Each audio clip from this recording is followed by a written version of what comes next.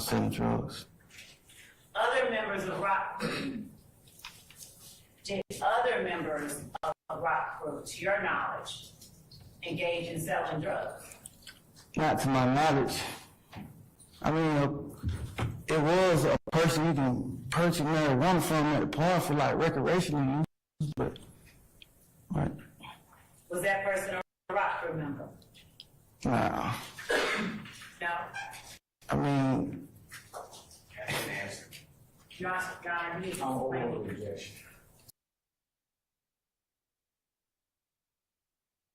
go ahead, please. yeah. So,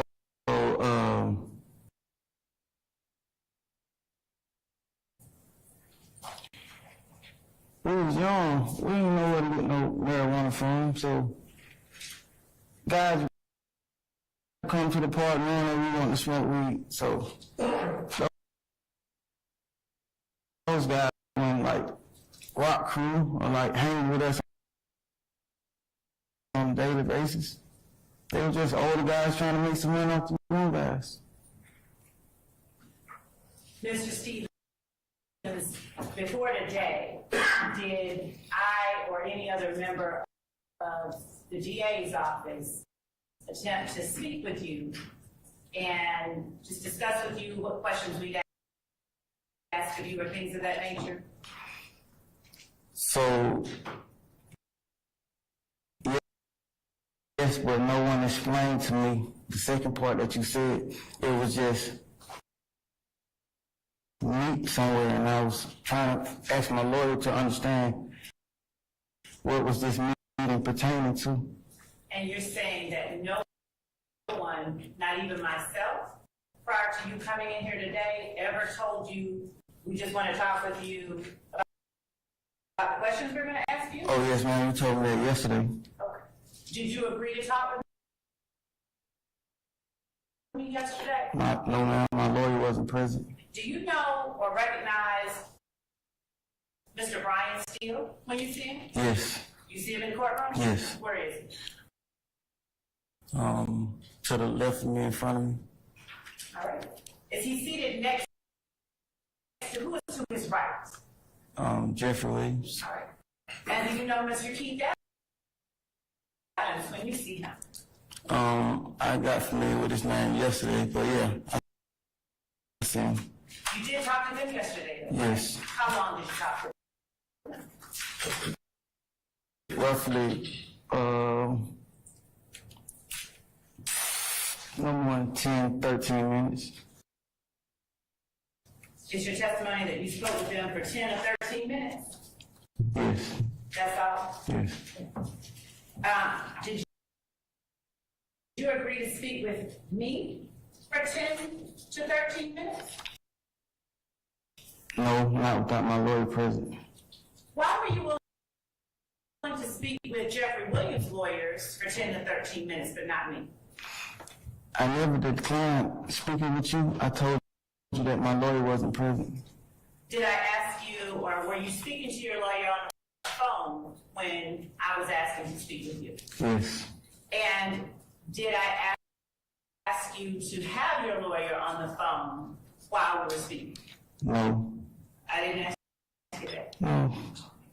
Did I ask? Go ahead. You told me that you was going to go over the indictment with me. I mean, the plea agreement with me. You never said that you can keep her on the phone while we talk. And is it your testimony that you were never told or asked to three-way or conference call your lawyer while we spoke with you? Is that your testimony today? That you told me that yesterday? That you were never told by me or Investigator Randolph or anyone that you were able to and could three-way or conference call or even Zoom your lawyer while you were speaking with us? So my lawyer was telling me that she was not going to be able to be with me because she was out of town with her family, and that she could sit and resume. Your lawyer told you that she could sit in with you? Yes. And did you ever agree to sit in on a Zoom call and talk to us with your lawyer via Zoom? So, like I was explaining to my lawyer, the time that she was telling me, I actually broke down on the side of the highway. I was on the phone with her all night. I had me and my son in the car, and I was telling her that getting me and my son home safely was like the most important thing that I was trying to figure out at the time. Mr. Stevens, during that time that you're referring to, were you not at a football game or a game with your son? So I said the initial night, she told me that night. She first told me about it at nighttime when she called my phone.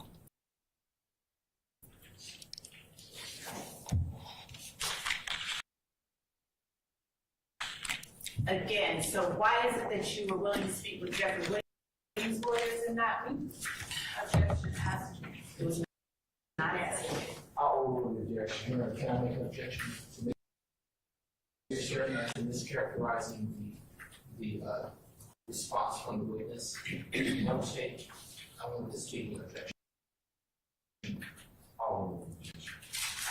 Why were you willing to speak with Jeffrey Williams' lawyers and not me? I never declined speaking with you. I told you that my lawyer was in prison when you asked me. Your testimony today is that you never declined to speak with me. Stating us intention.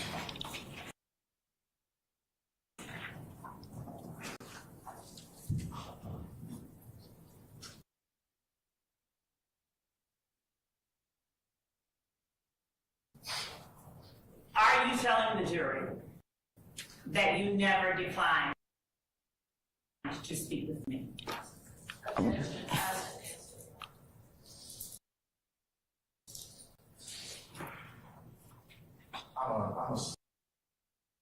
saying objection.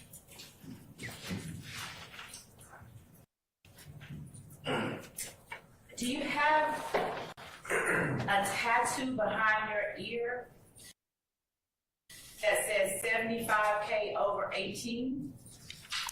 Yes.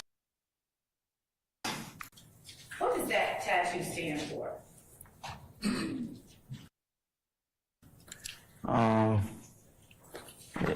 It was basically manifesting that I reached a certain amount of money before I turned 18.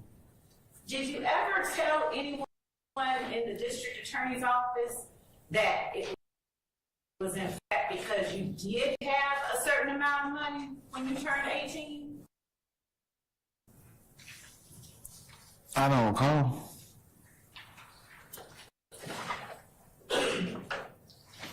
So, do you recall whether you in fact had $75,000 at the time you were 18? I never had 75,000 at the time of 18.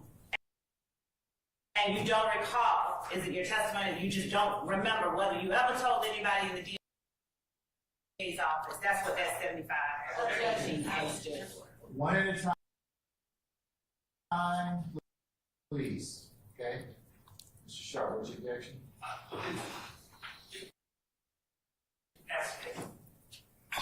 Overruled. Next person. Ms. Westmoreland. Objection. Overruled. Thank you. And so, you have no memory of ever telling someone in the district attorney's office that 75K over 18 was a tattoo that you got because you had $75,000 when you were 18 years old.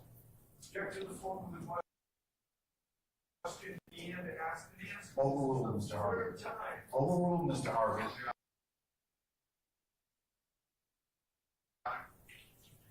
For the objection of Vegas, who and what time, I believe, are the predicates to ask that type of question. I object. So noted, sir. You can rephrase it now. One of us is saying. Yes, sir. Still, you are gonna have to oppose it. Have you ever told an investigator Belknap that the 75K over 18 was because you got that tattoo because you had $75,000 by the time you were 18 years old? So I don't recall. I mean, I started getting in trouble when I was 11 years old, so that was roughly 14, 15 years ago. I don't recall. What things did you talk about with Mr. Adams and Mr. Steele yesterday? What did he say?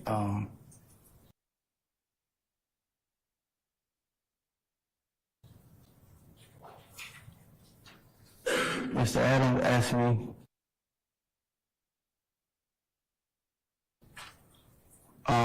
where was Chrissy?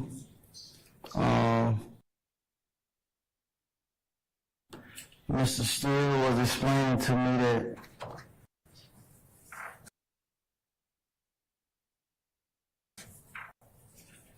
it's a chance that I probably won't take the stand today.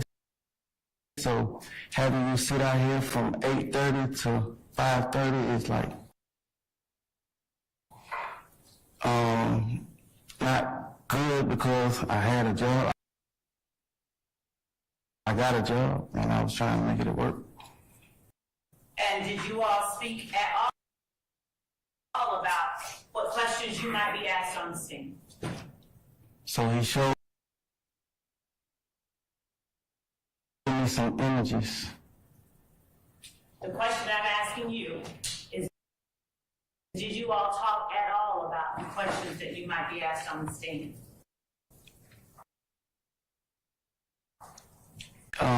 If I'm not like wording his exact words,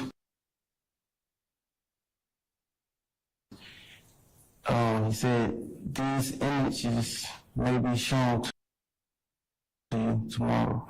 Mr. Stevens, I appreciate that part. I'm asking you specifically, did you, Mr. Steele and Mr. Adams, talk at all about the questions that you might be asked on the stand? First off, how about this? Could you answer either in the affirmative or the negative? Like yes or no, and then give your explanation. Could you do that for us, please? Yes. So did you, Mr. Adams and Mr. Steele, talk at all about questions that you might be asked while you were on the stand? Yes. Mr. Steele showed me some images, and he said that you may be asked about these images. And is that the only thing you all discussed when it came to questions you might be asked on the stand? Yes. Now, did anyone at any time, tell you how you might want to answer anything of that nature? No.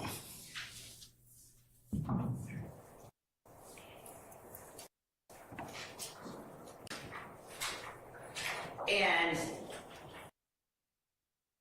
when you were shown the pictures that may be shown to you while you were on the stand, what was the conversation around those pictures? So Chrissy was sitting right next to me. She's my attorney. Okay. Christy, Ms. Glad. Miss Glad. I'm sorry. In the courtroom today. Yes. Is she sitting somewhere back there waving at you right now? Yes. All right, go ahead.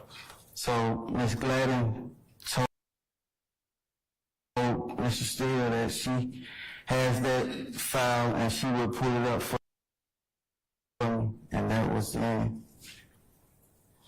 Were there any more communications, any other conversations about the pictures you might be shown, or any other questions that might be asked? I'm going to see if you're going to be called and try to get your excuse for it.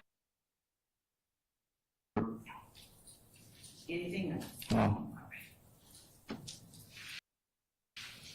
Other than Mr. Porter and your two brothers, would you please tell the jury, and Mr. Scott, please tell the jury other members of Rock Crew who were members during the time that you were a member? So you want me to name everyone that I grew up with, basically? I would like for you to name for the jury other people who were members of Rock Crew during the time that you were a member.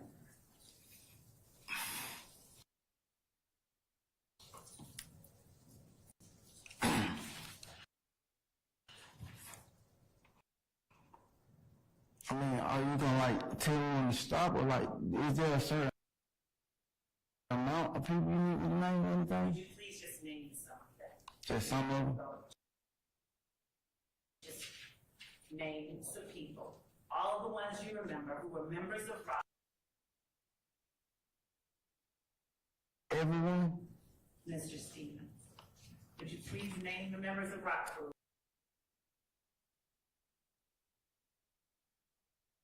who were members while you were a member? I probably won't even be able to name everyone. Name the ones you can name. So,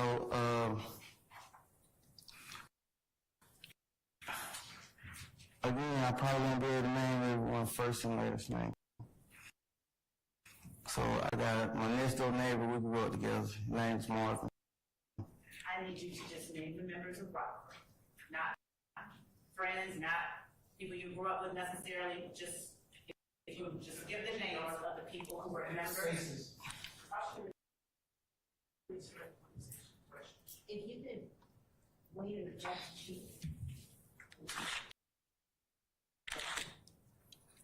I can give you all that list.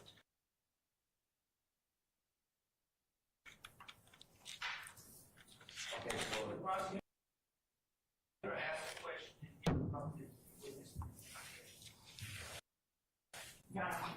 so just let him finish and then we'll change this question, okay? Yes, Your Honor, I'm asking to make certain that that the answer is responsive. I'm asking for members of Rock Crew, and because he's referencing certain things. Yes, Okay. So I'm asking to make sure that we're clear. I understand, ma'am. Would you name for the jury members of Rock Crew who were members of Rock Crew while you were a member? Yes. So I started referencing certain things because that was. I'm sorry. I need you to be responsive, and I need you can explain afterwards. Okay. You just name the people. That's the thing. I'm trying to use my memory of what people stayed at on my street to help me help you, basically. I appreciate you. But let me start by asking you this. Do you remember the people who were members of Rock Crew while you were a member of Rock Crew? I mean, that was 10, 11 years ago. You're not answering my question. I can try. I'm asking you if you remember the names of the people. Not by heart, man. You don't remember any of them? Yes, I'm trying to, I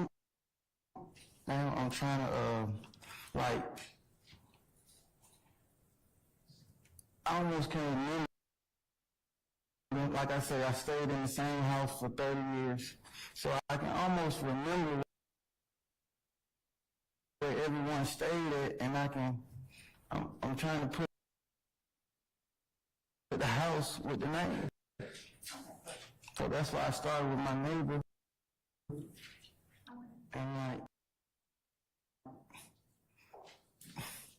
And that's the direction I was headed in.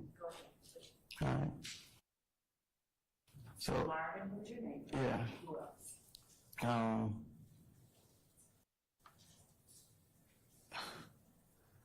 there was another Jason.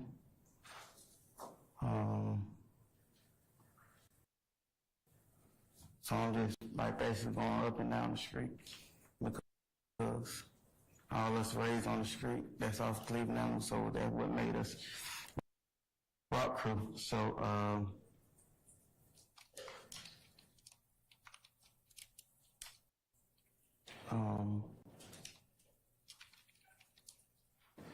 of course, Quentin.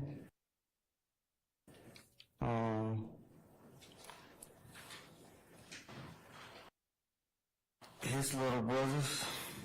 He had two younger brothers.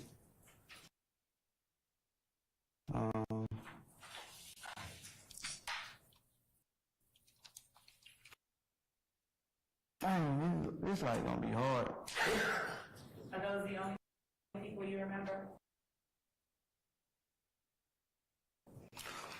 They're like straight off top. I mean, like,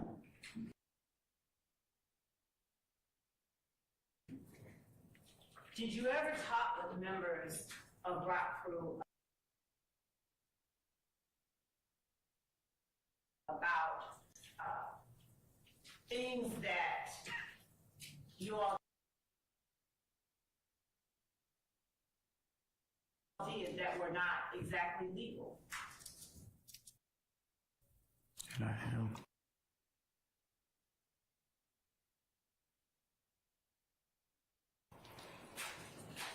I don't recall.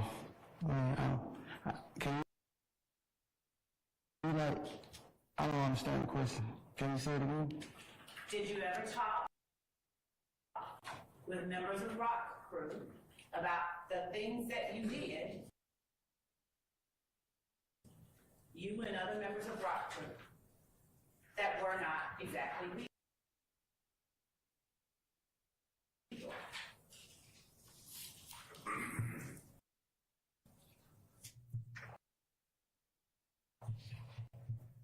Yes.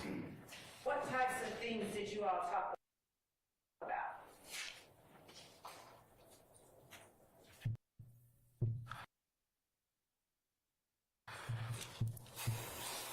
So,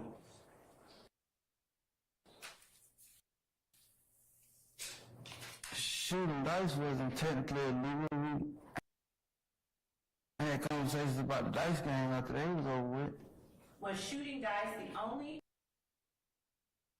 thing that was not legal that you all discussed that you all did? Again, that I can recall. That's the only thing you remember? You have to say yes or no. Yes.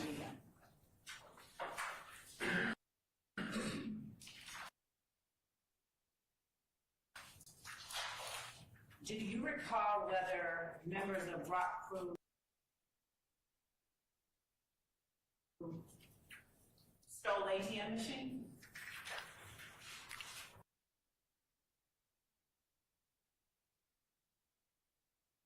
I'm familiar with the allegations, yes. How are you familiar with the allegation? It was like worldwide televised. So, not worldwide, but it was like televised and stuff. I was in juvenile detention facility when those allegations were like being brought about, being talked about. So, yes, I was familiar with it. Did you ever hear members of Rock talking about it? I would be curious. You already know it's not. All right, let me rule objection. Objection to overruled, okay? So, yes, you may answer the question. Overruled, sir. So, I was in juvenile and up other people who was coming in fresh from off the street was like mentioned, hey, they're saying that guys from the neighborhood are responsible for these. That's I'm your not say. asking you that. I asked you a very, very specific question, so if you would please answer this question I'm asking you. Yes. Did you ever hear members of Rock Crew talking about the ATM debt? Oh, no. Never. Me? No. Hold on, Mr. Steele. What's the answer? Tell the judge your answer. No. And did you ever discuss the ATM debt with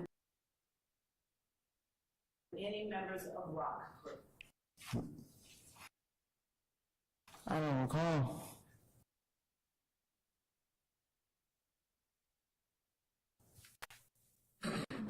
Did you ever discuss any members of Rock Crew's drug sales? Right.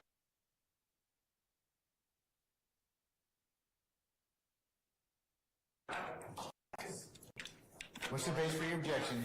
Of time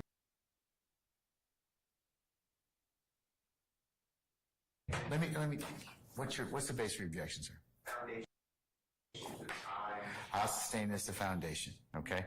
You can rephrase, madam, okay? Yes, Judge. All right. What year was it that you recall first being an active or being a member of Rock Crew? You said you were around a certain age. What year was that? I'll rule that objection.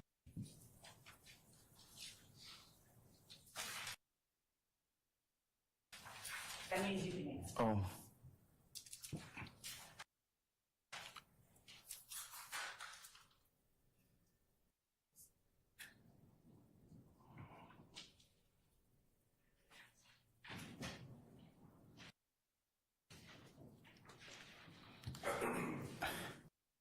I had to be about sixth grade. So whatever, what you about 11 and 12 in the sixth grade? Would you tell the jury what year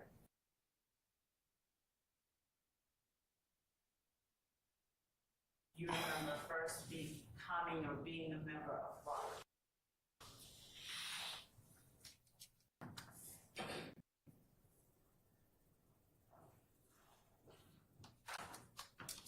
I'm trying to count. I'm kind of bad with math.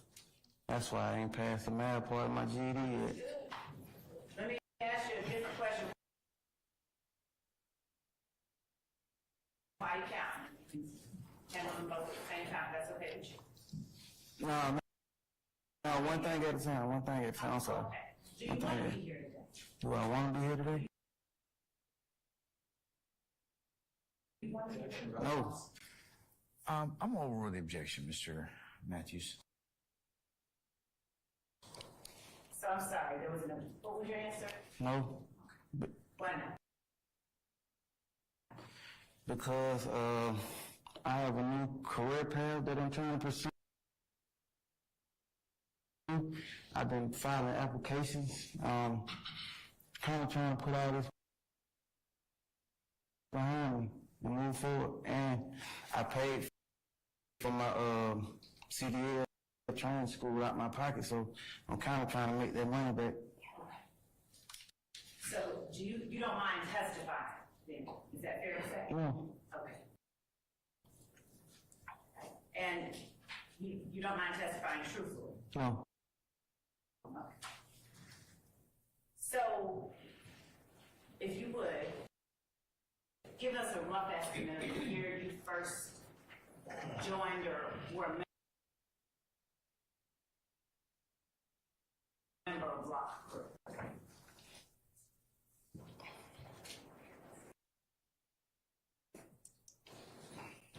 Were you a member in 2010? If I was in sixth grade, I'm trying to put what year I was in sixth grade.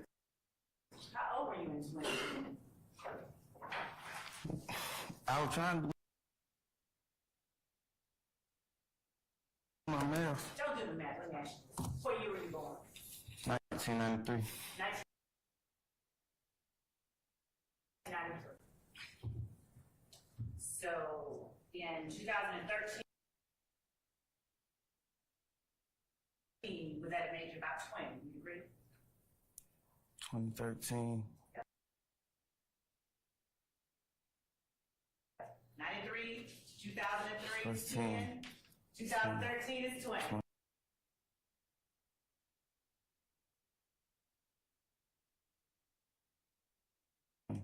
Now, we back up 3 years from 13, that puts us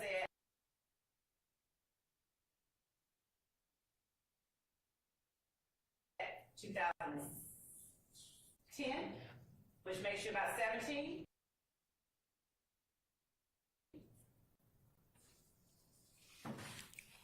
You're going too fast. I'm so sorry. Just slow it down. Overruled. So in 2010, if you're about 17 years old, who's the member of rock crew with you during that time?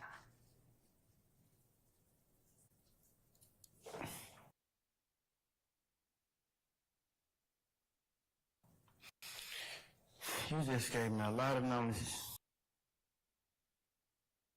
No, just around the age of 17. Who was a member of rock crew with you during that time?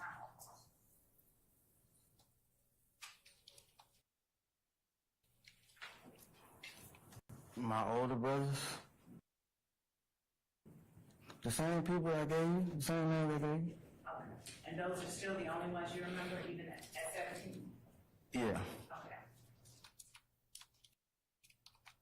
Now, as a member of rock crew, did you also claim affiliation with the National Blood Gang? Yes. How was it that you, and Quentin Porter, what role did he have, if any at all, in your affiliation with the Bloods? No. None? No. None whatsoever? No. Okay. So how then did you become, or were you all affiliated with the Bloods? How then did I become, or you all, or me? We can start with you, and then go to other members.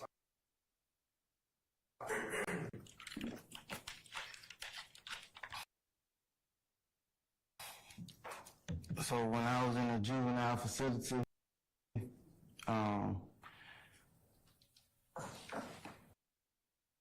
gang-related activity was going on all through there. How do you define gang-related activity? What do you mean by that? Saying you in the game, hand signs, handshakes. And is that a way or a means for people to identify themselves as being in a particular gang? Yes.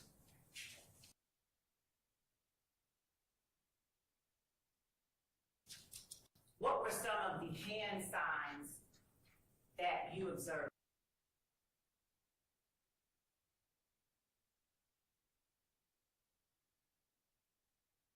in the juvenile detention center?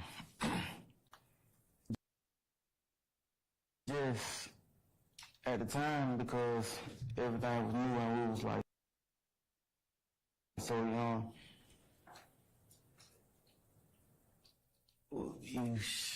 I mean, I can explain it. I can show you. Sure. You gotta give me a hand. No, you have to. You have to show the jury with your hand. I didn't say handshake, I said hand sign. So you have to show the jury with your own hand. Your Honor, I'm in no way like toying with this judicial system. I'm not trying to like play, just for the record. But yeah, So show the jury. I need another hand. Are you telling the jury right now that you're unable to show hand signs without someone else's hand? So my initial response was a handshake. I said there's this handshake because we were so young. That's the only thing that we was doing. Okay. Yeah. You also mentioned hand signs. Do you remember saying that? But you asked me, Wait, just let me ask you that. Do you remember saying hand signs? this. Okay. So did you see hand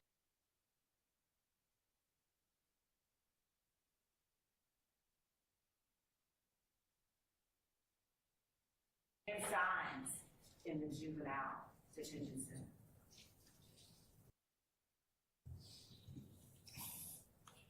It was new. I mean, like, gang and stuff was new back then. Okay. So finish telling the jury what your definition of gang activity means.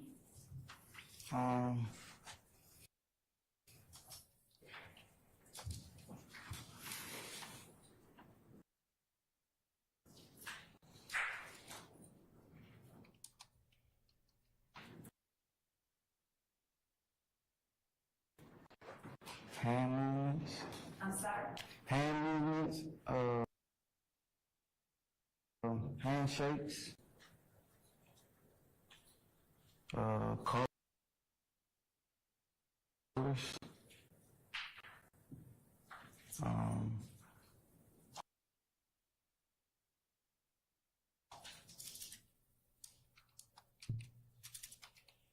being around people who's doing the same handshakes, wearing the same colors and hand movements. What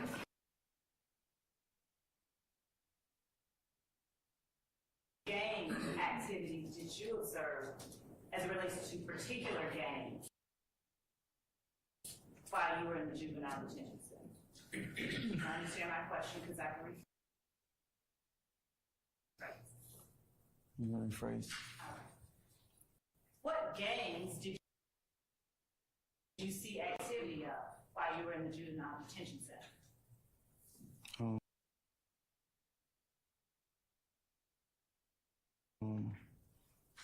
The one that I was familiar with, the blood.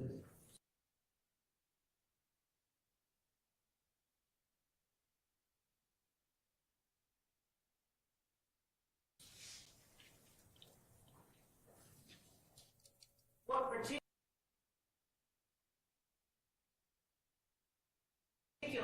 blood gang did you see activity of in the juvenile detention? Objection, foundation.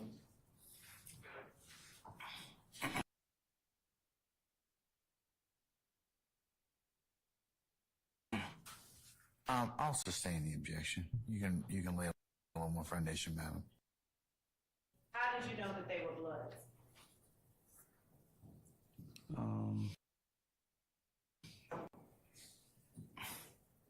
They were saying it. Did they say what kind of bloods they were? Again,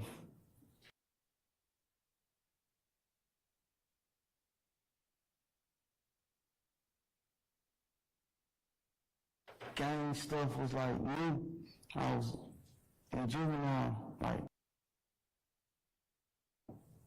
it wasn't what it is, like, then.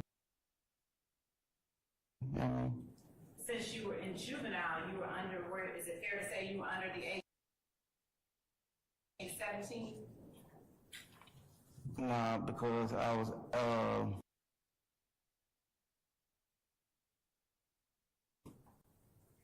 sentenced to,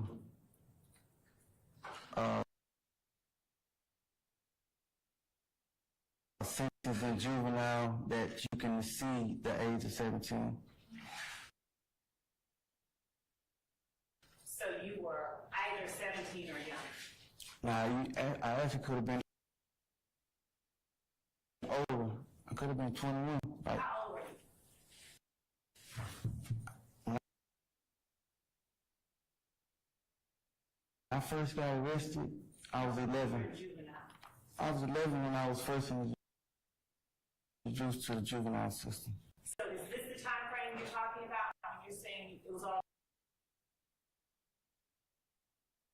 new to you? Yes. Okay, when you were 11. Thank you. All right.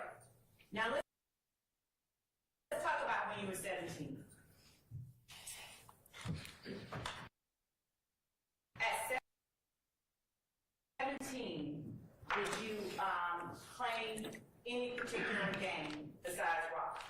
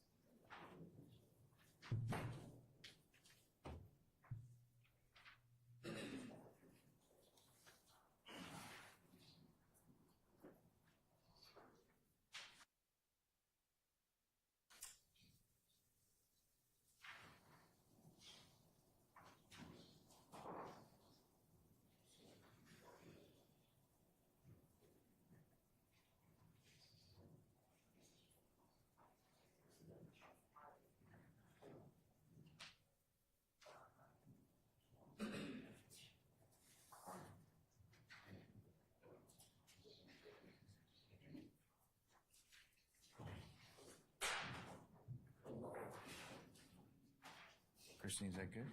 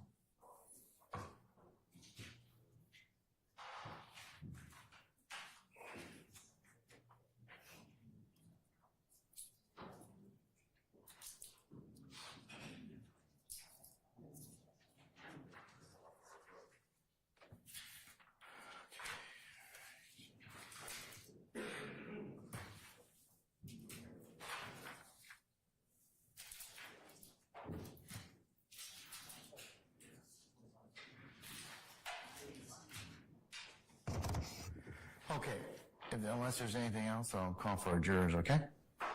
All right, Sarney, if you could summon our jurors, please. All rise for the jury.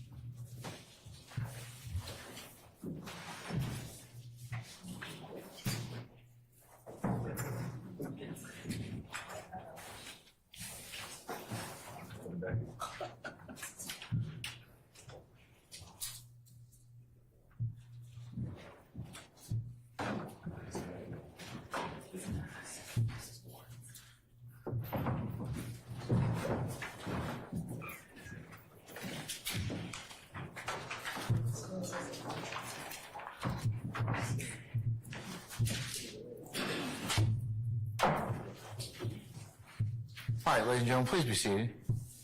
I'll do it for the council. All right, thank you, Sergeant Ingram. Ladies and gentlemen of the jury, good morning. Good morning. All right, okay. Ladies and gentlemen, without further delay, we're going to go ahead and continue with the presentation of the state's case. So, call your next witness. Yes, Your Honor. The state calls Officer Curtin Raymond to the stand. All right. Officer Raymond, is that his last name? Yes, Your Honor. Okay, thank you, sir.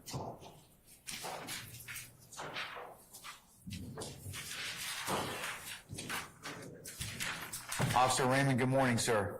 Sir, if you could please approach the witness stand. Once you get there, if you'd be so kind and turn and face Sergeant Ingram and be sworn as a witness before you sit down, please. Raise your right hand. You swear affirm testimony you give today the truth, the whole truth, and nothing but the truth? I do. Have a seat.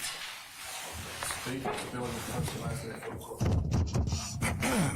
court. Sorry. I'm Officer Curtin Raymond, KIRTON, RAYMOND. Good morning, Officer Raymond. How How are you you doing? I'm doing well, sir. Can you please tell the jury where you are employed at? City of Atlanta Police Department. And how long have you been employed with Atlanta Police Department? For approximately 9 years now. And what is your current position with APD? I'm a police officer and I patrol currently now beat 305. And Beat 305 is in what zone? Zone 3, sir. Can you describe for the jury where is Beat 305 in zone 3? Some of the main streets in 305's beat is Pryor, Maury, the Copper Homes, Copper School area. And when you first started, what beat or zone did you work for APD? I was still in Zone 3. I worked beat 313, which is the south side of Jonesboro Road. Understood. And so, have you been, while working in these beats and zones, are you a patrol officer? Yes, I'm a patrol officer. On a regular day, I get a wide array of calls from stolen vehicles, fight calls. It's a wide array. On a usual day, you could get from criminal trespass to somebody needing an accident report, all that different stuff. And are you post-certified now, Officer Raymond? Yes, sir, I am. And were you post-certified in September of 2019? Yes, sir, I was. Can you turn your attention to September 25th, 2019? Were you working that day? Yes, I was working. And back in September 2019, what beat were you working? 035, you pull that in. Oh, I'm sorry. It's all right. I was working beat 313. And what shift were you working back then? Evening shift, which is from 2 p.m. to 10 p.m. And did you have, how did you get involved in this incident? The call came up, Officer Cogdell. He tried to perform a traffic stop on a red. Well, what's the basis, Mr. Botts? I'm sorry? You're saying it was reported to him. He has no basis. I'll overrule your objection. All right. You may answer, Officer Raymond.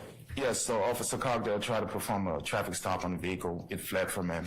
And then he put over the radio that the vehicle pretty much crashed out right at the intersection of Cleveland Avenue and the 75 ramp. Now, when you first heard this come over dispatch, where were you located at? I was on my beat in 313 speed. I was all the way down by Jonesboro Road, right around the 285 junction. And how long did it take you roughly to get to that location? Approximately about 8 to 10 minutes, sir. And when you got there, what did you see? When I got there, I saw a white Ford Fusion, airbags deployed. It was in the middle of the intersection. And there was also a red Nissan Sentra with a Florida tag. It was on the right side of Cleveland Avenue. Your Honor, permission to approach? You may, sir. I'm handing the witness what's been marked as States 25 Quebec. Officer Raymond, what is that? That's the accident that happened when Officer Cogdell was chasing the vehicle. That's the white Ford Fusion with the airbags deployed. And how do you recognize it? I did an accident report on that vehicle. And is that a fair and accurate depiction of the scene this day? Oh, yes, sir, it was. The only thing that's literally missing is just the red Nissan Sentra, and I think it should be on the right side. Yes, sir. Thank you. Your Honor, at this time, the state moves to admit States Exhibit 25 Quebec into evidence. Any objection, States 25, Quebec? Hearing none, 25 Quebec is admitted and may be published as you see fit. Thank you, Your Honor. The state's going to publish States 25 Quebec. And Officer Raymond, is this the scene that you depicted or have been described when you got to this location? Oh, yes, sir, it is. And with the white Ford Fusion, where was the damage located on that vehicle? The damage was on the left side, the driver's side. Yeah, yeah. And can you describe what is this intersection that we're looking at in States 25 Quebec? What are the roadways? So it's going to be right at the intersection of Cleveland Avenue, and it's going to be the 75 ramp. And when did you ever interact with any occupants of the white Ford Fusion? Yeah, Mr. Montgomery, he was laying on the floor. I believe Grady Unit was rendering aid to him. He was laying on the right side, if I remember correctly. He was laying on the right side, and they would try to make sure he was okay after the accident. Understood. Your Honor, permission to approach? You may, sir. Thank you, Your Honor. I'm handing the witness what's been marked as States 26 Quebec. Officer Raymond, what did I just hand you? Oh, that's Mr. Montgomery. Right after the accident, like I said, he got out of the vehicle and he laid down, and we were just trying to make sure he was okay. Well, the other officers in the greater unit on scene. And how were you able to recognize it? As in, how are you able to know what's depicted in States 26 Quebec? Because I recognized him because I did the report for him. I interacted with him that day. And is it a fair and accurate representation of Mr. Montgomery that day? Yes, it is. Your Honor, the state moves to admit States Exhibit 26 Quebec into evidence. Any objection? Other than what's been noted already? Okay, all right. 26 Quebec is admitted. And the Thank you, court Your will Honor. note the continuing objection. Publishing States Exhibit 26 Quebec. Officer Raymond, who is this gentleman depicted on this exhibit? It's Mr. Montgomery, sir. And when you get to a scene, you process an accident report. Can you kind of describe to the jury what you do, what information you get? So when you're doing an accident report, you want to get both drivers if possible, get the tags of both vehicles. You want to assess the damage and where the damage is exactly on both vehicles, kind of to investigate, see who's at fault, how the accident happened. Also, you want to run the vehicles, see who the owner belongs to, see who the vehicle belongs to, see if there's valid insurance and stuff like that. And were you able to run any information related to the red Nissan? Oh yes, I was able to run. It was a Florida tag, but I was able to run the tag on our system, and it came back to Hertz Rental. And what state were the plates on that red Nissan? It was a Florida tag. And when you respond to a traffic accident, do you ever depict like how the accident looked for the record? Yes, you do. It's mainly for the insurance companies. You pretty much want to paint a mental picture or a good picture for them about what happened in an accident. So usually on our programs, one of the tools that we use is a picture that we actually draw out in accidents to, again, just to show the insurance companies who's at fault and where exactly the damage was and what exactly happened. Your Honor, permission to approach? You may. Thank you, Your Honor. I'm handing the witness what's been marked as States Exhibit 27 Quebec. Officer Raymond, what is States Exhibit 27 Quebec? That's the diagram from the accident report that I did. And how do you recognize it? It depicts what happened that day. Is it a very accurate depiction of the traffic report that you created? Yes, sir. Yes, sir, it is. Your Honor, the state moves to admit States Exhibit 27 Quebec into the record. Any objection, States 27 Quebec? Hearing none, it is admitted and may be published as you see fit. Thank you, Your Honor. Publishing States Exhibit 27 Quebec. So, Officer Raymond, when you review traffic reports, how do you name or classify the vehicles involved? Is it numbers or letters, or how do you do that? In the accident report, there are different units based on the vehicle. So, for instance, if there's two vehicles, it's going to be Unit 1, Unit 2. and so on. So Unit 1 is the vehicle that's going to be at fault. Unit 2 is the vehicle that's not at fault. And in this exhibit, what vehicles is Unit 1? Unit 1 is going to be the vehicle traveling on Cleveland Avenue, and Unit 2, well, let me elaborate. Unit 1 is going to be the Ford Fusion. No, I'm sorry, my mistake. Unit 1 is going to be the Ford Fusion. Unit 2, no. I'm sorry. Unit 1 is going to be the Nissan Sentra because it ran the light and it T-boned unit number 2.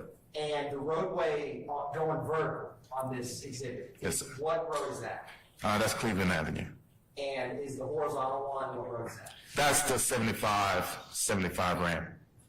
And so in this State Exhibit 27, vehicle that's horizontal is which car again?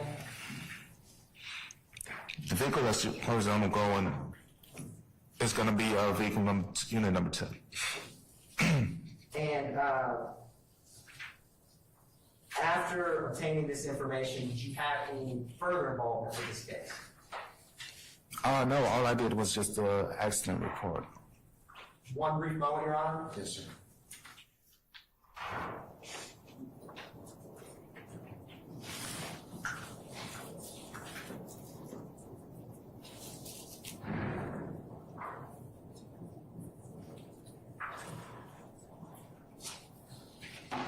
And Officer Raymond, what vehicle was, or what type of vehicle was the Nissan?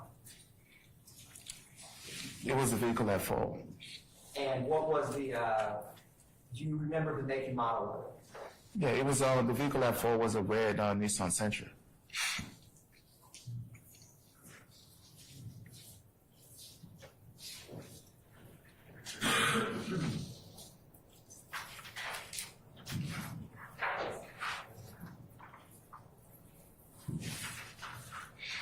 One brief moment, Your Honor. Yes, sir.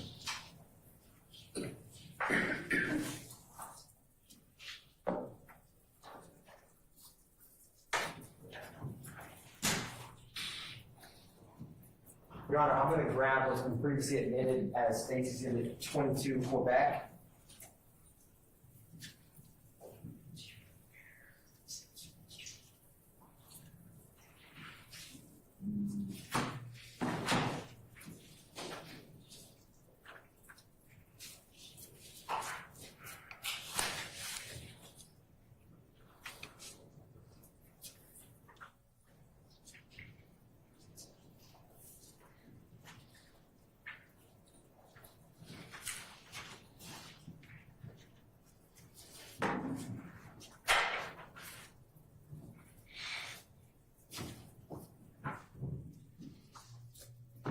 Your Honor, I'm going to hand the witness what's been previously admitted as State's Exhibit 3Q and published State's Exhibit 3Q.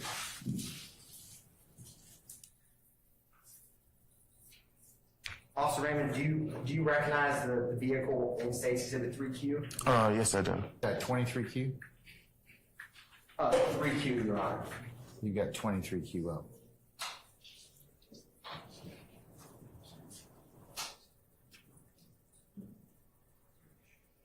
There you go. Okay.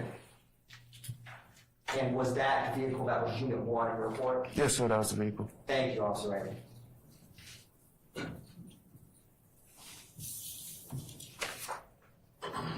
No further questions, Your Honor. Cross.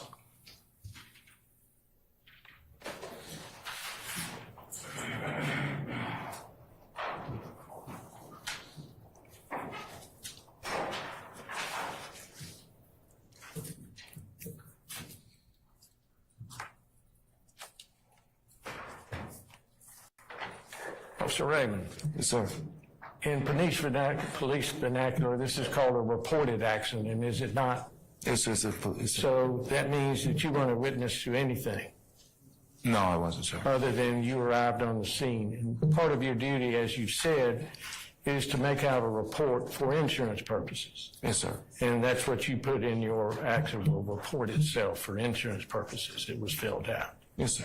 So when you testified earlier that somebody ran a red light, somebody was at fault, you don't know who ran a red light, correct? Well, I wasn't there personally, but Right, and in these type accidents. Finish. Well, I'm afraid he may get into hearsay, Your Honor. I'm asking. He was about to say something when you cut him off. All right. Yes, sir. Were you? I mean, if you want to complete your statement, you can. thank you. All right. I wasn't there personally, but again, we had multiple officers there who gave a statement Your Honor, about what happened. All right. You can testify to what you saw and what you, okay? That's what I was asking. All right, so a lot of times in these type reports, you have one person saying one thing and one person saying another, correct? Yes, sir. And so you don't have a way of telling who actually ran a red light or who didn't. But based on the damage, also you could put that into evaluation when you. All right, and we saw a picture of your diagram, correct? Yes, sir. And it showed a T-bone. Yes, sir. But looking at that, you can't tell whether somebody pulled out in front of somebody or whether somebody ran into somebody that was already into the intersection, can you? In other words, you can't tell by looking at your diagram who was at fault. You can't tell, no. Right, you can't. No. Okay. And other than anything else here today, basically, it's still a reported accident. You don't know who's at fault, who did what, other than you arrived on the scene and filled out what you were supposed to do. So when we're doing a police report, we analyze everything, we investigate everything, and one of the main things that me personally as an officer, I look at the damages, the position of the damages, Yes. and a lot of times it could tell you based on the damages and where the angle is, what happened. And there are a lot of things you can look at and all that, but basically it's still something that you didn't witness. Right. Okay. I don't have any further questions, Your Honor. All right. State anything further? Very briefly, Ron. Officer Raymond, before creating that diagram, did you or did you not gather any information to create it? Yes, sir. I gathered information from, again, Officer Cogdell, who was the primary unit, pretty much who, again, he initiated the traffic stop, and he literally was a couple of feet behind the vehicle when it happened. You haven't, I'm sorry? Getting into hearsay again. Why don't you all come up, please? Yes, Your Honor.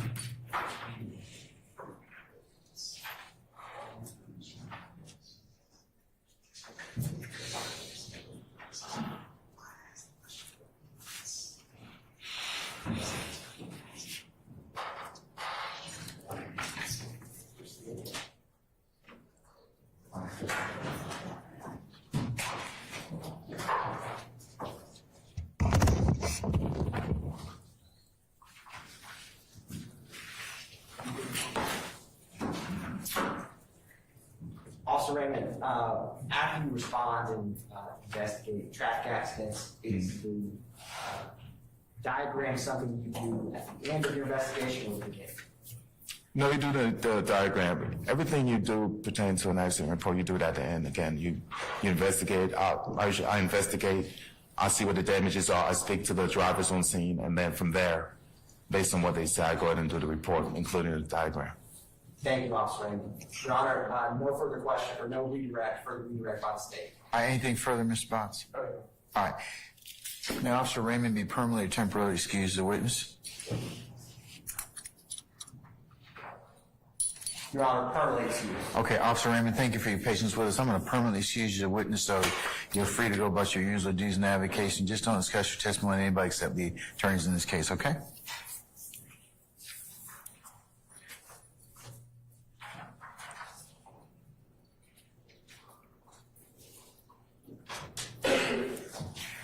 right, call your next witness. Your Honor, could be tendering some documents, some authenticating documents for social media.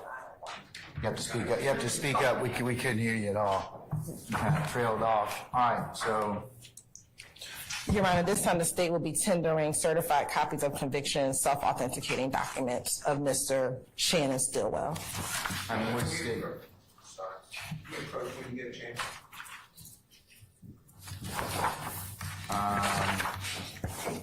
Yeah, we can do it right now.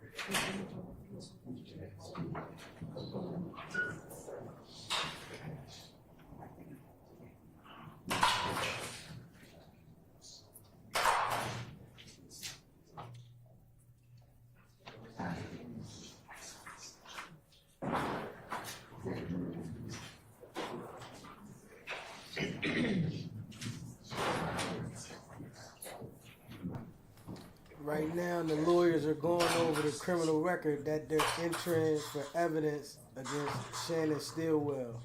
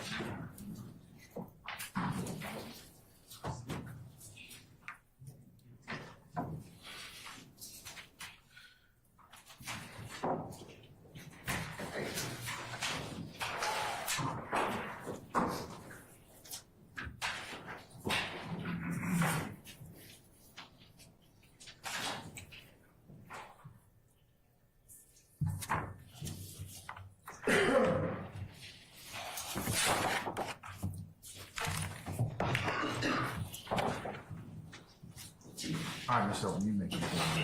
Thank you, Your Honor. Your Honor, at this time, the state would like to tender a few exhibits related to Act 98. First, Your Honor, the state would like to tender State's Exhibit 30Q pursuant to OCGA 901. This is a certified copy of conviction of Mr. Shannon Bernard Jackson under indictment 19 SC 173371, where Mr. Jackson pled guilty to the lesser included fleeing and attempting to elude a police officer. He pled to hit and run, obstruction of law enforcement officer, expired or no license on person. Sir, Your I'll note your objection and notice your continuing objection, and I'll overrule it, okay? and possession of a firearm by a convicted felon. He pled to this indictment on January 21st, 2020, where he received a...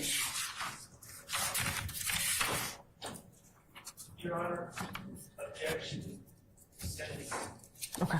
You have to speak up, sir. You're right. The sentence is relevant and it's not necessary for part of the certified disposition.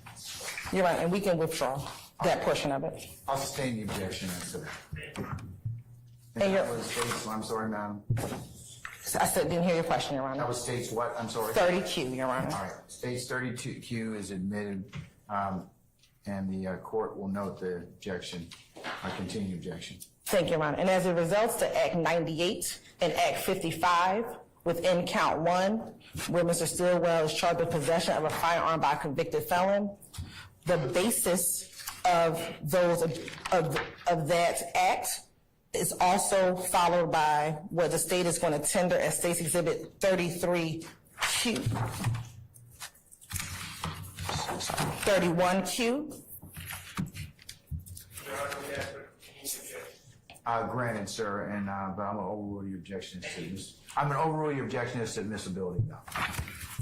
Which is indictment 10 SC 87662, where this is for Mr. Shannon Stillwell, also known as Shannon Jackson, where he pled guilty to participation in criminal street gang activity, guilty to burglary, and guilty to criminal damage to property in the second degree. And he pled in September 19th, 2013. Also as a basis is State's Exhibit 32Q, which is... Your Honor, again, Granted, and I'll overrule the objection. under indictment 11 SC 98860, where he pled guilty to burglary on June 2nd, 2011.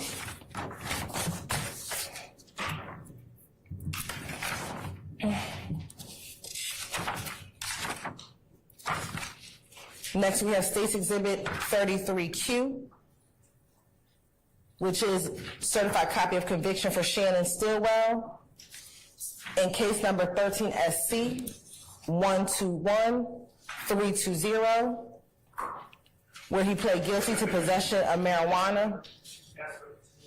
Granted, sir, I will overrule your objection. That's his admissibility. With intent to distribute.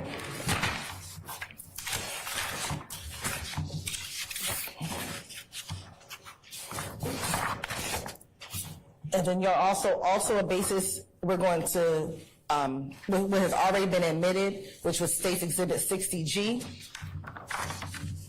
which is a certified copy of conviction on 15 SC 140132. Your Honor, I believe this is already admitted. States, yeah, 60G's already been admitted. And I'm just noting again that that was the basis, Your Honor. That's argument. Was already been admitted. Argument. Okay, so. Argument. Okay. And that concludes the state's presentation of Act 98, Your Honor. All right, thank you, madam. Thank you. Okay. Call your next witness. Your Honor, the state calls Trontavious Stevens. All right, summon Mr. Trontavious Stevens, please.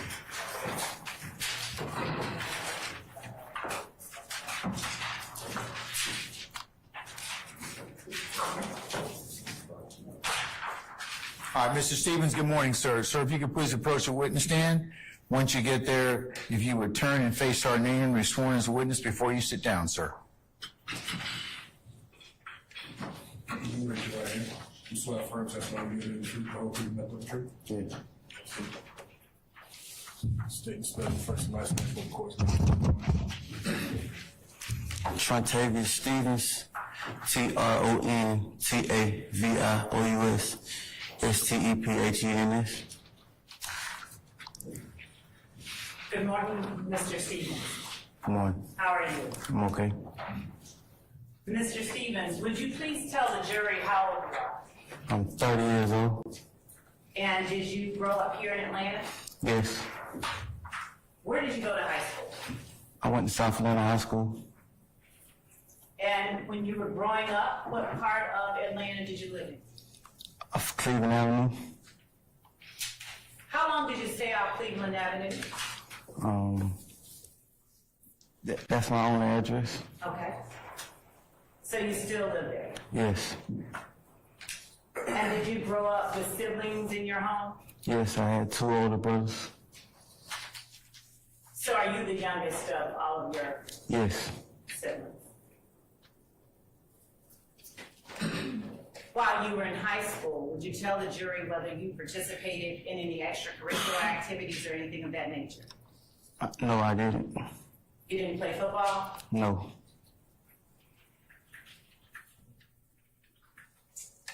And as a kid or as a teenager, did you have any desire to be anything in particular when you grew up? Yes, I always wanted to be a chef. You wanted to be a chef. Yes. Did you ever pursue that dream? No. Now, did you finish high school? You said you went to South Atlanta High School. No, I didn't finish high school. What grade did you finish? 10th. Now, why did you leave high school when you did?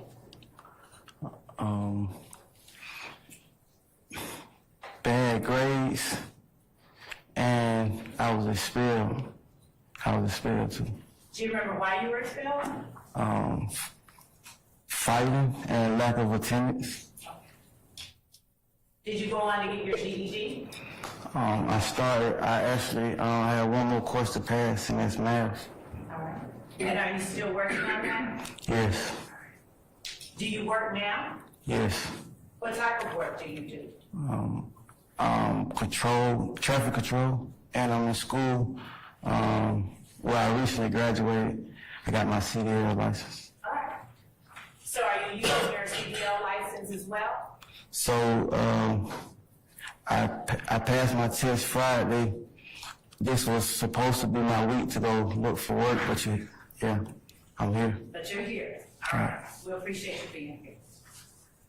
Now, when you first finished school, or when you first left school, high school that is, what did you do every day after you left high school?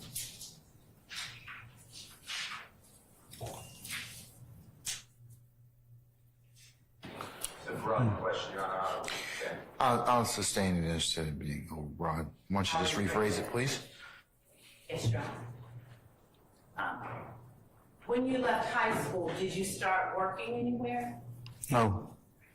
Did you stay at home and take care of family members? I had 2 kids at the time, but no, I didn't stay at home. Did you have any way to make money during that time? No.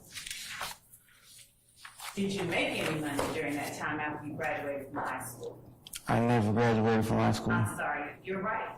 Forgive me and thank you for that correction. After you left high school, did you make money at some point before you started what you're currently working towards? No. I basically was trying to find my adult self. Now, you said you did not make any money. Is that legally you didn't make any money, or you didn't make any money in any way whatsoever? I didn't make any money. Were there any particular people that you found your core group of friends while you were in high school? People that I grew up with from my neighborhood. And when you left high school, are these the same people that you continue to associate with? Yes, for the most part. And as a general matter, when you first left high school, would you tell the jury, if you can recall, what types of things that you did outside of school and outside of your home, if anything at all, with this group of friends?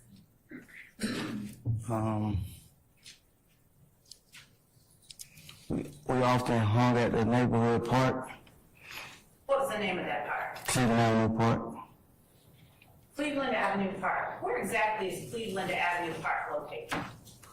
On Cleveland Avenue. Where on Cleveland Avenue? Give us any other reference that you can think of. So it's connected to Cleveland Avenue Elementary School. Is there any other name that you have used or that your friends have used to refer to Cleveland Avenue Park? Yes, Would you tell the jury what that is? the park. Have you ever called it Cleveland Avenue Park? The park? Have you ever called Cleveland Avenue Park Cleveland Avenue Park? No, I just said the park. While you were a teenager and a young adult, did you ever get involved in any games? Yes, Tell the jury, if you would, the first game that you got involved with. first game that I was involved with was Rock Crew. Now, would you tell the jury what, and for the court reporter's sake, would you spell rock? ROC, CREW, Thank you. And what does rock stand for? raised on Cleveland. Now, were you the only member of Rock Crew, or were there other members of Rock Crew besides yourself? Yes, Yes, there were other members. yes. Do you know about how many people were members of Rock Crew when you first joined? No, Were there more than 3? yes. Around what time in your life did you join Rock Crew? How old were you? You want to grab one from the MP?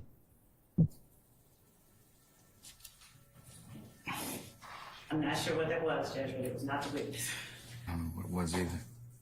Tell the jury, would you like for us to hold on? Bitch, hold on 1 second.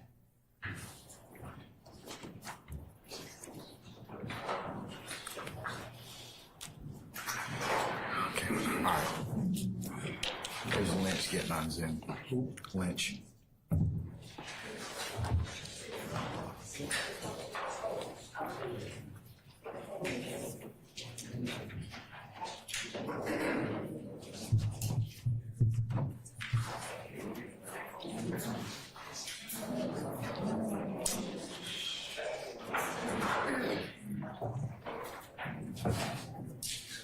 We're good?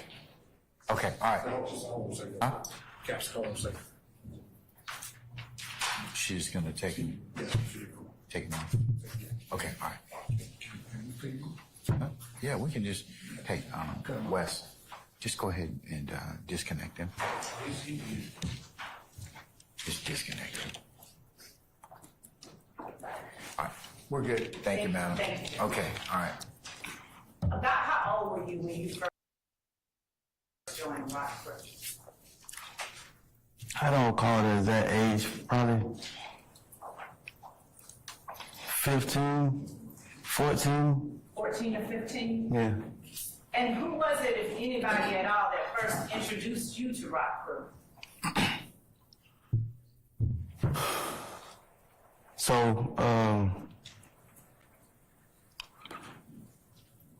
that person is deceased, and per the family wishes, I mean, they was like, can I not speak on the deceased? I understand. I appreciate that. And how about this? Without giving their full legal name, are you able to tell the jury the nickname? Yes. Would you tell the jury the nickname of the person? His name is Boo. Spell that for the court. Boo. B-O-O.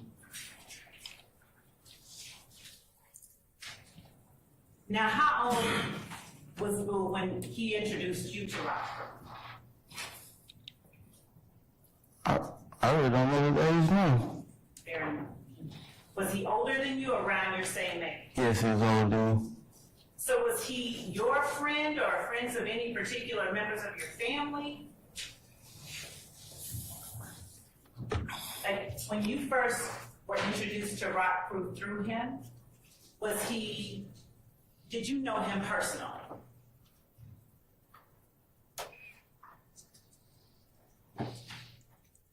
Or were you introduced to him through someone? I'm trying to recall, it's been so long ago, I'm trying to remember how I actually met him. So yeah, it had to be like,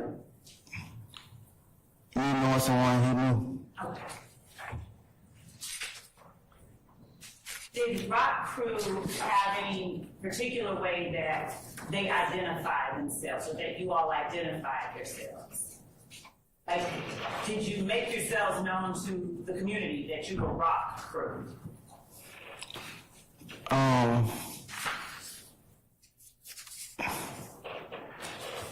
It really didn't have to, because all of us was raised on Cleveland, and that's what it stood for, raised on Cleveland. Did you all do some things that were not as Rock Crew? Did you all do some things that was not legal as a Rock Crew? So it was alleged that Rock Crew committed crimes in the neighborhood. Myself personally, I had a criminal record at the time. So yes, because I was a Rock Crew and I had a criminal record, so yes. Now I'm asking a specific question now, okay? Did you and other members of Rock Crew ever commit any crimes together? No. Never? No. All right. And are you aware of other members of Rock Crew committing crimes? I'm aware that allegedly they was committing crimes. Everyone had a record at the time. Well, like, some of us had a record at the time. Members of Rock Crew Yes. had records? Yes. And did they have those records, or get those records while they were operating as Rock Crew? Yes, people caught cases as when it was Rock Crew. What kind of cases did they catch as Rock Crew? So, my childhood friend, he had a burglary. What was the name of your childhood friend? Jason Scott. Basis. Relevant, we're not talking about crimes, we're talking about charges. Your Honor. You all come on up, please.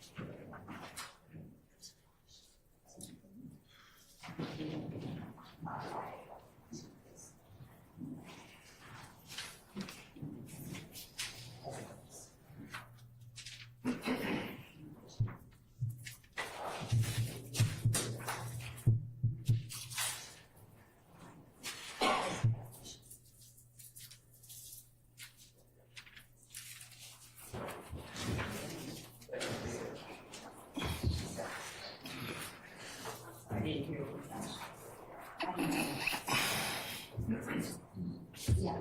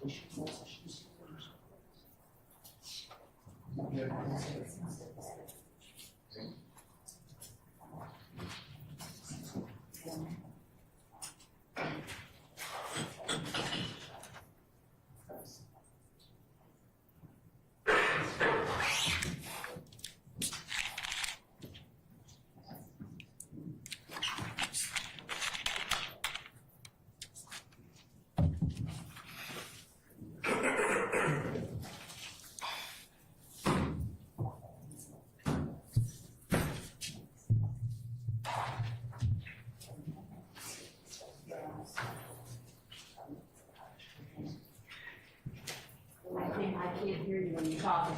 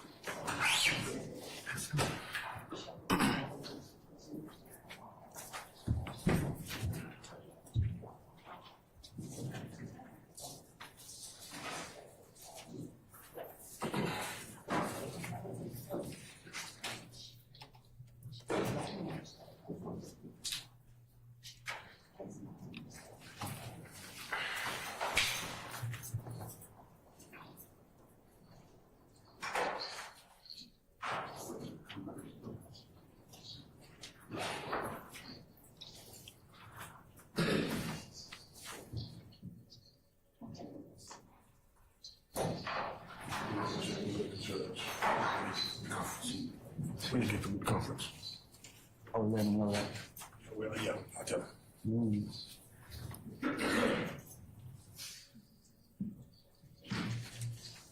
Can I maybe write it down and answer? Write what down? The question I have for my team. I don't know who's speaking right now. I don't know if she can answer. Let me find out. Don't worry about it. I got you.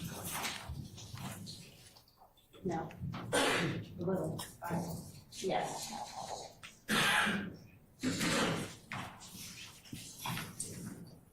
So the question is gonna be answered by the time that they can.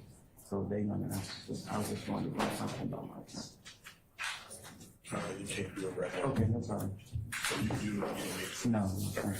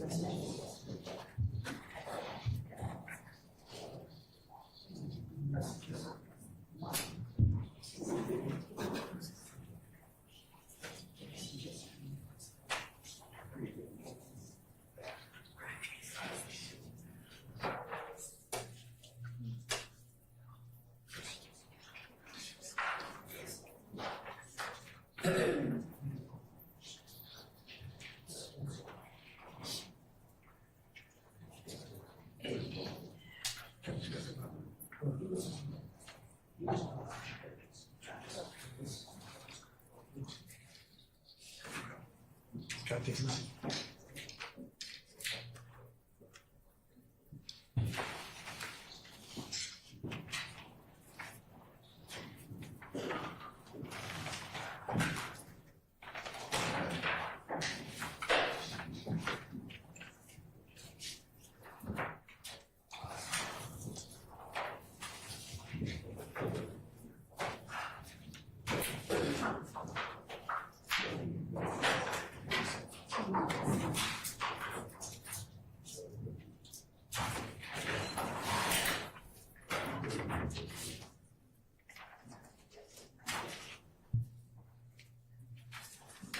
Thank you for waiting, Mr. Stevens. Going back to the members of Rock Group, would you tell the jury the names of some of your accomplices who were members of Rock Group? Some of the people who were members of Rock Group at the time that you were a member of Rock Group?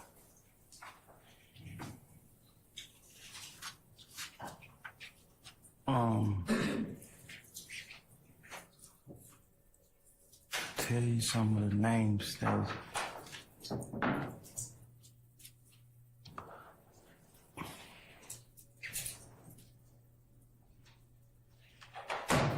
so of course my brothers, What were your brothers' names? but Demario First and last name. Demario Stevens, DeMontenay Stevens. Okay. And were they members of Rock Group before you were a member of Rock Group? So we actually all just at the same time. Joined Rock Group at the same time? Yes. All right. Would you tell the jury other members of Rock Group? So like I was saying, my childhood friend Jason, he was a member. Jason, what was that last name? Scott. All right. What were the other, and let me back up just a bit if you don't mind. I know that you've given your friend's family assurances that you won't be speaking on him, but in order to establish certain facts for the jury, I'm going to have to speak on Objection, these are not questions, Your Honor. and ask you questions. Well, if you're over objection, wait a second, wait a second. Do you mind me just talking? Yes. Just wait till I finish, okay? Based upon our written conference, based upon that, I'm gonna sustain the objection, okay? Sustain it, Your Honor. I'm gonna sustain it. So, Don't want me to ask it. no, I'm overruling the objection. Okay, so.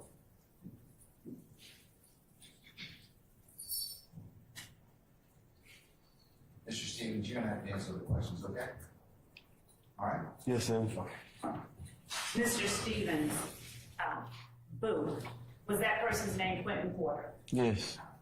And was that person the person who founded Rock Crew? I'm not sure.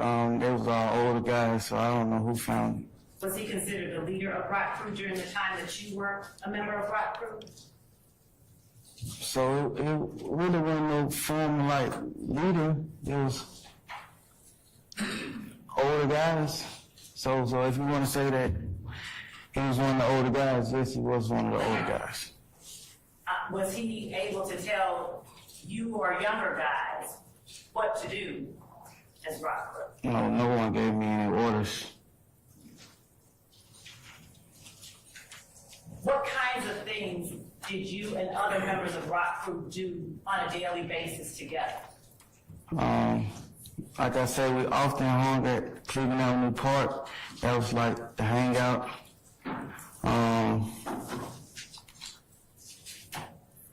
We shot basketball, gambled on basketball, jump shots.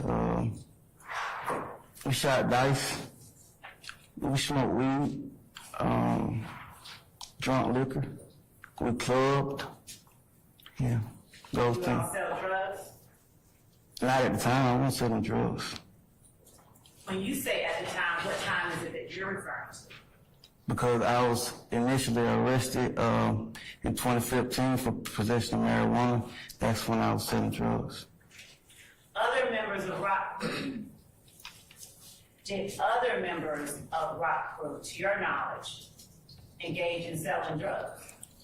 Not to my knowledge. I mean, it was a person you can purchase marijuana from at the park for like recreational use, but right. Was that person a Rock Crew member? Nah. No? I mean,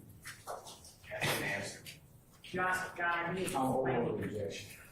go ahead, please. yeah.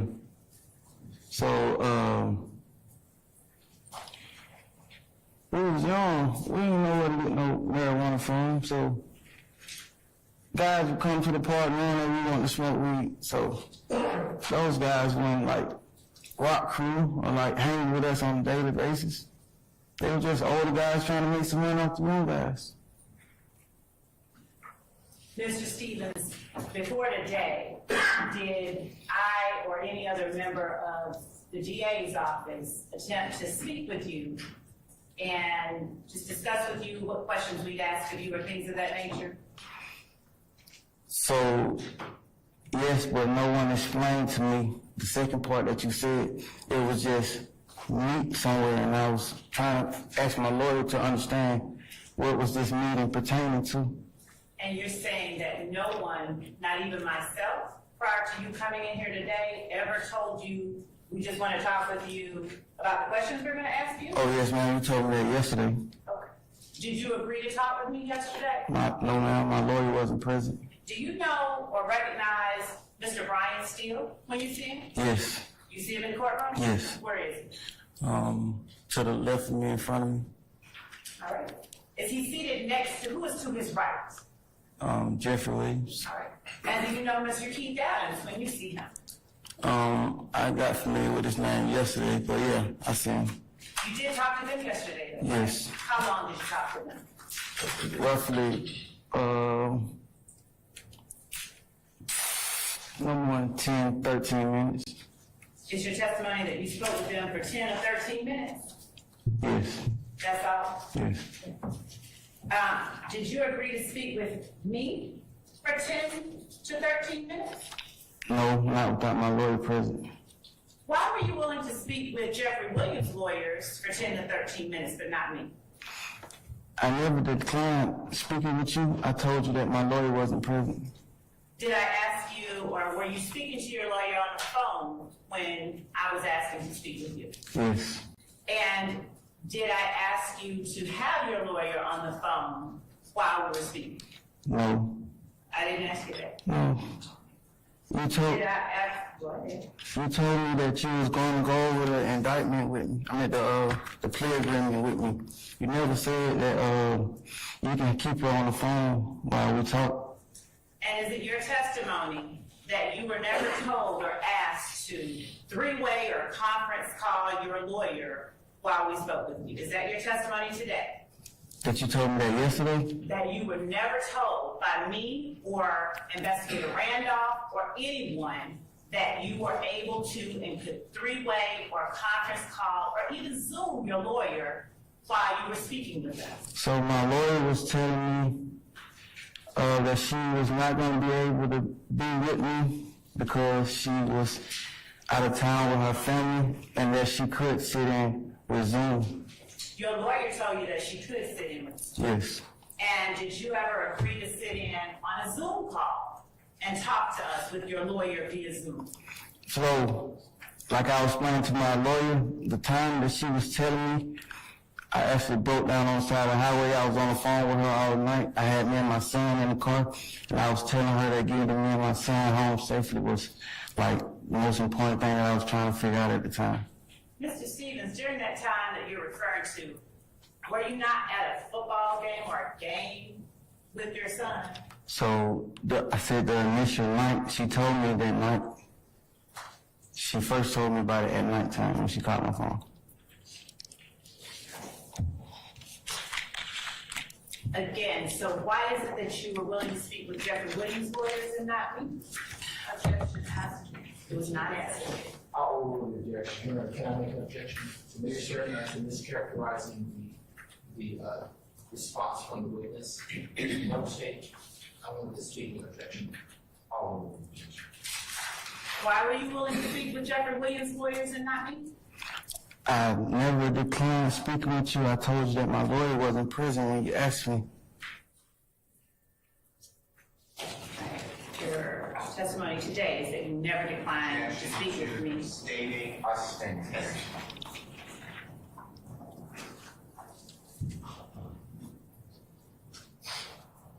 Are you telling the jury that you never declined to speak with me?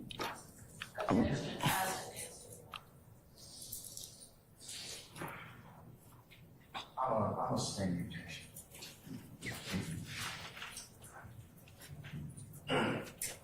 Do you have a tattoo behind your ear that says 75K over 18? Yes. What does that tattoo stand for?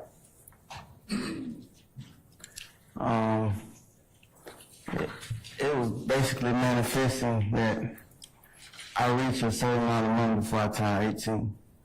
Did you ever tell anyone in the district attorney's office that it was in fact because you did have a certain amount of money when you turned 18?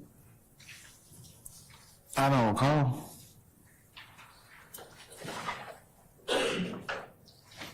So, do you recall whether you in fact had $75,000 at the time you were 18?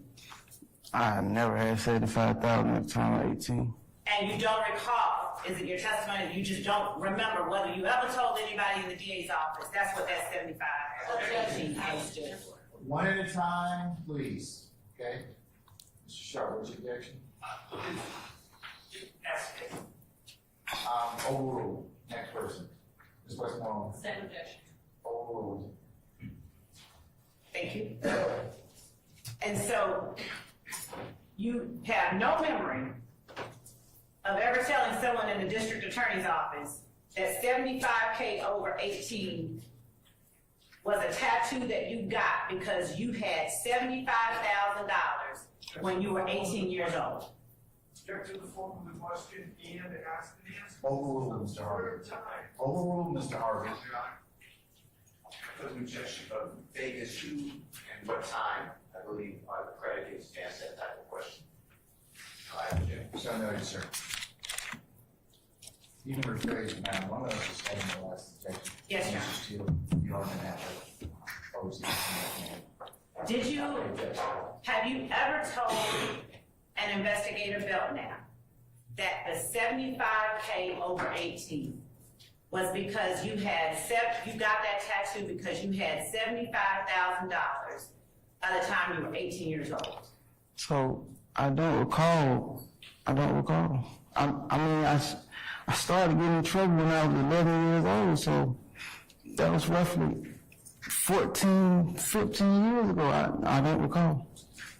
What things did you talk about with Mr. Adams and Mr. Steele yesterday? What did he say? Mr. Adams asked me, where was Chrissy? Mr. Steele was explaining to me that it's a chance that I probably won't take the stand today, so having you sit out here from 8:30 to 5:30 is like, not good because I got a job, and I was trying to make it work. And did you all speak at all about what questions you might be asked on the stand? So he showed me some images. The question I'm asking you is, did you all talk at all about the questions that you might be asked on the stand? If I'm not like wording his exact words, he said these images may be shown to you tomorrow. Mr. Stevens, I appreciate that part. I'm asking you specifically, did you, Mr. Steele and Mr. Adams, talk at all about the questions that you might be asked on the stand? First off, how about this? Could you answer either in the affirmative or in the negative, like a yes or no, and then give your explanation? Could you do that for us, please? Yes. So did you, Mr. Adams and Mr. Steele, talk at all about the questions that you might be asked while you were on the stand? Yes, Mr. Steele showed me some images, and he said that you may be asked about these images. And is that the only thing you all discussed when it came to questions you might be asked on the stand? Yes. Now, did anyone at any time, tell you how you might want to answer anything of that nature? No.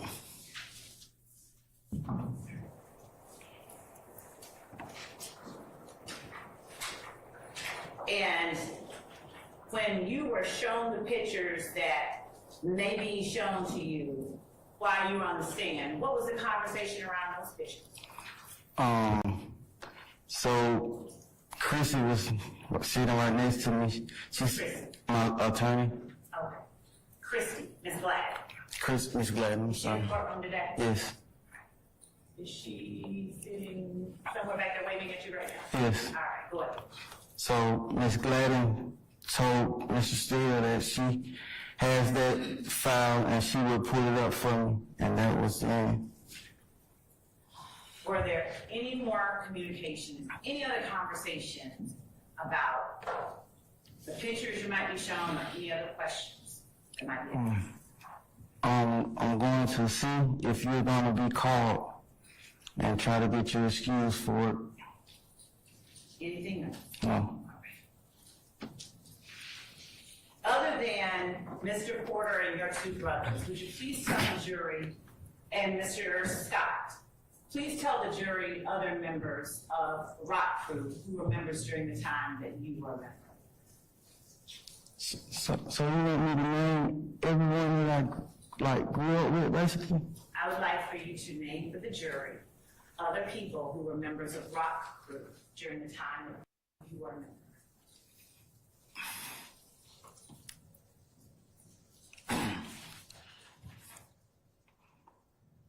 I mean, are you gonna tell me when to stop, or is there a certain amount of people you need me to name or anything? Would you please just name some of them? Just some of them? So just name some people. All of the ones you remember who were members of Rock Crew. Everyone? Mr. Stevens, would you please name the members of Rock Crew who were members while you were a member? I probably won't even be able to name everyone. Name the ones you can name. So, again, I probably won't be able to name everyone first and last name. So I got my next door neighbor, we grew up together. His name's Marvin. I need you to just name the members of Rock Crew, not friends, not people you grew up with necessarily, just, if you would just give the names of the people who were members. Faces. If you could wait an objection. I think you all that was.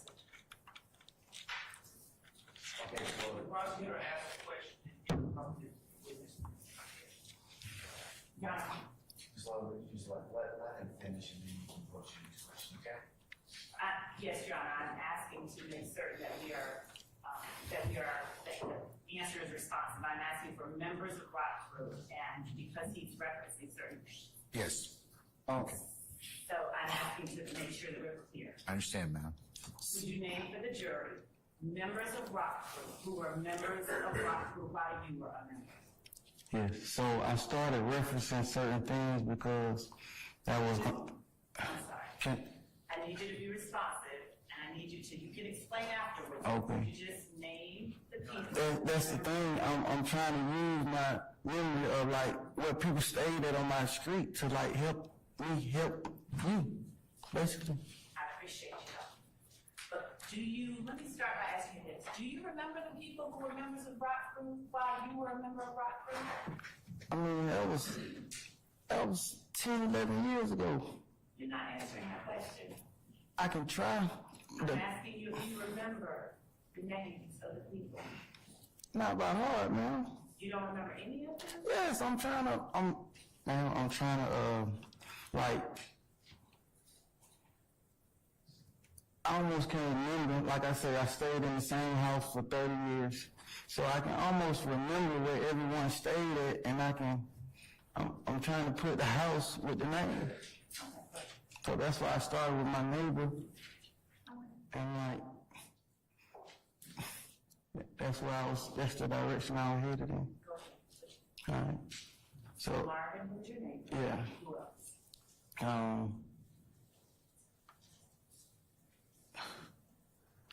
There was another Jason.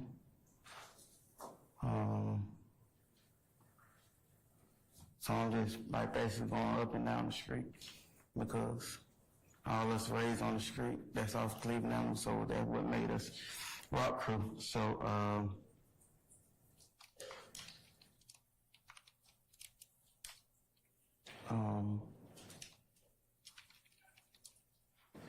of course, Quentin.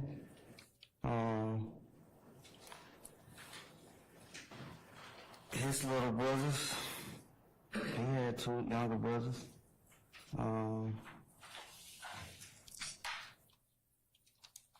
Dang, this like gonna be hard. Are those the only people you remember? They're like straight off top. I mean, like, Did you ever talk with members of Rock Crew about things that you all did that were not exactly legal? can I have? I don't recall. Can you like? I don't understand the question. Can you say it again? Did you ever talk with members of Rock Crew about the things that you did, you and other members of Rock Crew, that were not exactly legal?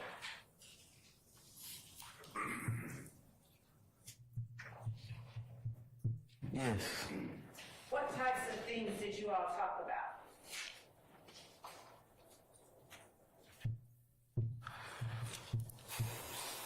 So, shooting dice wasn't technically illegal. We had conversations about the dice game after they was over with. Was shooting dice the only thing that was not legal that you all discussed that you all did? Again, that I can recall. That's the only thing you remember? You have to say yes or no. Yes.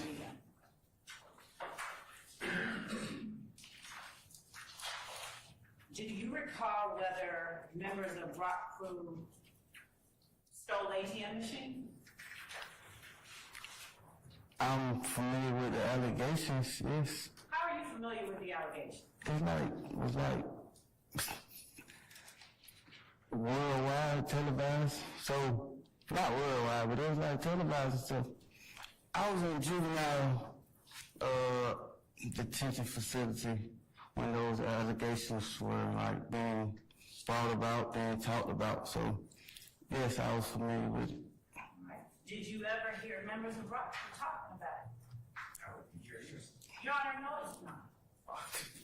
All right, let me rule on objection. Objection is overruled, okay? So, yes, you may answer the question. Overruled, sir.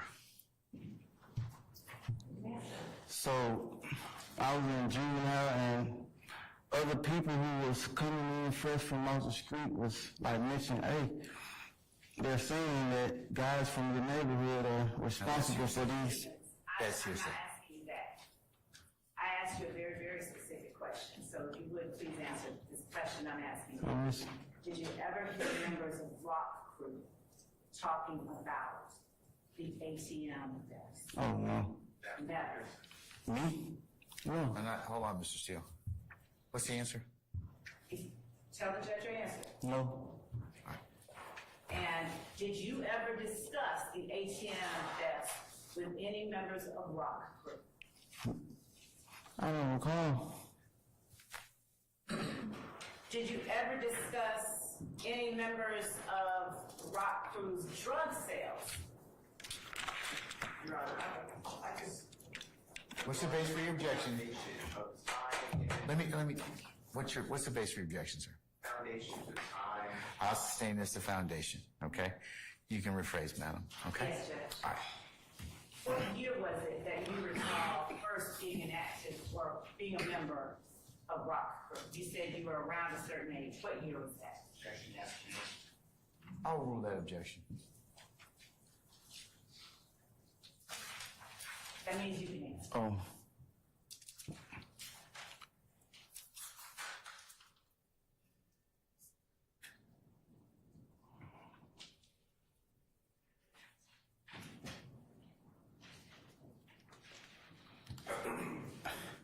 I had to be in about 6th grade.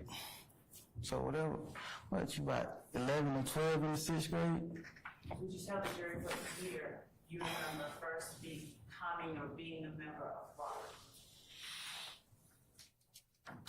Crew?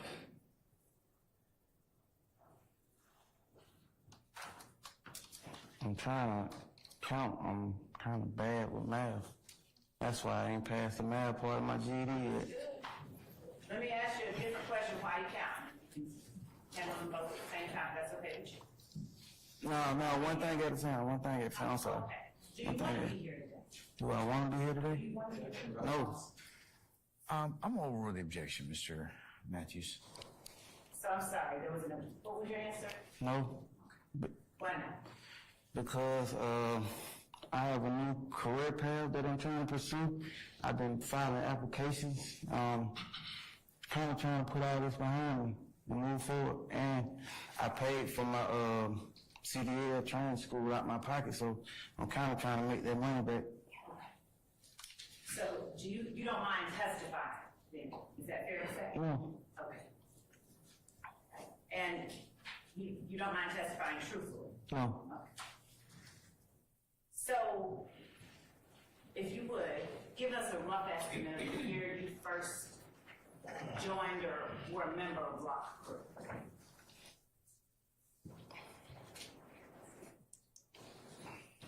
Were you a member in 2010? If I was in 6th grade, I'm trying to put what year I was in 6th grade. How old were you in 2010? I was trying to do my math. Don't do the math, let me ask you. What year were you born? 1993. 1993. So, in 2013, was at an age of about 20, do you agree? 2013. Yep. 93, 2003 is 13. 10, 2013 is 20. 20. Now, if we back up 3 years from 13, that puts us at 2010, which makes you about 17. You're going too fast. I'm so sorry. Slow it down. Overruled.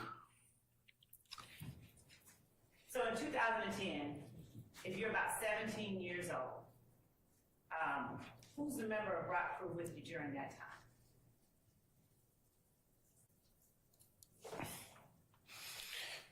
You just gave me a lot of numbers. No, just around the age of 17. Who was a member of Rock Group with you during that time?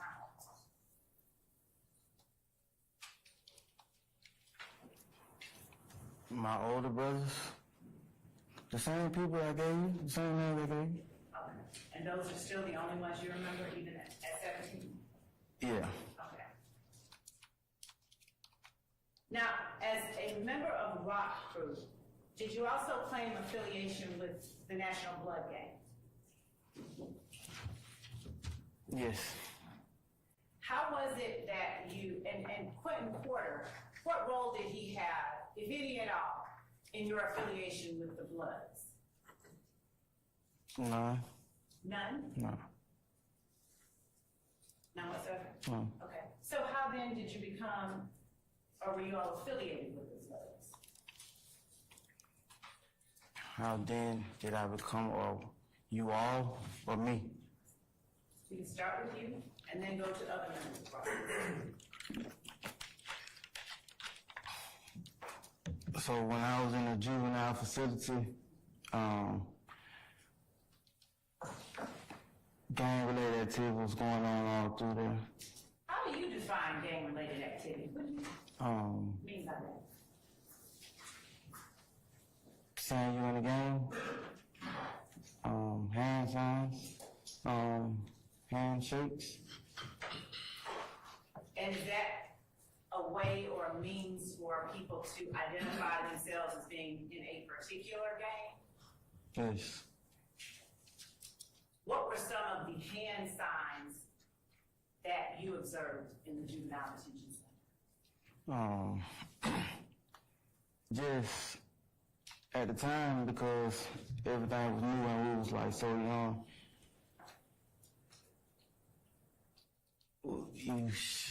I mean, I can explain it. I can show you. Sure. You gotta give me a hand. No, you have no. You have to show the jury with your hand. I didn't say handshake, I said hand sign. So you have to show the jury with your own hand.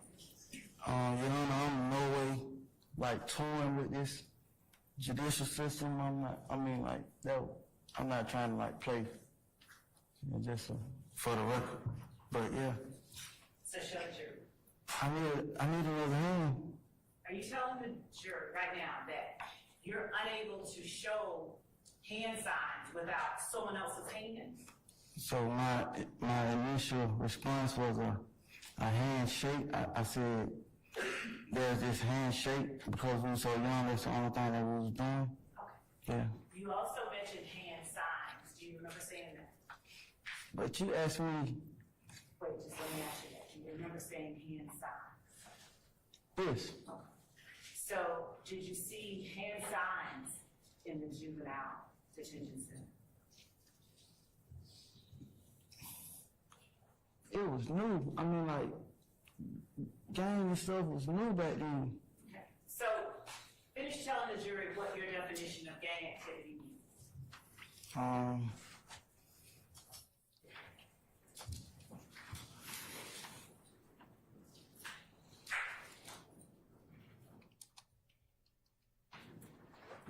Hand movements.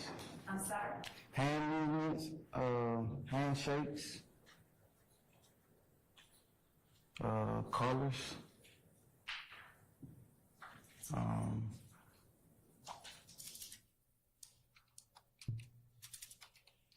being around people who's doing the same handshakes, wearing the same colors and hand movements. What gang activities did you observe as it relates to particular gangs while you were in the juvenile detention center?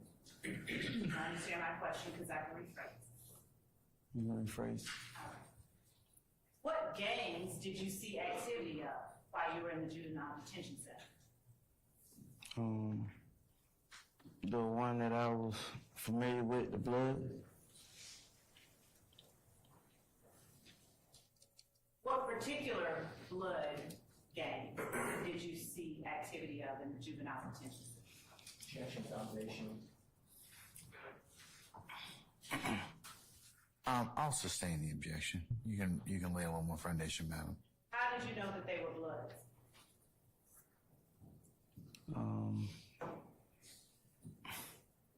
They were saying Did they say what kind of bloods they were? again, gang stuff was like new. I was in juvenile, like it wasn't what it is. Like then, I mean, Since you were in juvenile, you were under, is it fair to say you were under the age of 17? nah, because I was sentenced to sentence in juvenile that you can exceed the age of 17. So you were either 17 or younger. Nah, I actually could have been older. I could have been 21. Like, How old were you? when I first got arrested, I was You were 11. juvenile. I was 11 when I was first introduced to the juvenile system. So is this the time frame you're talking about when you're saying it was all new to you? Yes. Okay, when you were 11. Thank you. All right. Now let's talk about when you were 17. At 17, did you claim any particular gang besides rock?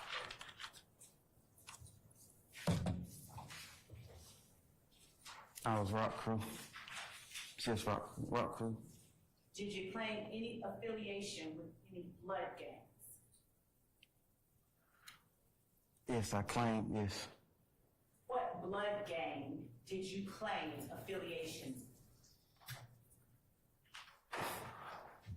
We were just saying Bloods and Crips. I'm asking which one? Are you aware of particular blood gangs? Yes, yes. Would you tell the jury what blood gangs you are aware of?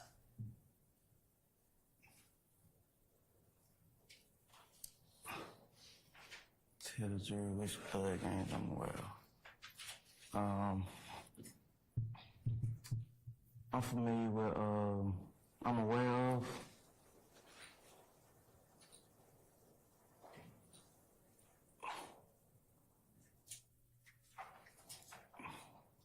SMM. What is SMM? It's a blood gang. I know. Okay. What does it stand for? Sex, money, murder. All right. And who is its leader?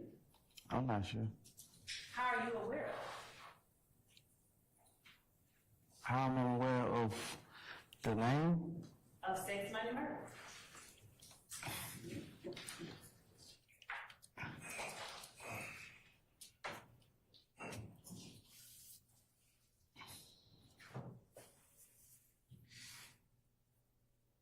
From hearing about it type stuff. From like hearing about it and stuff. From hearing about it? Yeah. From whom? Who I heard about it from? Yes. So it's not no like particular person that I heard it from. It's like I heard about it though. So what else do you know about sex, money, murder? It's a blood gang. Is there anything else that you know about sex, money, murder? Not like officially, no. Did you ever do anything to become a member of sex, money, murder? No. Did you ever publicly claim sex, money, murder? I don't recall. While you were hearing about things like sex, money, murder, did you ever learn or believe that harm would come to people who did things like falsely claim sex, money, murder? Objection, Your Honor, hearsay. I'm gonna overrule that, sir.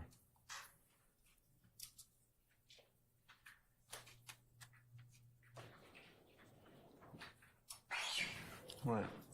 That means you're hearing. Oh. One more time, I'm sorry. While you were hearing things about sex, money, murder, did you ever hear or come to believe that harm would come to people who falsely claimed sex, money, murder? Objection, compound question. Sustained. Do you have any knowledge whether harm could come to a person who falsely claimed sex, money, murder? No, not personally. Did you ever hear that harm could come to a person who falsely claimed? That's it. I'm sustaining an objection. Your Honor, it's not for the truth of the matter asserted, it's for its impact on him. Okay, all right. I'll reverse my decision. He can answer that. Did you ever? An instruction and that this is not being offered. Your Honor, I would. Mr. Harvey, please sit down, sir. I'm going to overrule your objection, okay? All right. Did you ever hear that harm could come to a person who falsely claimed sex, money, murder? Who said that? Who said asked and answered? I don't think anyone. Mr. Harvey? I said ask and answer. Okay. All right. That has been asked and answered, Ms. Love. Your Honor, he did not answer that particular one. He answered Hang on. something different. Hold on.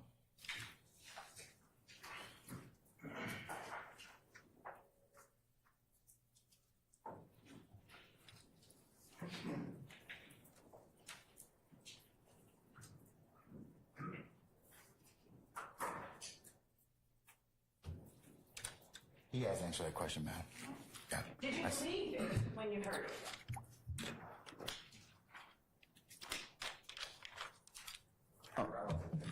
Did you believe? Mr. Steele, I'm going to overrule that objection. Did you believe it when you heard it? Say somebody harm me? That harm could come to a person who falsely claimed sex, money, murder?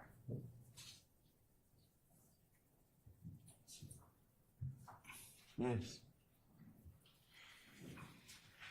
Are you aware of any of the hand signs used to proclaim sex, money, murder?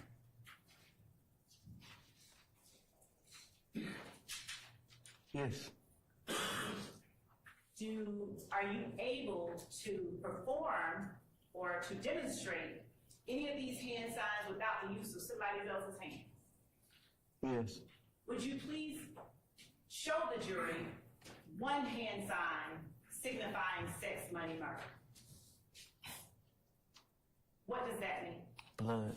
Okay. And what are you describing? For the court reporter's sake, describe how you just hurled your fingers. Dang. I made a circle out my pointing finger and my thumb, and I made another circle about my middle finger. And are you familiar with any other signs that signify sex, money, murder? Yes. Would you describe it before you show it? What other signs are you familiar with? What I described before I show it. A smaller circle. What else?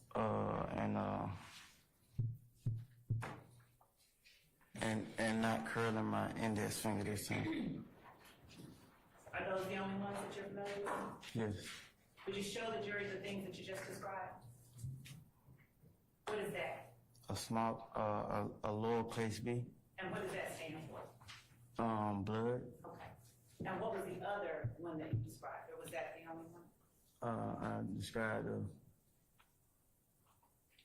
capitalized B. Okay. Are those the only two hand signs you're familiar with that are related to sex, money, murder? Yeah, that I can call of. Ms. Love, before you continue or posit your next question, we've been going a little bit, and it might be appropriate, given the hour at this point, to break for lunch. Yes, Your Honor. And let the jury also have a period of respite. Okay, so, ladies and gentlemen, how about some lunch at this point in time? All right, let's do this. It's 12, almost 12:20 at this point in time. Let's recess until 1:30, and just before we leave, as has been indicated by my ad nauseum admonitions, please do not talk about anything that you have heard in the courtroom consistent with the court's admonitions I've given you. If you should go out, leave your notepads in your basket, and unless you have any other inquiry of me, we'll excuse you for lunch and see you back at 1:30, okay? All right, as soon as I count for all of you, we'll go ahead and call you back out, all right? Anything for me? All right. Okay. All right. Then we're going to be in recess. All right. All rise.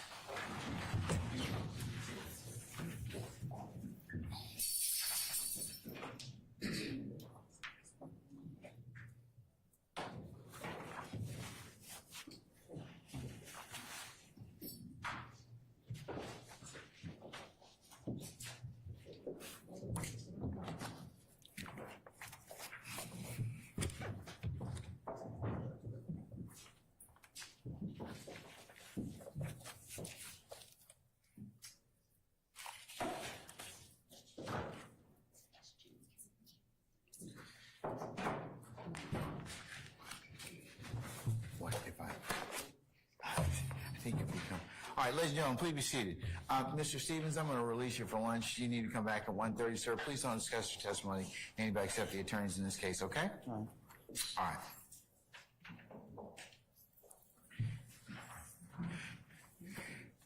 Counsels, I have a request from Ms. Weaver. When you object, let one person object at one time. Let me rule, because if you object in the middle of somebody else's objection, it's very hard for her to take down everyone's thoughts, okay? So, and before the state's done with their objection. See what you're doing? See, that's exactly what I was talking about, Mr. Court judge. On that issue, On the issue of what? on the issue of when or one person to object, if we're all hearing questions being drawn, we all have a requirement and responsibility to our clients to stand up and immediately object. Now, I agree that we should wait for the court's instruction to be pointed out or singled out in terms of who should now speak. But, Your Honor, I don't think I need to wait on Mr. Steele to see if he's going to make an objection, or Mr. Sharp, if I think that something is... Didn't say anything about that. It's just one at a time, okay?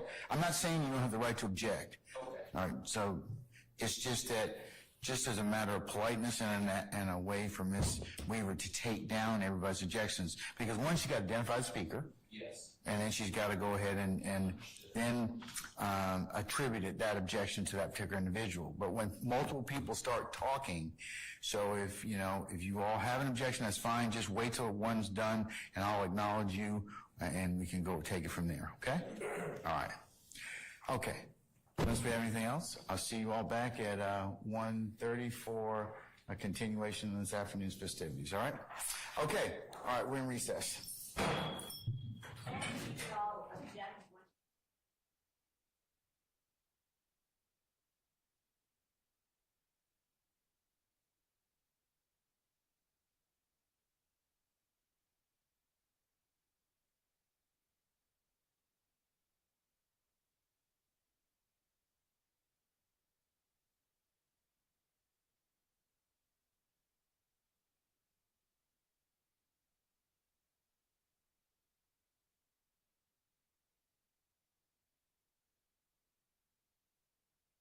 ATM machine?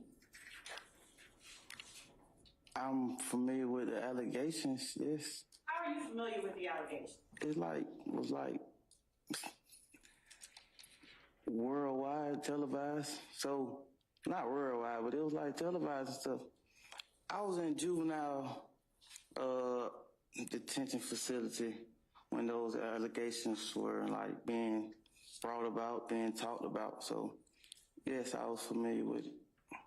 Did you ever hear members of Rochester talking about it? Your Honor, no, it's not. All right, let me rule on objection. The objection is overruled, okay?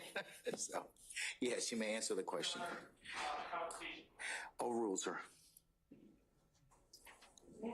So, I was in juvenile, and other people who was coming in fresh from off the street was like mentioning, hey, they're saying that guys from your neighborhood are responsible for these. That's hearsay. I'm not asking you that. I asked you a very, very specific question, so if you would please answer this question I'm asking you. I'm listening. Did you ever hear members of Rock Crew talking about the ATM thefts? Oh, no. Never. Me? No. Hold on, Mr. Steele. What's the answer? Tell the judge your answer. No. Did you ever discuss the ATM desk with any members of Rock Crew? I don't recall. Did you ever discuss any members of Rock Crew's drug sales? What's the base for your objection? Let me, what's the base for your objection, sir? Foundation for time. I'll sustain this, the foundation, okay? You can rephrase, madam, okay? Yes, Judge. All right. What year was it that you recall first being an active or being a member of Rock Crew? You said you were around a certain age. What year was that? I'll rule that objection. That means you can answer. Oh.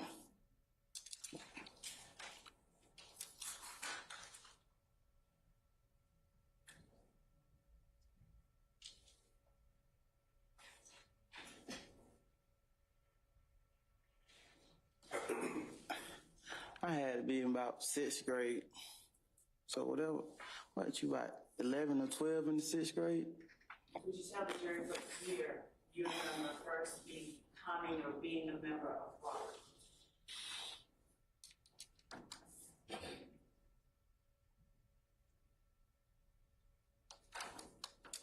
I'm trying to count. I'm kind of bad with math. That's why I ain't passed the math part of my GED yet. Let me ask you a different question while you count. Handle them both at the same time. That's okay with you? No, one thing at a time. One thing at a time. I'm sorry. Okay. Do you want to be here today? Do I want to be here Do today? you want to be here? No. I'm gonna overrule the objection, Mr. Matthews. So I'm sorry. There was an. What was your answer? No. Why not? Because I have a new career path that I'm trying to pursue. I've been filing applications, kind of trying to put all this behind me and move forward. And I paid for my CDL training school out my pocket, so I'm kind of trying to make that money back. So do you don't mind testifying then? Is that fair to say? No. Okay. And you don't mind testifying truthfully? No. Okay. So, if you would, give us a rough estimate of the year you first joined or were a member of Rock Crew.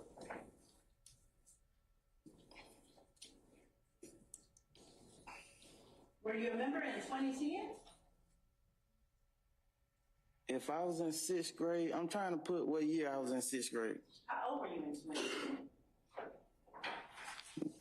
I was trying to do my math. Don't do the math, let me ask you this. What year were you born? 1993. 1993. So, in 2013, would that have made you about 20? You agree? 2013. 93, 2003 is 13. 10, 2013 is 20. 20. Now, if we back up 3 years from 13, that puts us at 2010,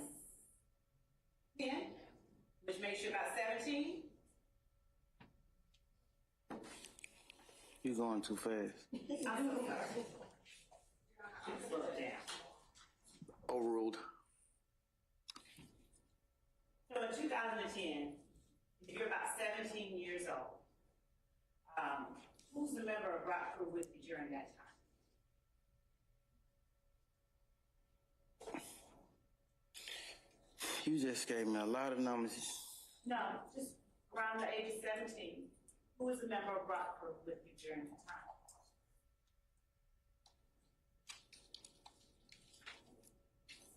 My older brothers. The same people I gave you, the same names I gave you. Okay. And those are still the only ones you remember, even at 17? Yeah. Okay. Yes. How was it that you, and Quentin Porter, what role did he have, if any at all, in your affiliation with the Bloods? None. None? No. None whatsoever? No. Okay. So how then did you become, or were you all affiliated with the Bloods? How then did I become, or you all, or me? We can start with you, and then go to other members of Rock Crew. So when I was in a juvenile facility, gang-related activity was going on all through there. How do you define gang-related activity? What do you mean by that? Saying you in the gang, hand signs, handshakes. And is that a way or a means for people to identify themselves as being in a particular gang? Yes. What were some of the hand signs that you observed in the juvenile detention center? Just at the time, because everything was new and we was like so young.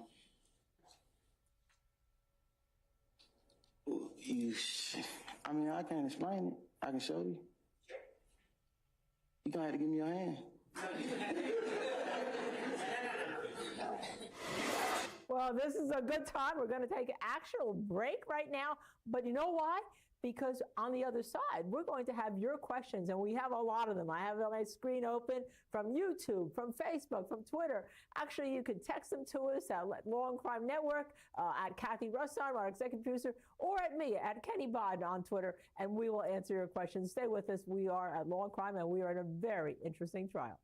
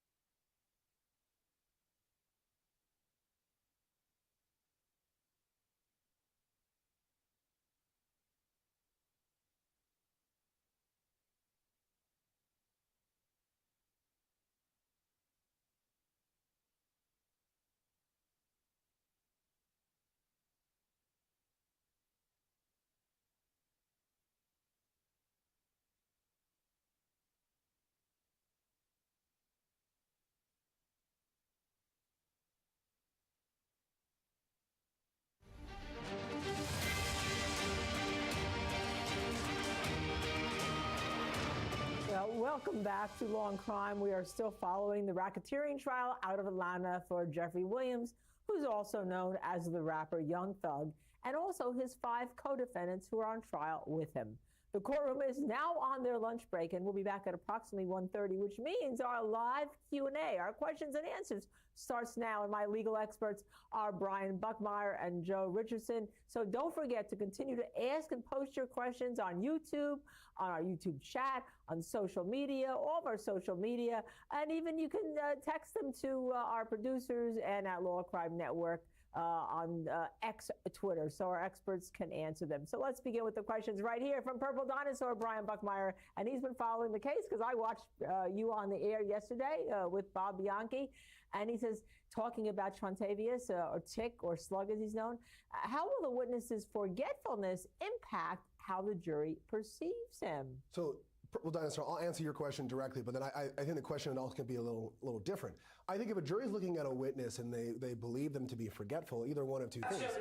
Either the witness is being evasive and untruthful, and so they'll side with whatever side works along with that untruthfulness, or they'll just kind of discredit all the information they're giving because why rely on someone who is forgetful? However, I will put an asterisk next to that because who says he's forgetful? I tell young attorneys, you're always playing a game of who is the, and I can't curse, so let's say the donkey's backside, right? And if you ask questions in a certain way, very aggressively or not allowing a witness to answer the question, like do the math when you were in the 6th grade, and the person's telling you, I failed the math part of the GED. It's going to take me a second to figure this out. Yeah, like, is it person being forgetful, or are you just not allowing a person who clearly has a lower, potentially IQ, and I don't mean it disrespectfully, and a lower educational level, they just need a second to get where you are. So I'm not sure if he's being forgetful, or if the prosecutor just is a little too pushy and not giving him enough string or properly leading him down the path. Yeah, and that brings us to our second question. Joe Richardson, I'm going to pose this to you, because how does one fulfill the plea deal? This is from Step On It. How does one fulfill whatever plea deal they've made while still evading direct questions and not violate said plea deal? That assumes that he's evading questions. And the last question, let's start with this, was like, I can show you, but you're going to have to give me your hand, Madam Prosecutor. Take it from there, Joe Richardson. Exactly. So he cannot plead the 5th in response to any questions that are related to the things that he actually pled to in writing. So what she needs to do is go to the stuff that he pled to in writing. Start from there. So the way that he, walks the fine line is whether he's playing a game or he's truly simple. The way that these questions are being asked, they are evoking certain answers from him at his level. And she's got to get to him where he is, because it's not clear that he's being evasive in a way that would violate his plea deal.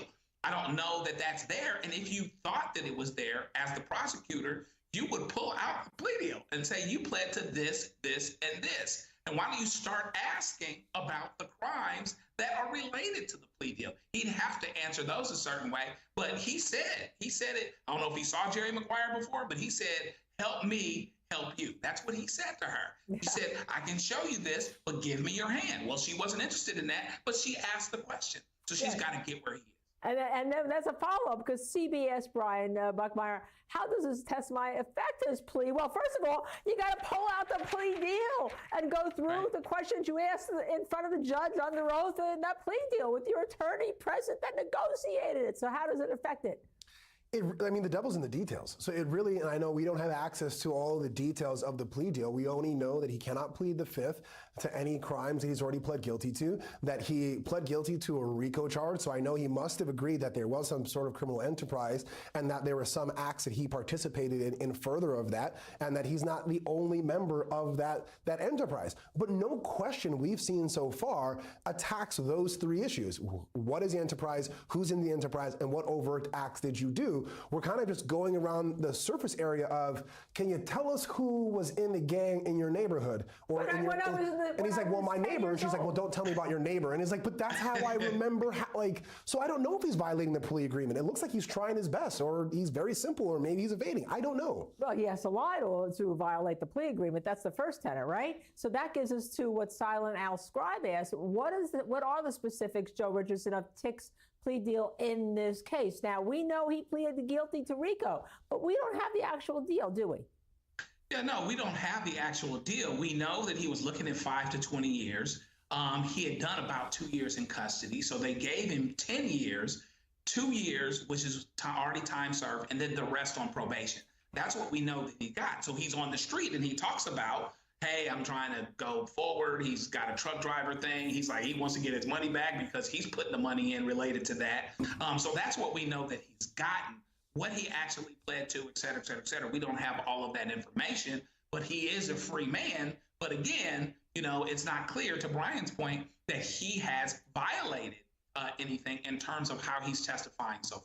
Right. As a matter of fact, Brian, let me just add a question before I get to one from our viewer, is that the prosecutor said you refused to meet with me, but he didn't want to meet with her because his lawyer wasn't present yesterday, right? So that doesn't violate, this goes to like a B under silent scribe. That doesn't violate the plea deal. No, first of all, I don't think I don't know that there's any requirements that he has to speak with the prosecutors whenever they ask to do so. But while he can't plead the fifth to specific questions, it doesn't mean that he's stripped of his right to counsel. We all have a right to counsel. I'll go and speak with you, but my attorney has to be here. You clearly picked a time where my attorney was not here. I said no. What are you asking at this point? Like, do you not understand like how the criminal justice system works? Is this your first time prosecuting a case? Like, it's very confusing. Yeah. So Joe Richardson, get back with me.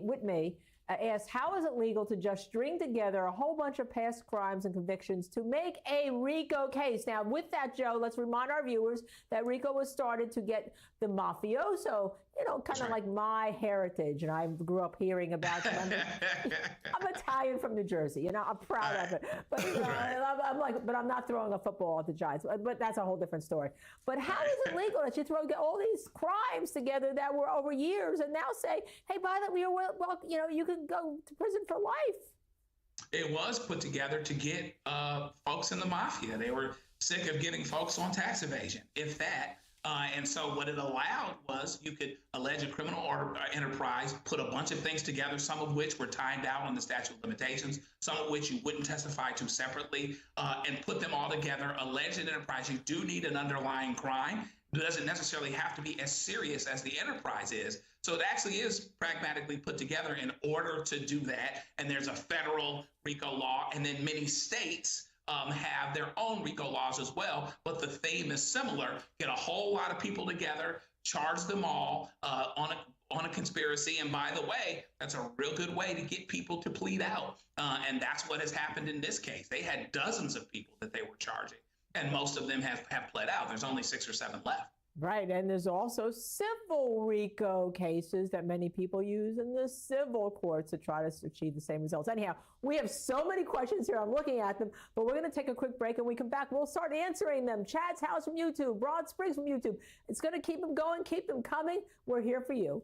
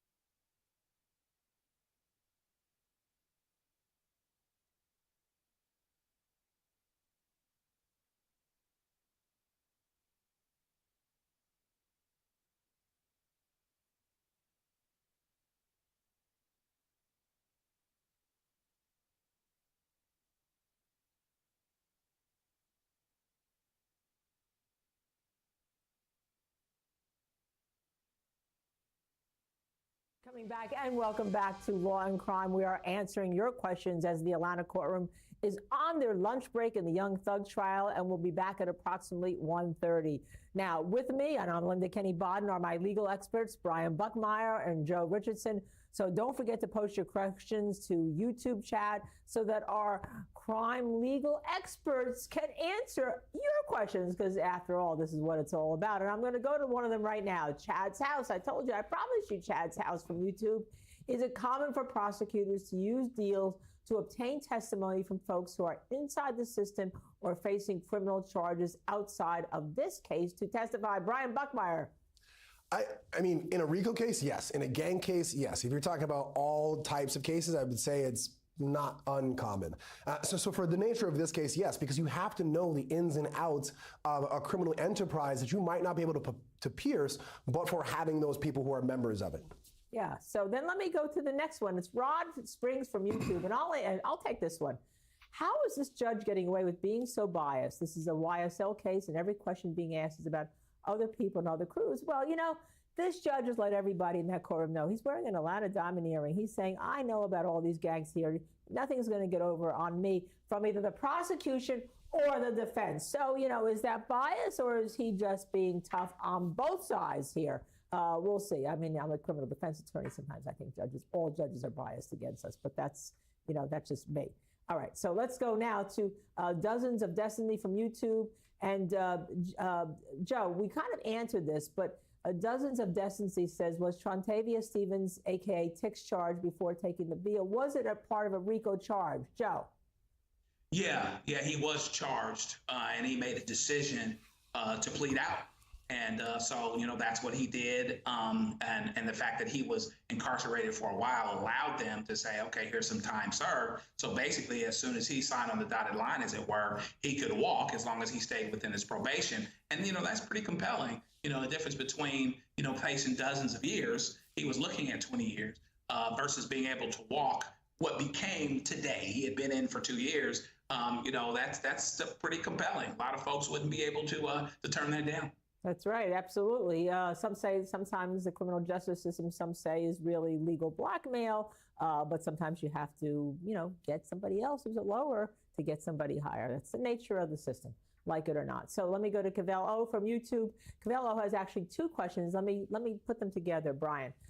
Is there some type of legal obligation of the judge not to engage with witnesses or to lead them with questioning? And then if there's a follow-up from Cavell O from YouTube. Did Ms. Love, that's the prosecutor, hurt her case today when she seemed to be insinuating that the witness's intention was simply to assist the defense? So I'll go with the first one. And I'd be like, kind of, because no one should be leading a witness one way or the other. It's up to the attorney, whether it be prosecutor or defense attorney, to lead the witness through direct examination. However, it is the judge's courtroom, and it is their discretion in terms of how they operate. And for things like foundational issues, like your neighbor was on what street, or asking follow-up questions, you often see judges do that. So that's permissible. In terms of the second question, did she hurt her case? She's definitely not helping it. I mean, I get it. This is a confrontational witness in the sense of you really got to go after them to get the information you want, and clearly she did not have the opportunity to prep the witness because their attorney was not there at the time and they refused to, which to me is their right to do so. And no one should talk to a prosecutor without their attorney present. It just seems like she's having a difficult time, and again, it begs the question, is this witness being evasive, or is she not asking the right questions, and is she being too combative? I don't know yet, because I don't think the questions are properly formulated. Okay, so Joe Richardson, I'm jumping around here, but Christian from YouTube has a really interesting question, something we maybe forgot about. How many witnesses will testify in this case? And let me put an addendum onto that. If today is any indication, how long is this case going to take with all these witnesses? Well, the short estimate is 6 months. But as it's going, it could go longer than that. And there are literally hundreds of witnesses listed. Whether or not they'll actually be called, they will all be called. There will be a lot of witnesses for sure. Most people think that this is going to be the most complicated, maybe the longest trial in Georgia history. So I would say there's probably be at least 100 witnesses. But I believe there's several hundred that are listed. They don't necessarily call everyone that's listed, but you have to list someone in order to call them. So to the point, yeah, it's going to feel like forever. And it's going to be very, very important for the jury to be able to stay objective. And that's one of the reasons why the prosecutor and the defense attorneys, all the attorneys for that matter, have to really be careful about how they're coming off. You don't want to be the bad guy here in a very, very, very long trial. You want the jury to stay thoughtful, et cetera, and you want to make sure that a case that maybe you're behind on when you go into deliberation, you don't necessarily lose because the jury was not thoughtful. So you got to make sure you don't get on the wrong side of it. And let me go back to you, Brian, because this is like a follow-up to something you just answered. This is Tall Glass from YouTube asks, whose responsibility is it to prepare a state's witnesses, the state or their own attorney? Tall Glass, it is the state's responsibility. It is not so for example, if I have a client that the prosecutor or government wants to question, I will make myself and my client as available as possible, but it is your job to make sure that that happens. Because at the end of the day, the jury's not going to say, well, I was going to vote for your side, but you know what, Brian Buckmeyer didn't bring his client in time for you to question them, so I'm going to give you the benefit of the doubt. No, it's the state's or the prosecutor's job to do that. And let me go to almost kind of like a follow-up question here. Kira Sharp from YouTube, Joe Richardson said, how does Miss Love know that Mr. Stevens, Slug, Tick, spoke with the defense or that he was at a game with his kid?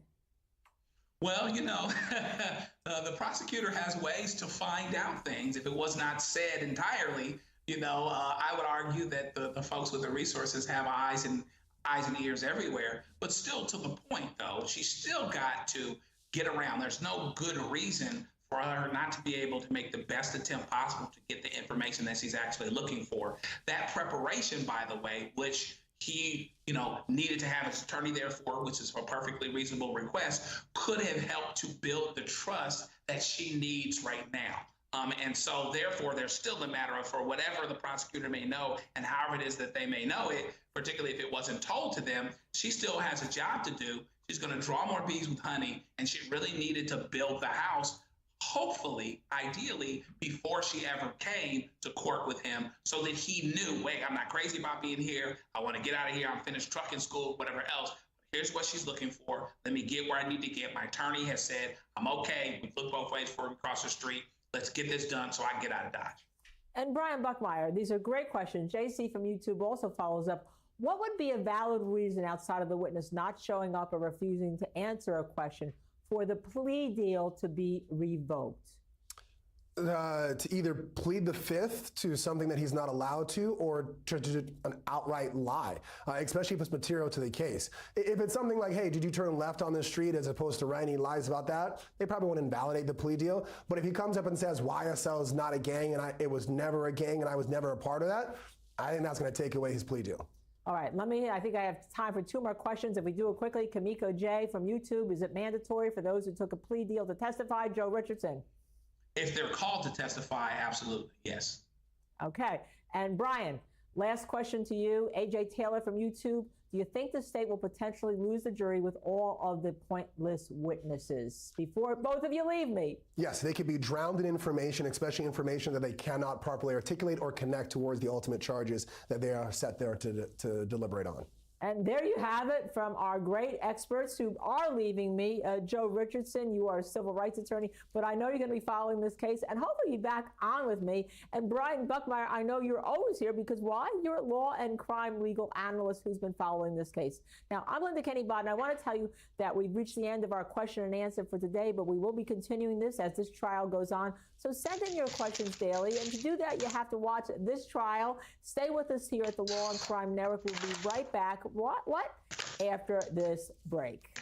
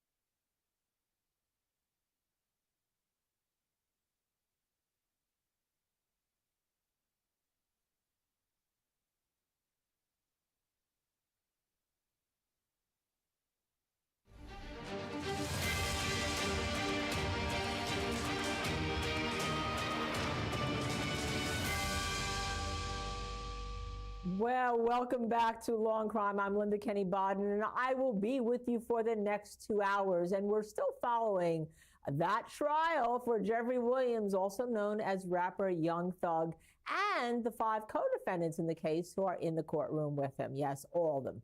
Prosecutors allege that rapper Young Thug and co-defendants are part of the Young Slime Life Gang, I should say, which is responsible for violent crimes in the Atlanta area. Now, the courtroom is currently on their lunch break, and we'll be back at 1:30. So right now, we have a very special guest. We're going to catch up with WSB TV reporter Michael Seiden, who has been in that Atlanta courtroom following this trial extensively. And such a day when we left it, Michael Seiden. It's so great to have you on the show. But the witness, Slug, Trontavia, said to the prosecutor, if you give me your hand, you know, I can show you. So what was the mood when he first entered the courtroom, and what was the mood when they went to lunch? Yeah, good afternoon. Thanks for having me on. I got to tell you, this has been the most compelling day thus far in the trial. You know, as soon as Trontavia Stevens, who you mentioned is also known on the streets as Tick and Slug, entered the courtroom, immediately there was this energy. I noticed as he walked in, he did not look to his right where all the defendants and their attorneys are seated. He looked straight ahead. In fact, his lawyer was actually sitting behind us. She was focused on him. And I can tell you, for the first time all trial, there was actually every single defendant was sitting upright. They were totally engaged when he took the trial, because if you remember back to the indictment, this man right here is an accused founder of the YSL gang. So they know what this guy is going to provide for the prosecution. So really a lot of energy in there. You could definitely tell that everybody was paying attention for sure. Yeah, now the prosecutor got into quite a dance with him about the significance of naming members of the rock crew. And he talked about when he was, 10 years old. What was the significance of that, Michael? Yeah, so that's really important for your viewers to understand. So Rock Crew, which is an acronym, stands for Raised on Cleveland, which is the Cleveland Avenue area where a lot of these defendants all grew up. So the Rock Crew was a subset of the Bloods gang, and prosecutors allege, if you remember in opening statements, prosecutors laid it out saying that a lot of these defendants were members of the Rock Crew, a criminal street gang, and then once that fell apart, they eventually would form Young Slime Life. But what was so interesting about this, and I'm sure we'll get into it in a minute, is just at the point where she was asking him about the members and how he got involved, and that was really an interesting back and forth inside the courtroom. Yeah, Jason, and there were Jason's little brother and another little brother. But before I get to that, do we know the details of the actual plea deal? And I assume he hasn't violated it because he's on the stand testifying and for the prosecution. Right, so I was actually reviewing that, a 35-page plea review before I came on with you, and essentially back in December of 2022, Trontavia Stevens, he pleaded guilty to 1 count of violating the conspiracy to violate the RICO Act, and part of that plea deal was that he would be willing to get on the stand and testify. He would not be able to sit up there and take the fifth. He would actually have to provide testimony that would support the prosecution. Now, there's been talk about, is he violating it? That's a great question.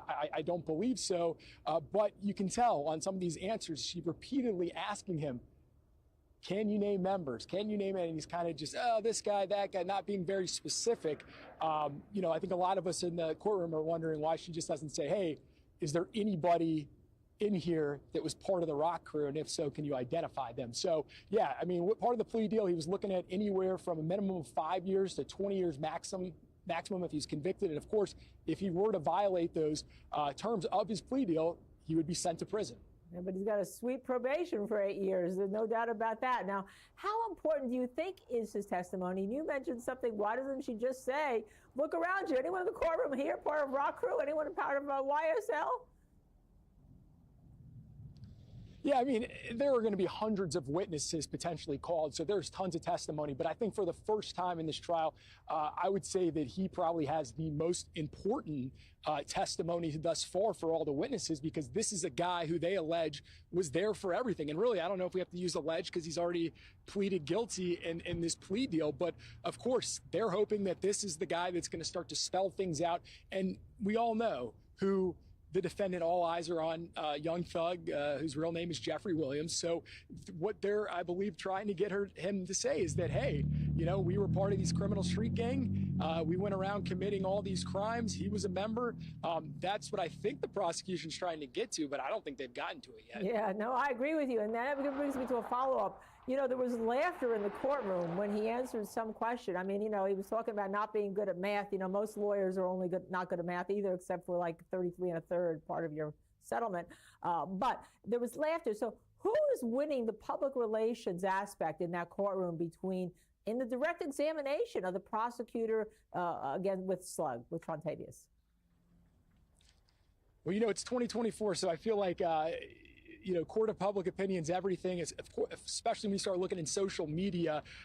You know, it's tough to say. I would say inside the courtroom, people are not, you know, everyone's glued to what's going on. But I mean, when you look around on social media and stuff, it does seem that people are getting bothered by the prosecution. They're wondering why these little crimes are being discussed. But again, you have to remember, as you know, as a lawyer, we're talking about the RICO Act here. So you've got to show, you know, there's got to be like a pretense till you get to the big stuff that people really want to hear. So I think what they're doing right now is they're setting the stage for the main event. And that's what I think we're getting eventually going to work to. But again, not a prosecutor, not totally sure what their strategy is, but just from a layman's perspective, I would imagine that's what they're working towards. Okay, so, you know, I'm going to have to let you go, Michael, but I'll let you go on a quick answer to what do you think the cross-examination is going to look like? Quick answer.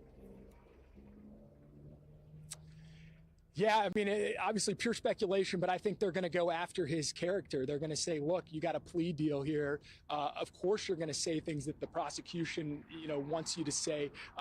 You're a convicted felon. You've been committing crimes left and right. And so I think they're going to go after his character. If you remember when they brought him in, they're painting the picture that, you know, he's trying to get his life back in order. He's got 2 kids. He just got his commercial truck driver license. He's looking for a job. So I think they're going to go after his character and try to make a point that maybe he acted alone or wasn't involved with their clients. Michael Seiden, as usual, great reporting. I can't wait to have you back again. I know you have to get back into that courtroom. Thank you so very, very much. Appreciate it, as usual. Yeah, you got it. And, you know, we're going to continue on with our question and answers right now. We have Bridget Williams with us to answer some of those questions. Keep them coming. Go to our YouTube chat. Go to social media. Send them to us. And because we have so many today, I want to get to them. Bridget, hello. Nice to have you. You, as everyone knows, you're a trial attorney. You're a former prosecutor. You're a great trial attorney and great former prosecutor. So let me throw this to you. Talk Last from YouTube has been following this trial. They asked a number of excellent questions.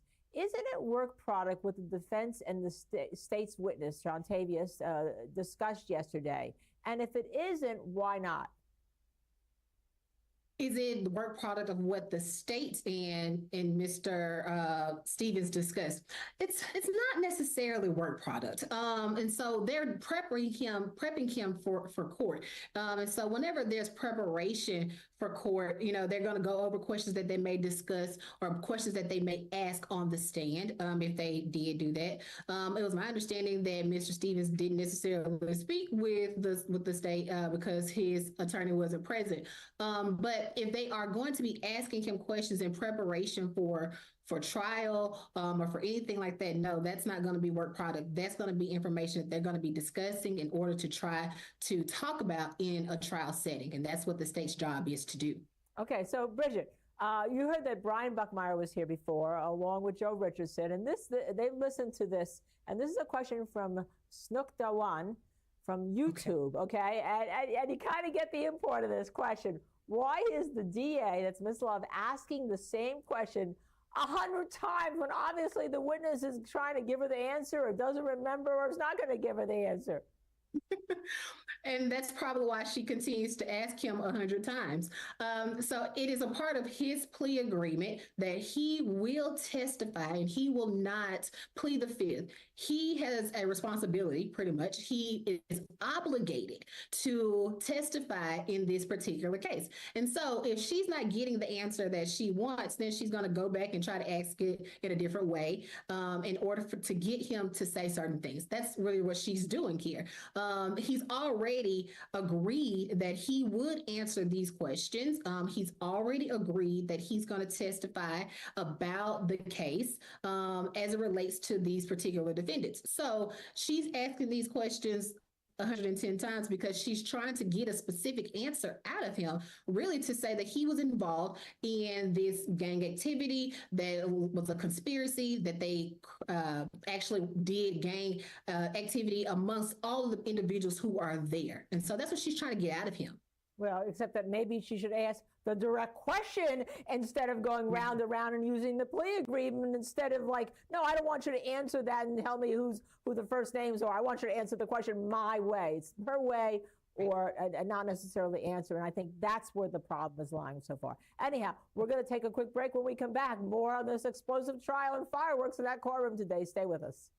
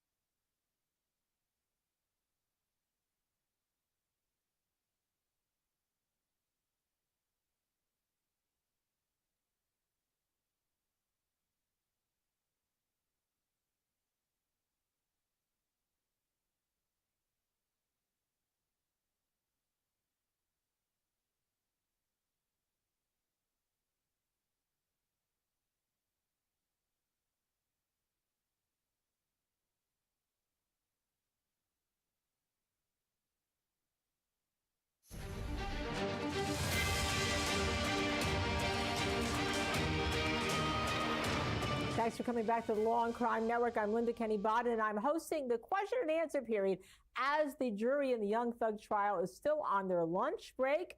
We all kind of needed a break from the fireworks of Trontavia Stevens being on the stand. He's also known as Slug and Ticket, and he took a deal at 8 years probation to testify against the co-defendants who are in that courtroom. So let me go to some of our viewer questions. They're great. Matt Mangino is with me, criminal defense attorney, former prosecutor. Bridget Williams, trial attorney, former prosecutor, also with me. But Matt, let me go to you for a couple questions because I know you took a break from me there. So Jacqueline C. from YouTube asks, what happens to witnesses with plea deals that don't testify to what was agreed to in the deal? Does the deal get revoked? Do they go back to prison? Now, they have to testify truthfully. That's usually what's in there because prosecution don't want to say you have to testify against anything, right? So, but what happens, let's say, if the prosecution alleges you didn't testify truthfully, Tick? Well, the question would be, has there a sentence in this case? If it's just a plea that's been entered and the sentencing has been deferred, then that plea offer will be taken off the table if you don't fully cooperate with the conditions of the plea agreement. So here you have to testify truthfully, but you also have to testify about what you know. So if you try to be evasive, if you don't answer questions directly, if you don't provide information that you've already discussed with the prosecutor, that the prosecutor anticipates you're going to present during your testimony, then you're in breach of that agreement. It's a contract. And so that contract can be breached. And once it's breached, the prosecution can pull back on their offer and now go after you with the full extent of the law. Okay, so Matt, let me follow up on that for our viewer who asked a very good question. I've never had somebody, the prosecution charge that they've never, even when I was a prosecutor, that didn't testify truthfully, even if it wasn't everything that you wanted. As a defense attorney, I tend not to represent what we used to call snitches, so that doesn't usually arise. But what happens? Does the prosecutor just say you didn't testify truthfully and there's a hearing, or is there no hearing? What's the procedural mechanism? Well, I think procedurally, the prosecutor's going to go back and say, look, this is what your proffer was, so to speak. This is what you told us you could testify to. These are the persons that you could identify. These are the transactions that you were present for. And you took the witness stand and you didn't present those facts as you presented them to us. So you either didn't tell the truth or you didn't give the information that you had initially told us you would provide. So once that occurs, you have this plea offer that's been entered in front of the court. And then you go back to the court as prosecutor and say, hey, we had an agreement. Here were the conditions of the agreement. The defendant did not uphold his conditions. Now, the judge may want to say, okay, well, let's have a hearing. Let's take a look at what the testimony was. Let's take a look at the proffer. Or the court may say, hey, this is your sort of province, Mr. Prosecutor. They didn't comply. You can withdraw the plea and you go forward with the trial on this particular defendant. Oh, that would be a lot of fun if that happens here. So, Bridget, let me go to you. Get Black with Me, excuse me, I apologize. Get Black with Me from YouTube. Would the defense score points by getting Stevens to say that the Rock Crew was a gang of guys tied to by living in the same neighborhood? He already said they didn't do group crimes. Point. Bridget. Well, I don't know if he would get points. I would think that maybe it's along the lines of, it's just they're trying to show that they were involved in gang activity, even at an early point, right? So when they were involved in the Rock Crew, that they were involved in gang activity at that time, then that faded out, and then they formed YSL. Right. And so, I mean, getting him to say that they all grew up in the same neighborhood and they were involved in Rock Crew, I think that it's a starting point. Right. But what this case is about, racketeering, is them all being involved in the YSL Street Gang, and then that they were, through that involvement, committed different offenses for their own gain. And so that's really what the state needs to be looking at improving. That's their job here. I want to get back to that, but first, it's a technical question. It's really not technical. It's a great question from Ben from YouTube. Matt, Does the state have to prove RICO beyond a reasonable doubt or just the preponderance of the evidence? Well, it's my understanding that it's beyond a reasonable doubt. In this situation, there have been a litany of charges. I think there's 191 different incidents where they've alleged that there's some sort of racketeering or there's some crime that was used in support of the racketeering. And that was over a 10 or 11 year period. So there's a lot of ground to cover here. And each one of those individual crimes, whether it's murder or aggravated assault or kidnapping or drug distribution, those all have to be proven beyond a reasonable doubt. And therefore, in order to sustain the RICO charge, each of the underlying element that indicates that there's a criminal enterprise, it must be proven beyond a reasonable doubt. Great question, great answer, because that's what the lawyers are looking at, certainly the defense lawyers and also the prosecutors who have to prove their case. Bridget, Jody Kiles from YouTube. This is kind of along the lines of the questions you answered before, but a follow-up. How come no questions are being said or being asked of Tick or Slug at all referencing YSL? Instead, the prosecutor's mentioning all the other gangs, specifically the Rock Crew, obviously. Isn't she losing the jury? Aren't they there for listening to who's in the YSL gang? That is what they are there for. However, she probably more than likely what I'm picking up from her is that she's trying to build up to that point, right? And so whenever you want to give them some foundation work and talk to the jury a little bit about what they started out doing. How do they all know each other? They all grew up on the same neighborhood. This is how, they formed a friendship. This is how they have a closeness with each other. And then from that, when that dissolved, then they decided, well, we're still close with each other. Now let's form something else. And I think she's just laying the groundwork. She just hasn't gotten to it yet. This trial is set to last for quite some time. I believe the prediction is up to 6 months. And so she's just getting started with this particular witness. I think there'll probably be some more questions that go a little longer, that go into talking about that YSL connection. Well, if she's just getting started, we better add 6.5 months, because this is going to take a while, because she hasn't even gotten to that 35-page or 37-page plea agreement. So, Matt, AJ Taylor from YouTube. Okay. Mr. Stevens made it his business to say, that's Trontavious Stevens, Slug, Tick, who's on the stand, that he did crimes by himself. Now, doesn't that hurt the state's RICO charge unless there's something more in that plea agreement and the factual basis underlying it that he pleaded guilty to? Well, if he committed crimes himself, even if it was just him who committed it, was it committed in furtherance of this whole criminal enterprise?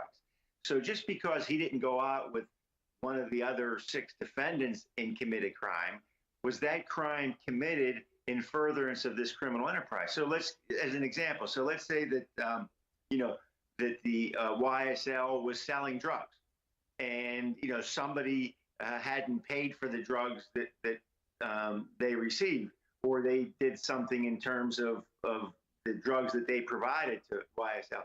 And he went there and evened the score with this person, went there himself and said, hey, listen, I got ripped off and, he kneecaps him. That's a crime he committed himself, but he did it in furtherance of this wider conspiracy, this wider criminal enterprise that YSL is involved in. So that brings us to additional questions that our viewers have. Our viewers are just so smart.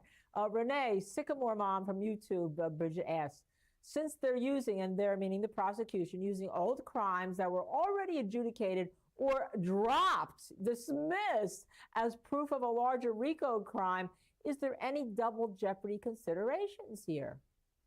That's a good question. Yeah, great question.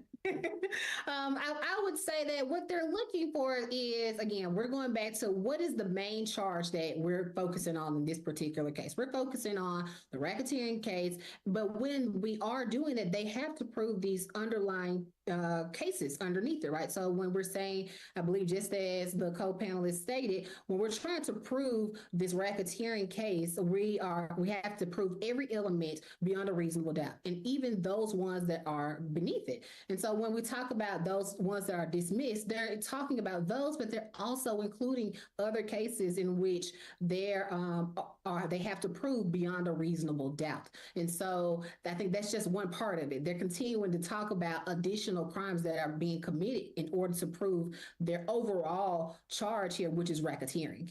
But you have to wonder whether or not it's going to hurt them when people say, why are we talking about weed possession here in 2024 that happened back somewhere in 2012? But anyhow, I have so many great questions from all of you viewers. Keep them coming on the YouTube chat, Facebook, on Twitter. And when we come back, we'll have more of them. I'm looking at Danny from YouTube, Hip Hop Press 365 Content. I'm just mentioning your names because I know you're going to come back after that. Stay with us.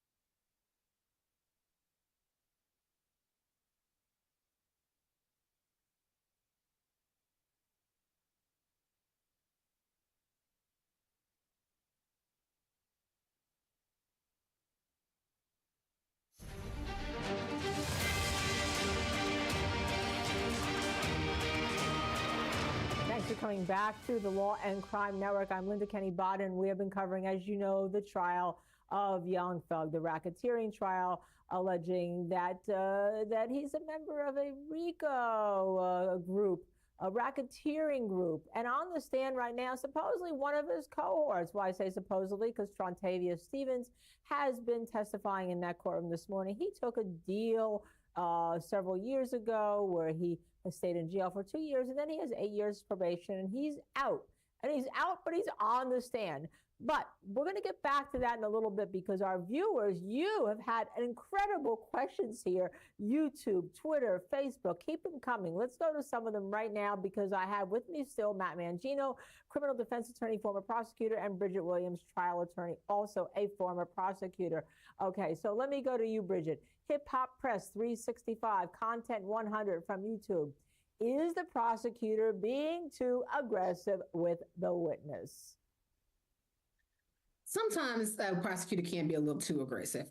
Instead of being aggressive with him, it sounds like to me she should just kind of ask the straightforward questions that she's looking for. And then you don't want to be too aggressive and then come across wrong to the jury. And then the jurors not like you. You'll be surprised at what jury members actually remember. They remember the tone in which you were talking to the witness. They remember, your body language when you were talking to a witness, especially in such a long trial such as this. And so that's something that the prosecutor needs to be more mindful of when asking these particular questions.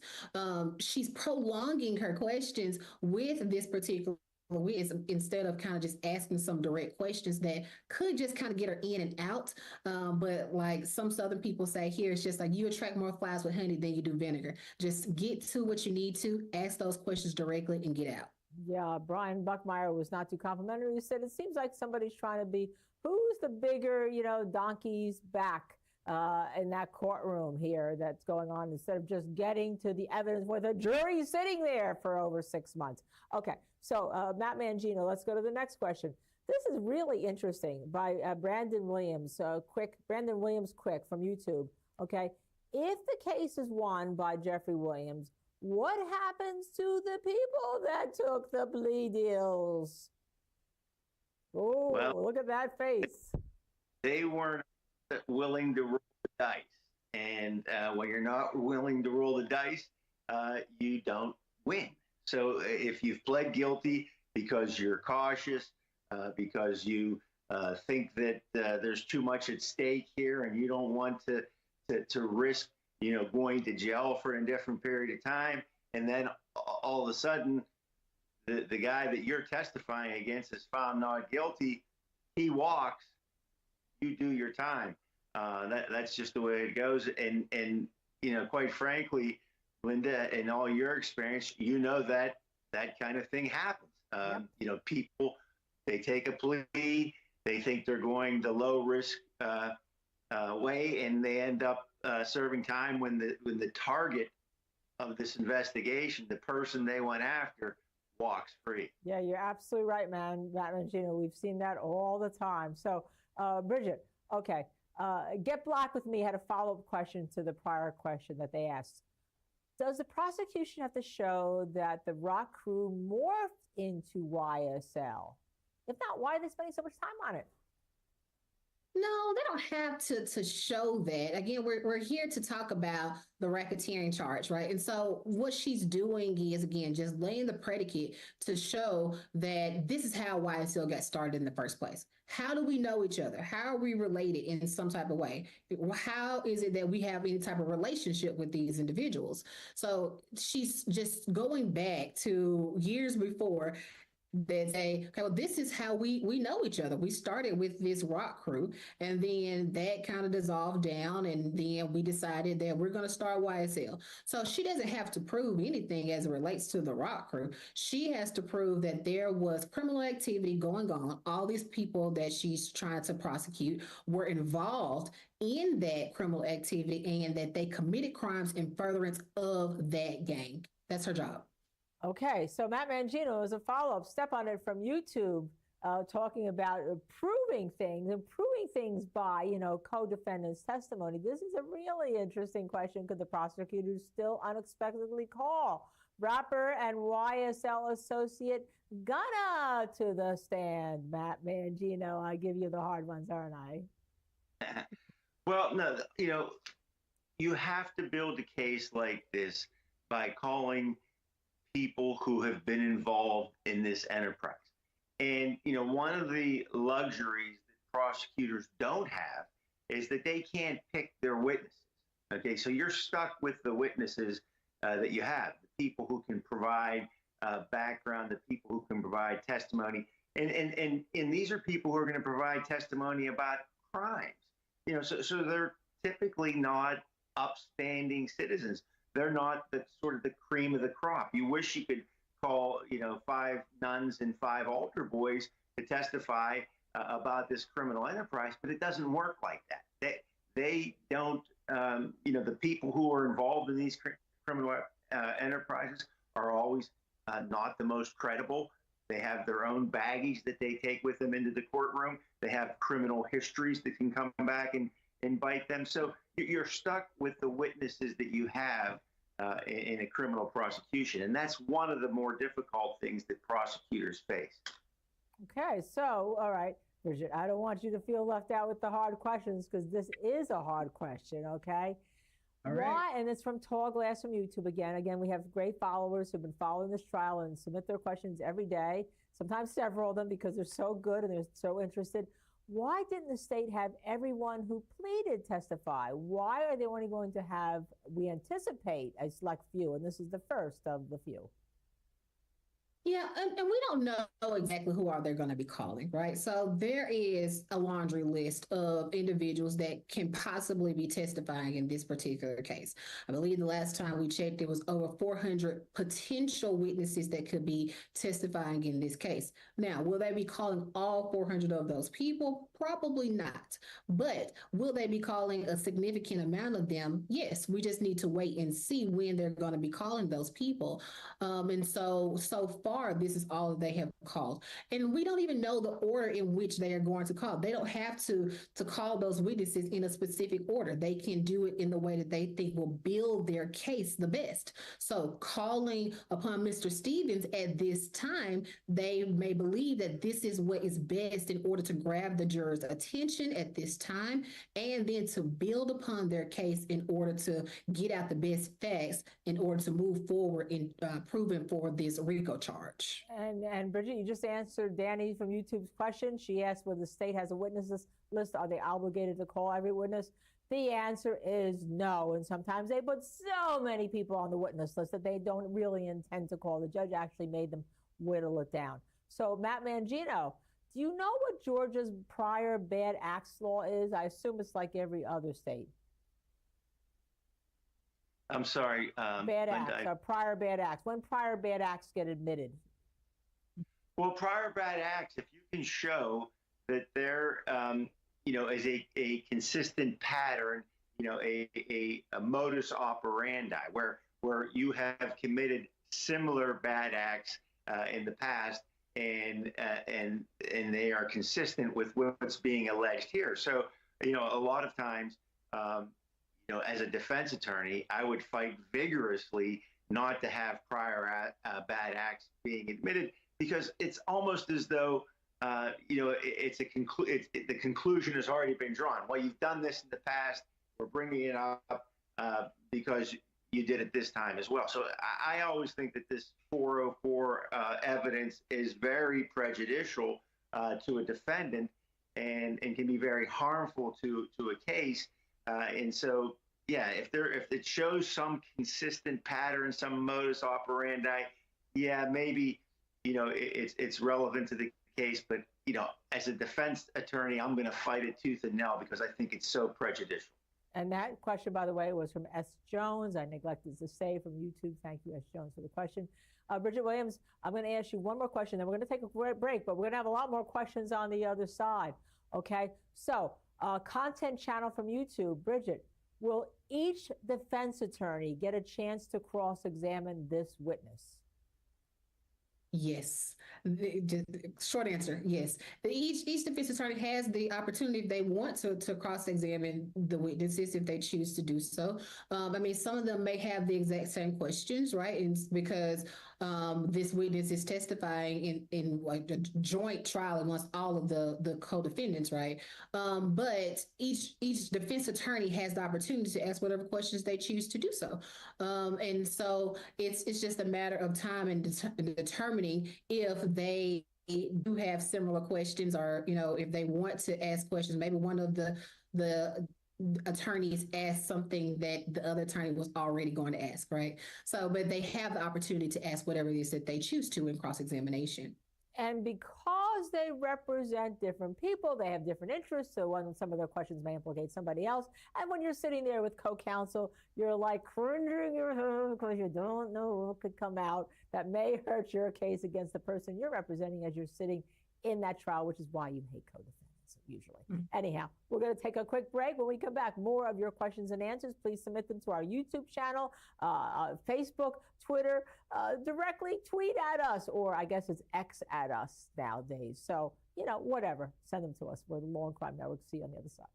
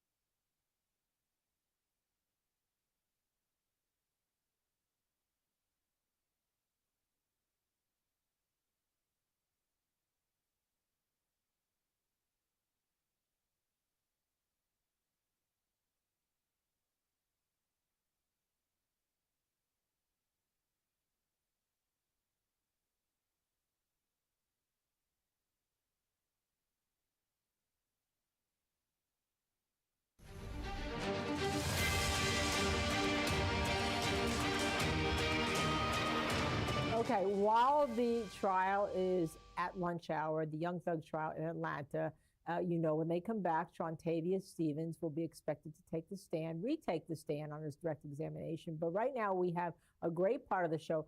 Your questions that we have been answering, viewers like you, keep submitting them. But let me go to some of them right now. This is just a favorite question of mine.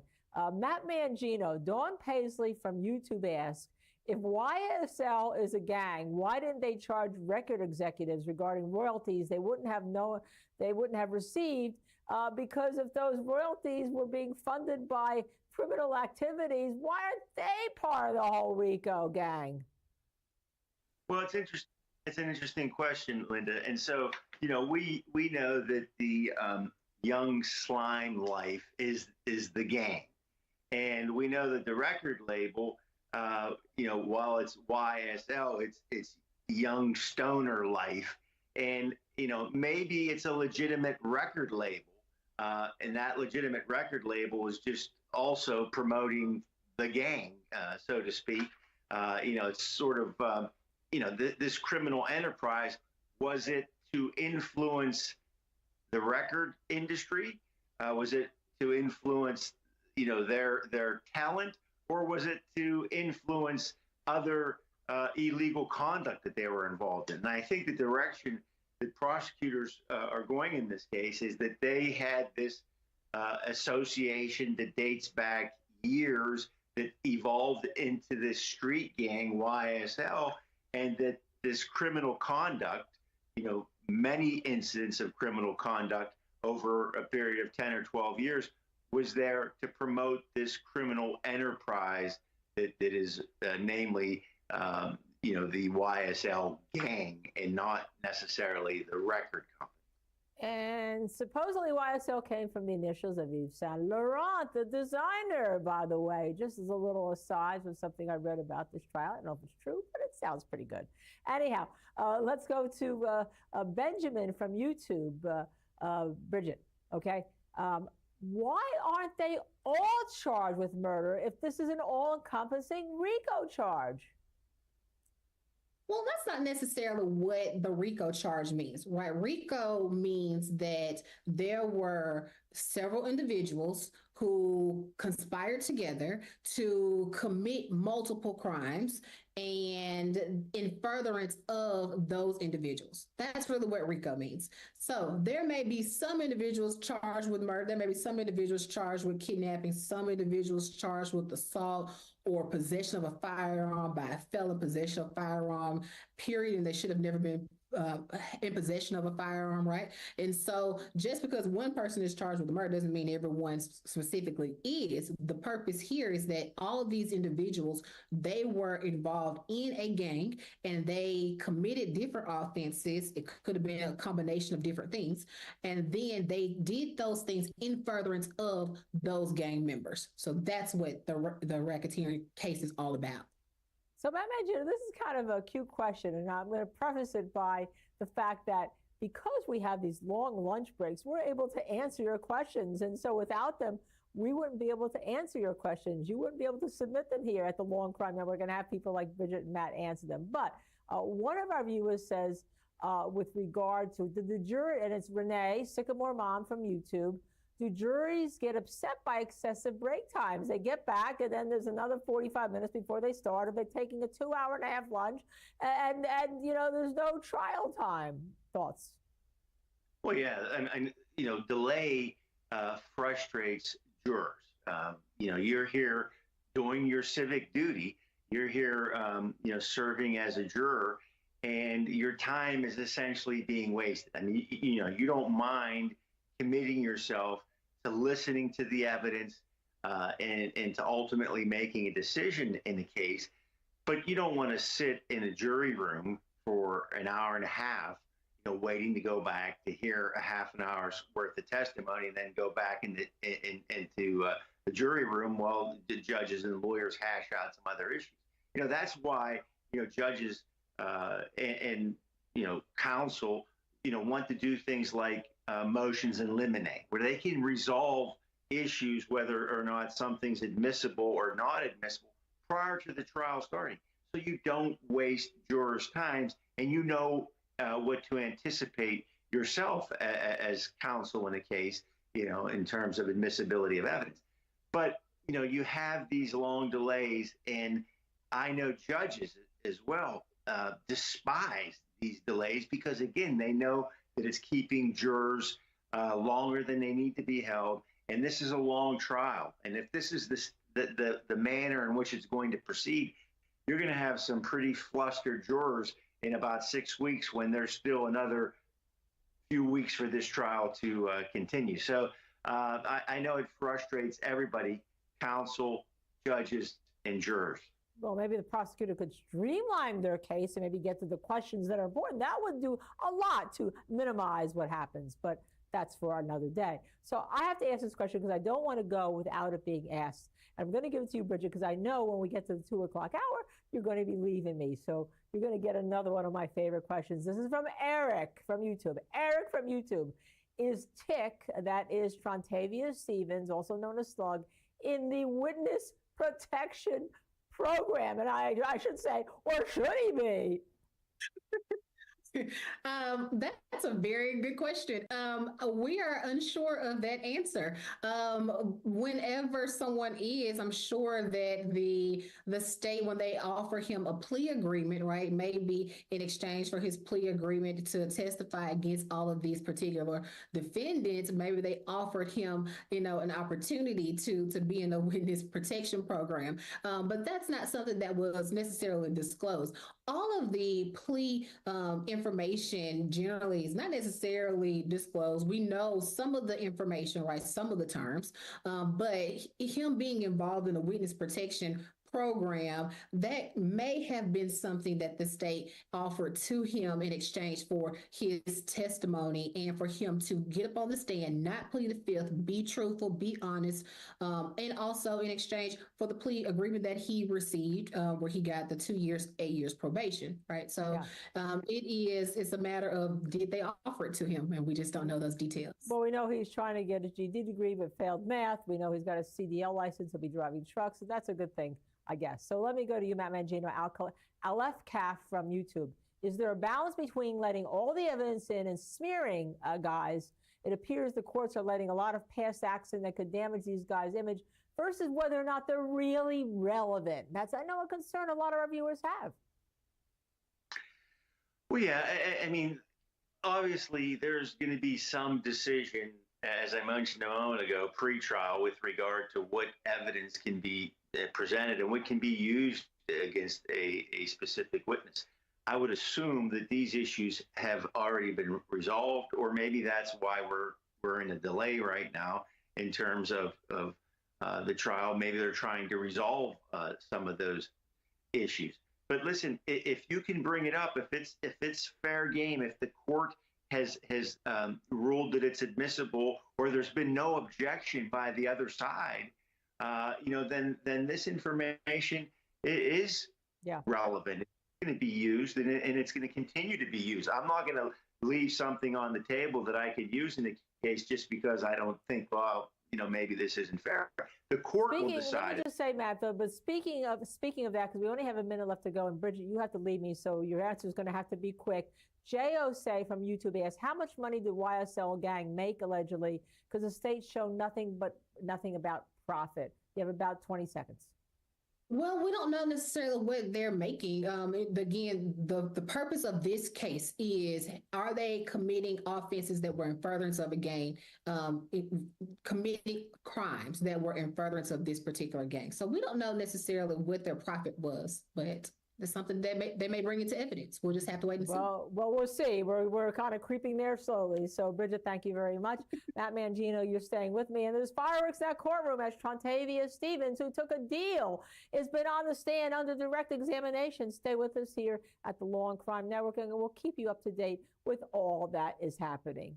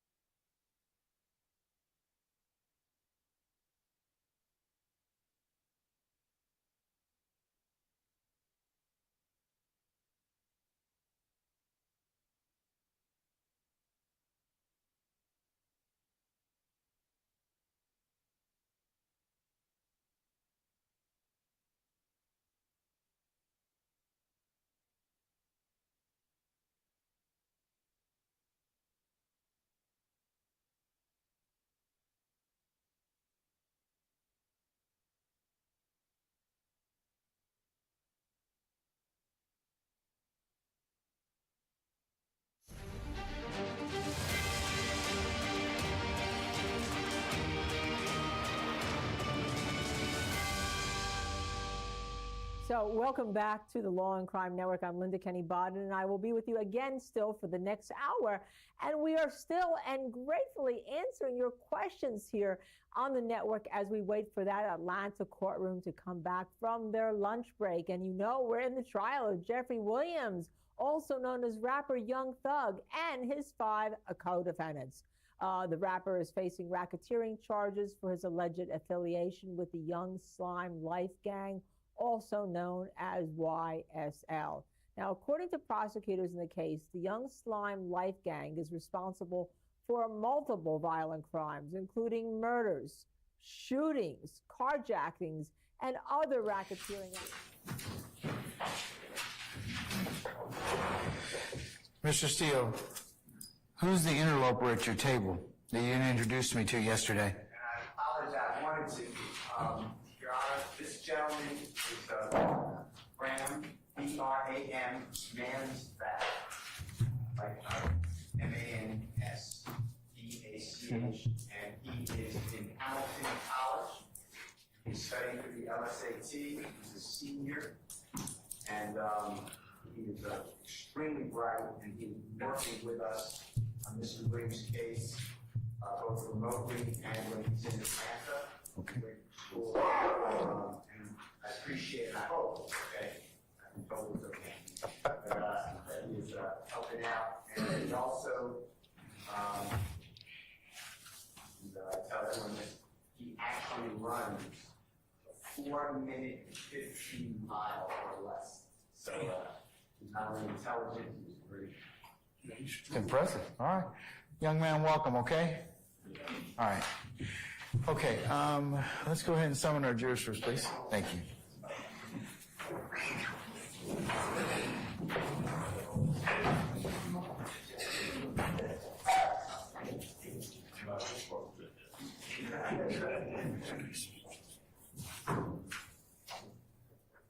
It's crispy in here. I said it's crispy in here. So hot. Yeah, I already have.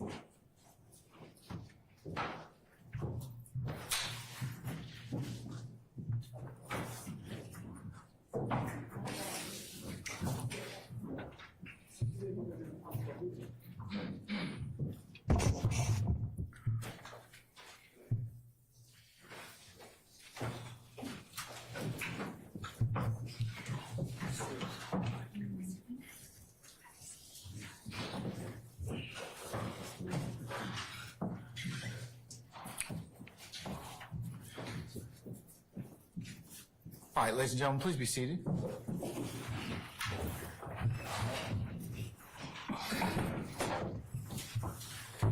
Everybody present, count. All right, thank you, Sergeant Ingram. All right, Ms. Love, you may continue with your examination, madam. Thank you, Your Honor. Good afternoon again, Mr. Stevens. Good afternoon. Did you have a good lunch? I ate some trail mix. Some trail mix? Okay, well, if you get hungry, let us know. We'll stop, right? Right. All right. So when we last left off at lunch, you were talking about the hand signs that you know are affiliated with sex, money, murder. Would you tell the jury how it is that you are aware that those are hand signs that are affiliated or connected with sex, money, murder?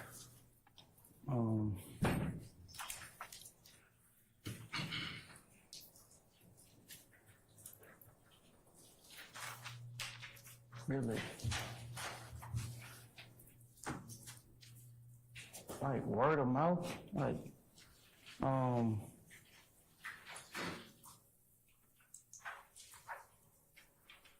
being around, being in the streets.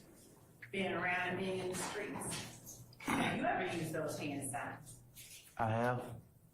Have you ever falsely claimed sex, money, murder? Like, no one I never got jumped in.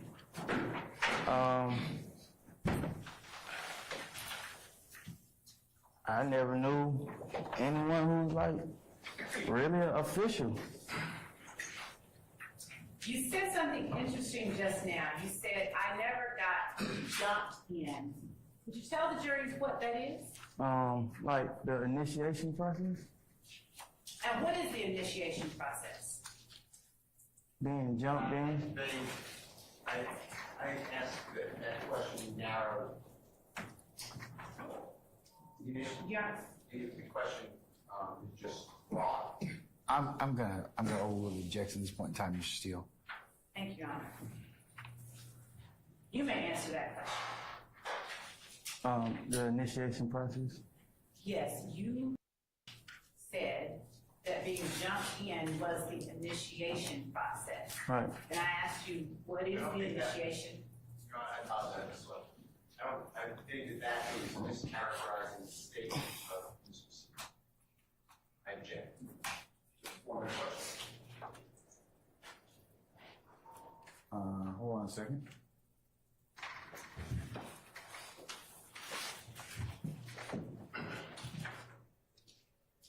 I'm overruling the objection, Mr. Steele. You may answer the question for the jury. The initiation process. Yes, what is it? Oh, to be jumped in. What does that consist of? A fist fight. A fist fight? Yes. Between who?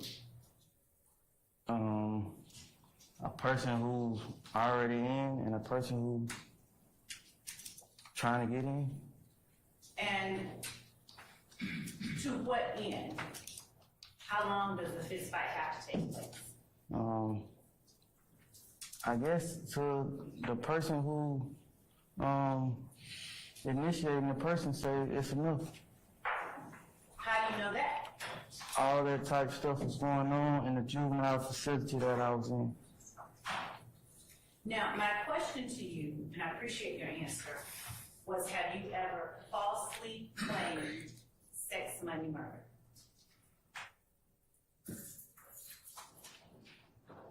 I never been jumped in. I'm asking you. So I never went. Have you falsely? Stevens, you'll have to finish it. I'll sustain the objection. Let him finish, Ms. Lau, okay? I never went through the process of being jumped in the initial game. Have you ever falsely claimed sex, money, murder? Yes. You have falsely claimed it. Yes. Where and how often? So I've never been jumped in, so like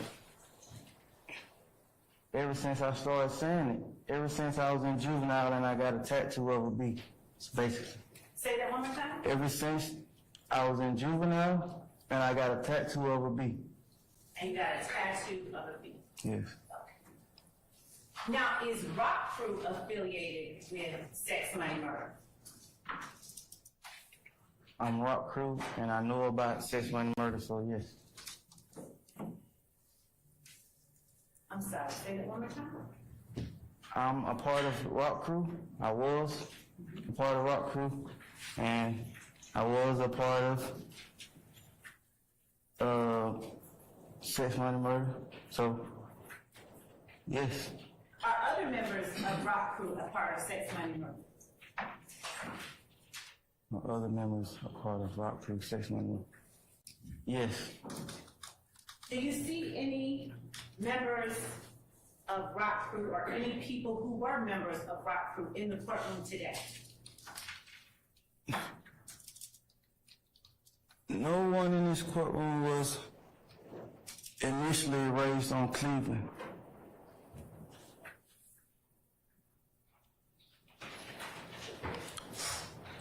So there's no way that they can be part of Rock Crew. So you're saying that there's no one in this courtroom who was ever a member of Rock Crew? No one in this courtroom was raised on Cleveland with me to be able to be a part of a crew called Raised on Cleveland.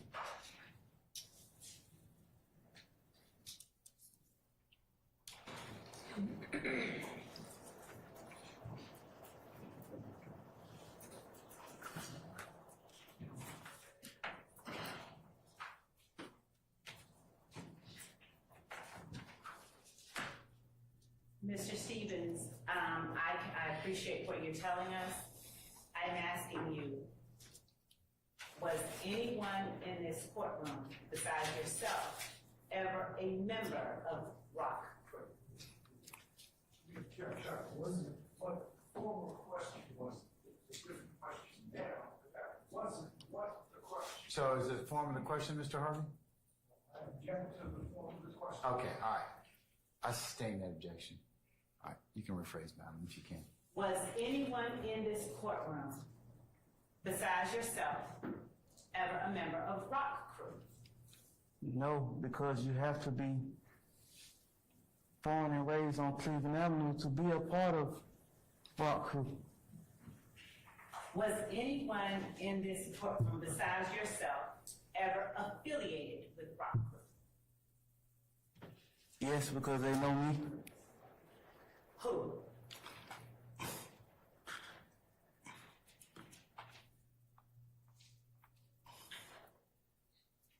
Some of them weren't even around when the Rock Crew era was going on. They kind of been like,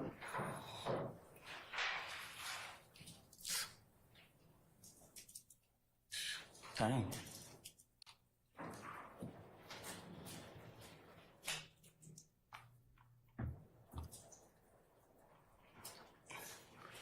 No, cause none of them be like a part of Rock Crew. Okay, so you said none of them could be, so No. no one in here in this courtroom besides yourself, it's your testimony, has ever been affiliated with Rock Crew? No.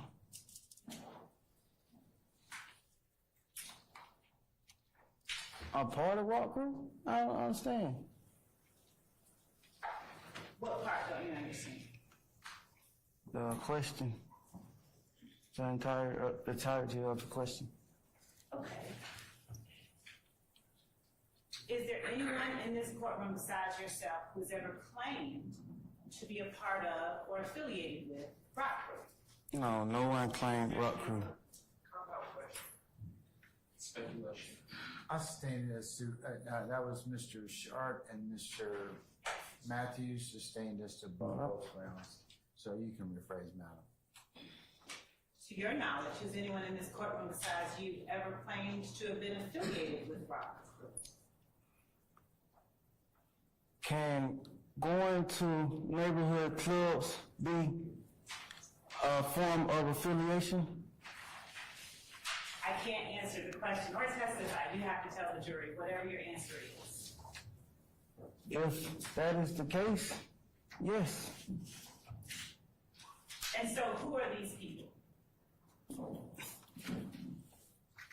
That went to the club with Rock Crew? Because that was my answer to my question. Okay, so sure, let's start with that.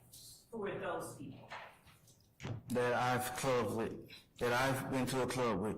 that you said went to the club with Rock Crew? I almost been to a club with every one of them except the younger one. Would you name the people here? First and last name? Yes, sir. To my best ability. Okay. Dang, I don't even know his name. What do you call it? Quay. Okay, who else? Jeffrey You know his last name? Williams. Okay.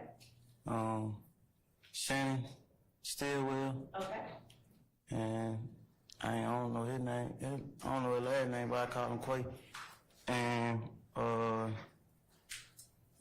DeMonte. Kendrick? Yes. How long have you known Quay?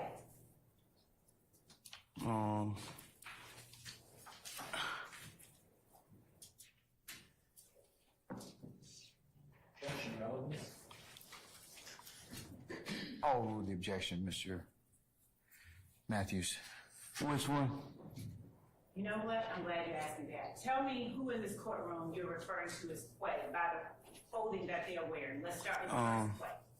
The first Quay is right here with the brown. Okay. And when you say right here with the brown, is he seated between a man in a purple suit and a man in a blue suit? Yes. Okay. And who is the second Quay?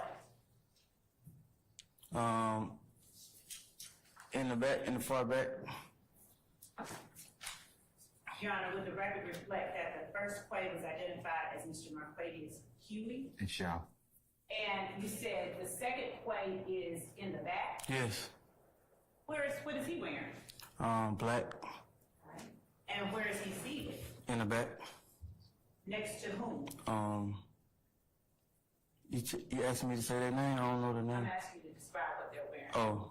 A gentleman in a brown suit and gray suit.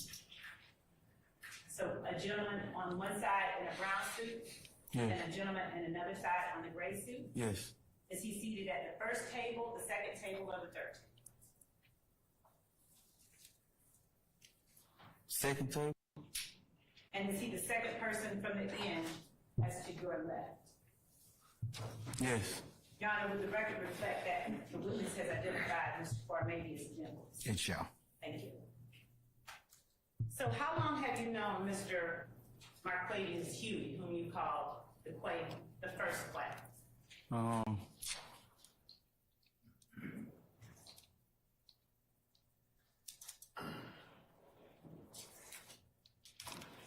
I already know of him. He used to come to the Cleveland Avenue Park and play basketball with us. So, what's the answer? How long have you known him? So the time frame I have problems with, man. I've been telling you this since I've been up on the stand. Do you know if you've known him longer than 5 years?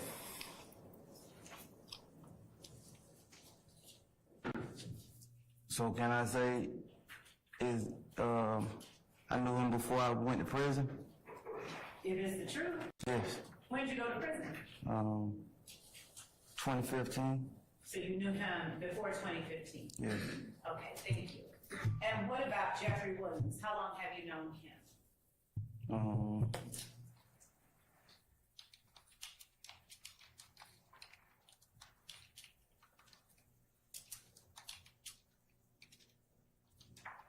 Of course, before I went to prison. I'm sorry. I said before I went to prison, but like,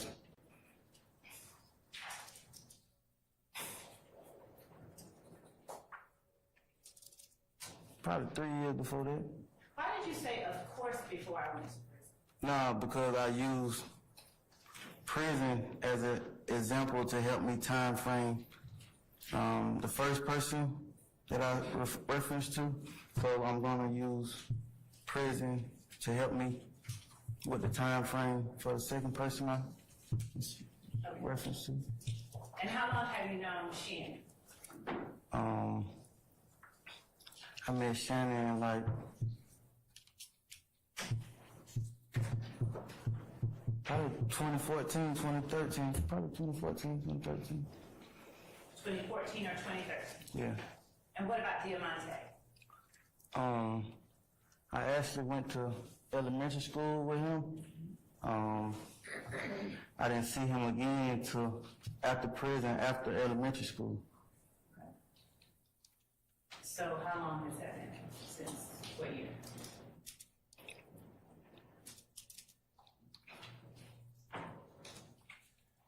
So I went to elementary school with him. I didn't see him again till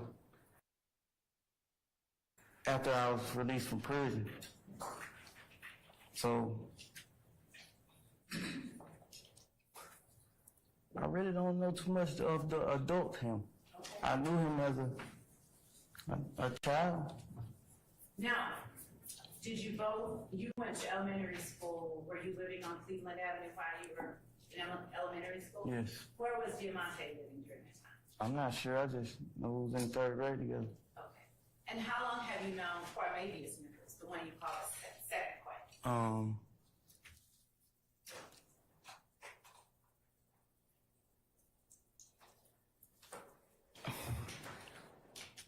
He's younger than me, so I knew of him to be out and about around the neighborhood, hanging with like some of the more guys younger than me. And when I came home from prison, he was older, and like we probably got to really kick it for like a year, and he went back to jail. So I technically know like.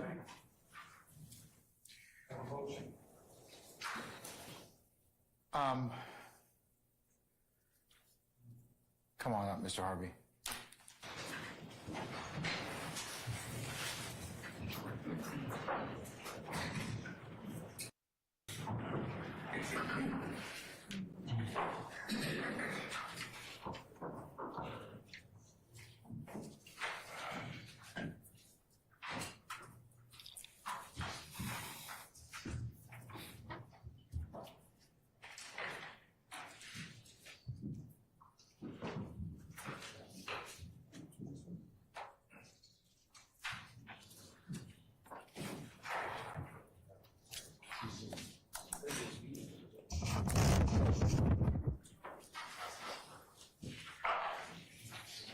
Yes.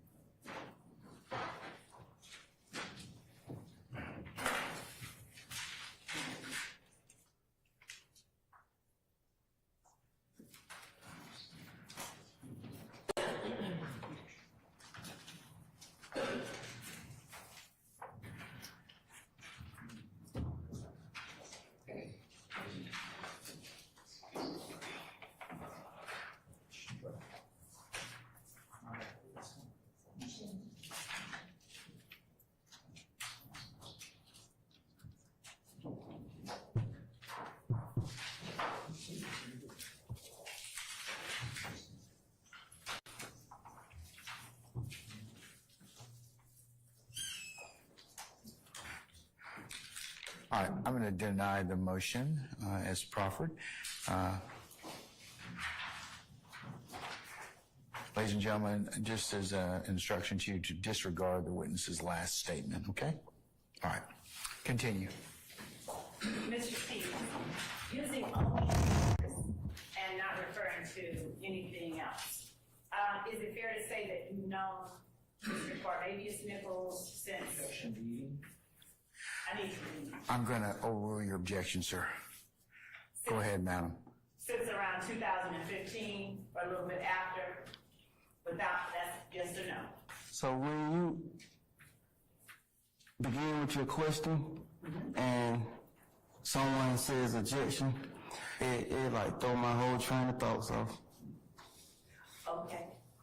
So I asked you how long you've known Barbabius Nichols, the person that you refer to as the second Quay. And then I am asking you, is it fair to say that you have known him since around 2015 or a little bit after? That's Yes fair. or no? Yes, That's fair? yes. All right.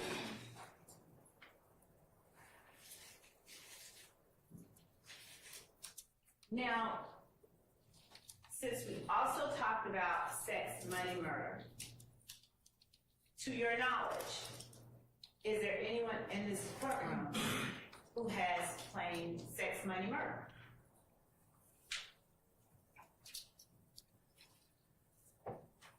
Not to my knowledge. Would you tell the jury what someone would do in your presence that would make you consider them to be claiming sex, money, murder?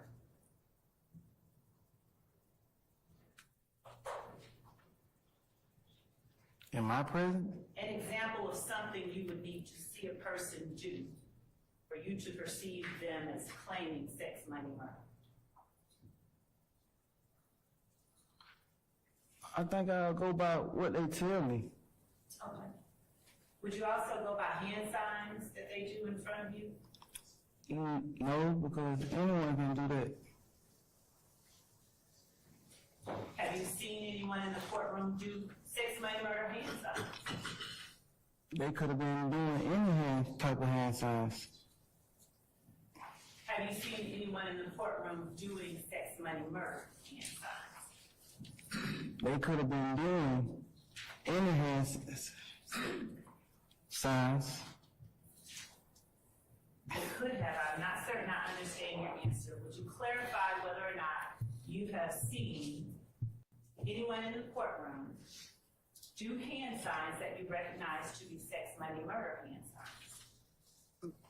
So they could have been doing a particular hand sign, and it could have been meaning something totally different from sex, money, murder. Have you seen any that you recognize as being like sex, money, murder? I don't recall. Okay.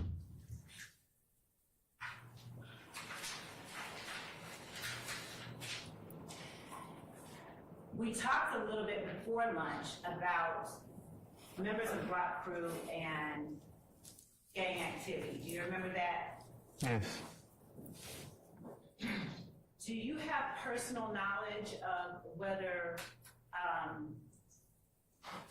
any of your family was selling drugs for Rock Crew? Do I have personal knowledge that any of my family? You said that. Hold on.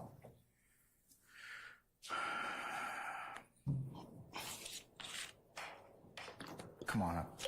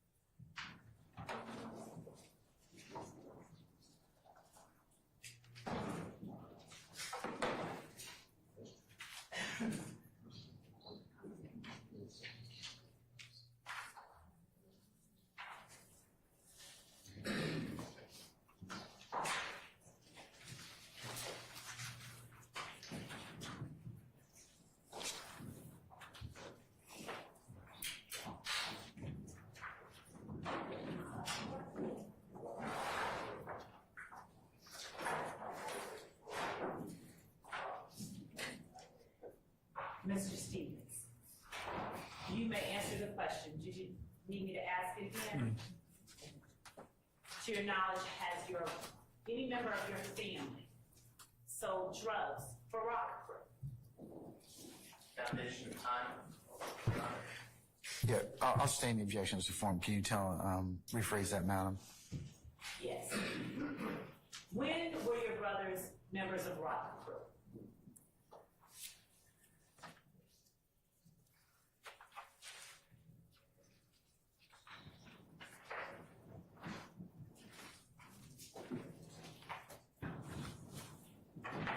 So we all, my brothers, so we all, I'm speaking on behalf of my brothers, we all like gravitated towards the streets at the same time. So are you able to tell the jury, to any degree of specificity, the time during which your brothers were acting as members of Rockford? I'm sorry, but I told you I'm bad with timing. It's okay, you don't have to apologize. So, understanding that, at any time when they were a part of Rockford, were your brothers, do you know know whether your brothers sold drugs on behalf of Rock Group? No. No. Is your answer no, you do not know, or no, they never did? I know my brothers didn't sell any drugs on behalf of Block Crew.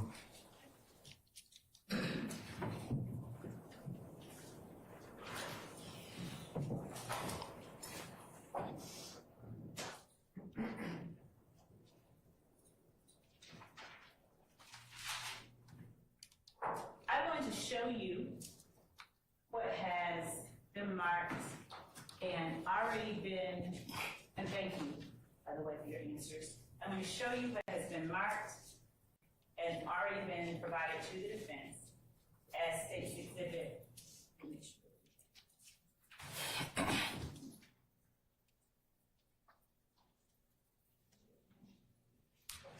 As State's Exhibit 1U.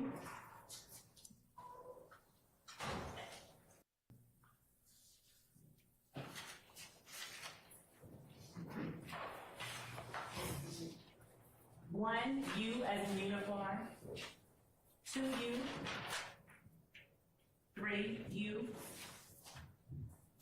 4U. 5U. 6U. 7U.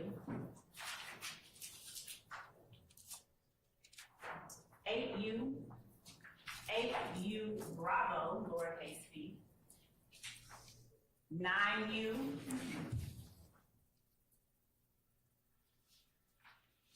And ask you if you recognize the images.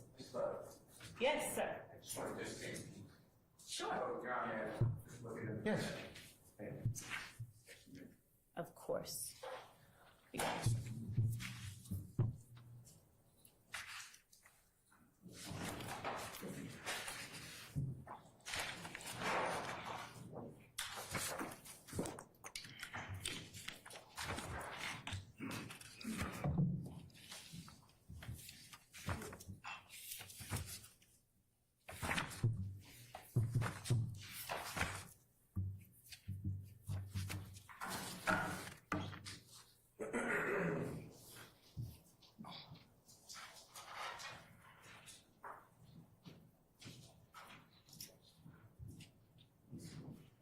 And ask you if you recognize, without commenting on what they are, because until they are introduced, we can't show the jury, okay? Yes. So I'm gonna put them in front of you one at a time. Do you recognize that image depicted in the photograph labeled State's Exhibit 1U? Yes. Yes. Do you recognize the image depicted in 2U? Yes. Do you recognize the image depicted in 3U? Yes. Do you recognize the image depicted in 4U? Yes. Do you recognize the image depicted in 5U? Yes. Do you recognize the image depicted in 6U? Yes, that. Just not saying what it is. Oh, no. All Okay, right. you recognize the image? You recognize the images depicted in 7U? Yes. You recognize the image depicted in 8U? Yes. Do you recognize the image depicted in 8UB, as in Bravo? Yes. And do you recognize the image depicted in 9U? Yes. Do you recognize, are each of these images depicting you or a part of your body? Yes. All right. Or something affiliated with you? Yes? Yes. All right. Your Honor, and are they fair and accurate representations of each of the images I've shown you? You ain't showing me them right now. These are not ones They that ain't got nothing to do with me. they are you, but they're smaller pictures. Oh, all right. So, are they fair and accurate representations? Yes. Your Honor, the state tenders 1U through Uniform, okay. 1 uniform. Through 7. 9 uniform, inclusive of the photographs, which include the Bravo designation. So it's, Which one has a, that would be, 8 has a uniform Bravo designation? Yes, Your Honor. Any other one? and I believe there is that one in this Okay. set of photographs. Any objection to stage 1 uniform through 9 uniform? Council? All right. Stage 1, uniform 2, uniform 3, uniform 4, uniform 5, uniform 6, uniform 7, uniform 8, uniform Bravo, and 9 uniform are admitted and may be published as you see fit. All right? So,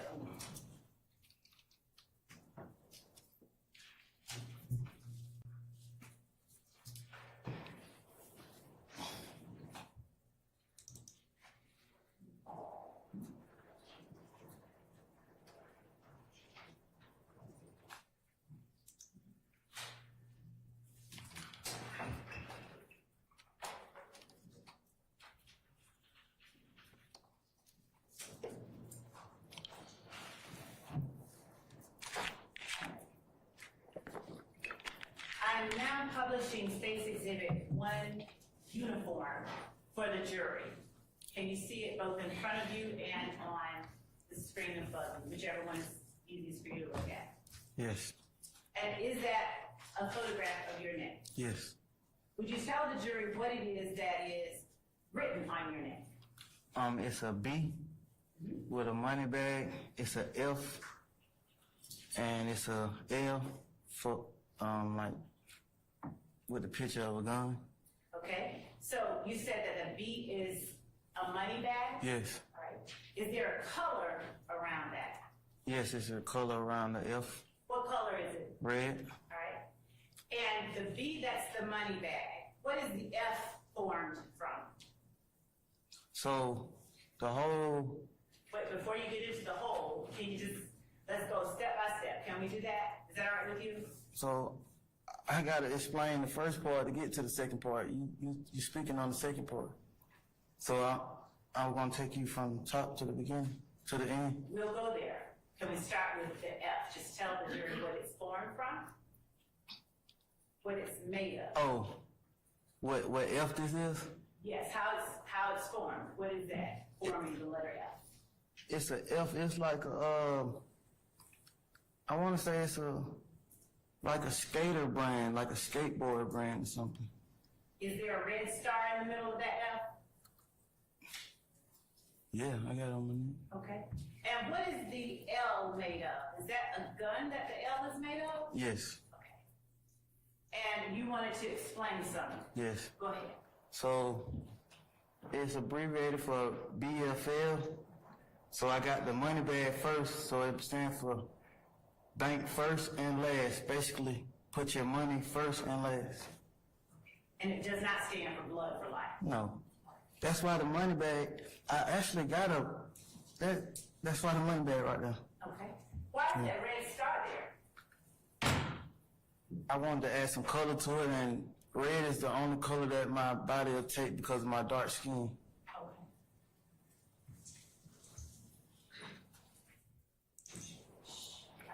Okay. I'm going to show you what has been marked as 3 uniform.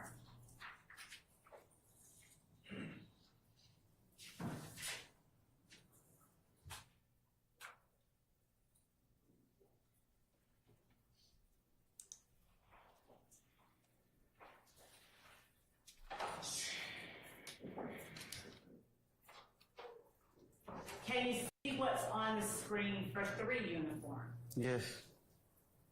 Would you tell the jury what we're looking at, what part of your body we're looking at in 3 uniform?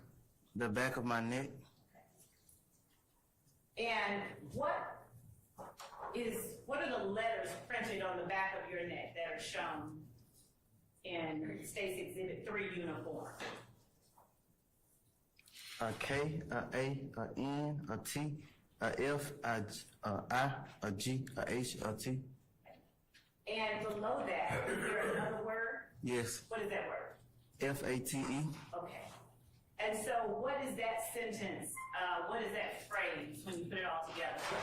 Can't fight fate. Okay. How do you spell can't? C-A-N-T. 3-A-T. Why do you have it spelled with a K on the back of your neck? Because it was my body and I wanted to do what I wanted to do with my body. And you're entitled. Right. Is there any particular reason you chose to change the letter C to a letter K?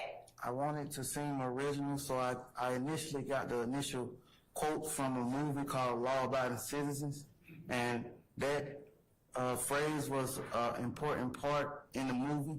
So, and I didn't want people to think that's where I got it from, so I wanted it to seem original, like I thought of it.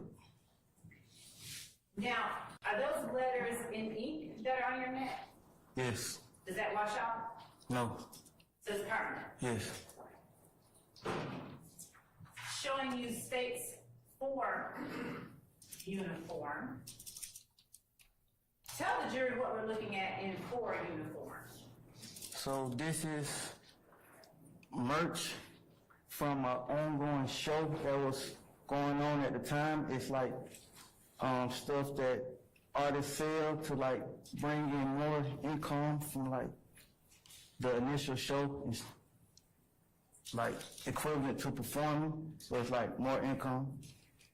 So being more specific, is that a red hat? Yes. And was that your red hat? Yes. Are there letters on the red hat? Yes. What letters are on the red hat? Bompton. Would you spell that for the court reporter? BOMPTON. Now, is that meant to be Compton but replacing the C with the B? Yes. Okay. All right, I'm going to show you what we've already admitted as State's Exhibit 5U, uniform. Would you tell the jury what we're looking at in terms of the portions of your body with writing on it in State's 5U? Is that your right hand? So yes, this is my right hand. And is there writing on the side of your right hand, the back side of your right hand? Yes. Is there a word? Yes. And what word is written across your right hand? Cleveland. Is it still there? Yes. Would you hold it up for the jury? Sorry. All right. And are there letters written across your fingers of your right hand? Yes. What letters are they? ROC. All right. And are we looking at your left hand in State's Exhibit 6 uniform? Yes. What's written on the back side of your left hand? What word? Ave, short for Avenue. And are there letters on Yes. your fingers? Yes. What letters? C, a R, a E, a W. Are those letters in permanent ink? Yes. And are they meant to signify the game you mentioned earlier, Rock Crew, Yes. or Raised on Cleveland? Yes. And 7U, is that just your right and your left hand put together? Yes. All right.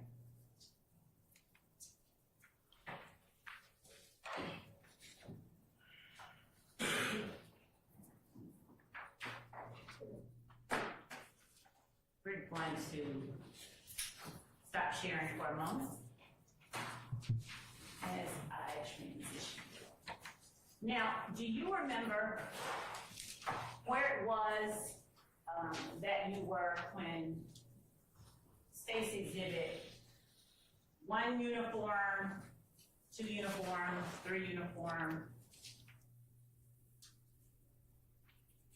4 uniform, where those photographs were taken of you? Yes. And were those photographs taken during an encounter with law enforcement? Yes. And were those law enforcement officers inclusive of Investigator Belknap? That was a while ago. I'm not even familiar with. Okay, fair enough. I remember the officer who took me to jail because me and him had the last name, and I was joking with him. We got the last name. You can let me go. So that's how I remember that. All right. Were you being arrested at that time for an incident that occurred on or about October the 11th of 2014? Yes. And did that incident involve the armed robbery of a female? Yes.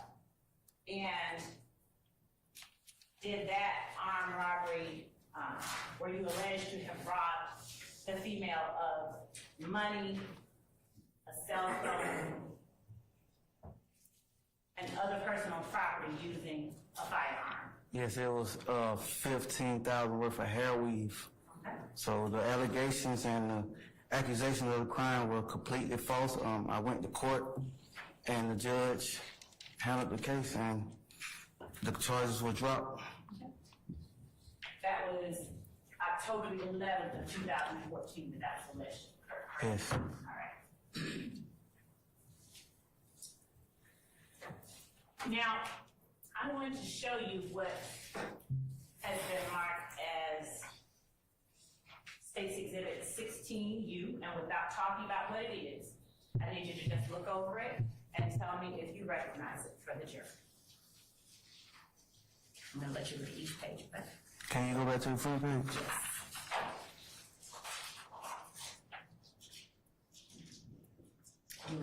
Yes. Oh, no, I got it. This same thing. Okay, I'm gonna put it right here and let you just flip through it without showing it to the jury. Okay. Page by page. Take your time. All right.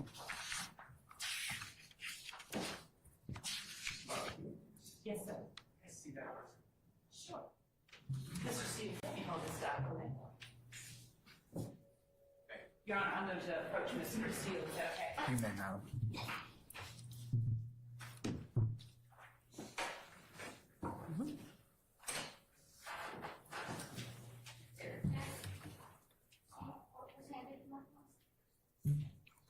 Say again?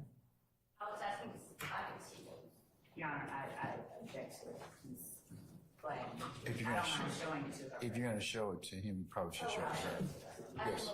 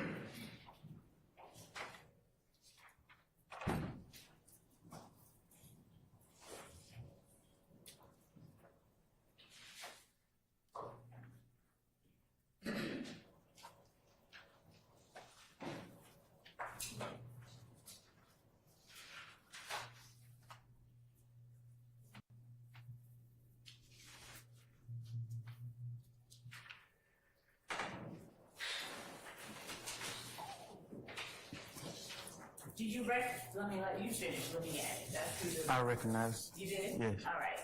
Is that a fair and accurate depiction of the document? Let me back up and ask you. 16U is composed of 5 pages, right? Yes. And is your signature on the 5th page? Yes. And did you put your signature on the 5th page? Yes. Is this a fair and accurate reflection of the document that you put your signature on? Yes. All right. Do you see any material alterations, anything different? No. All right. State tender State's Exhibit 16U as evidence, 16 uniform as evidence, Your Honor. All right, any objection to state 16U? All right, state 16U is admitted, may be published as you see fit. Thank you, Judge.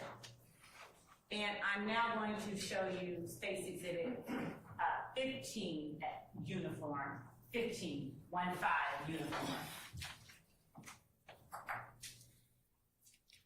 And ask you if you recognize 15 uniform as well. Yes. All right. And how do you recognize 15 uniform without saying what it is? Yes, sir. Sure.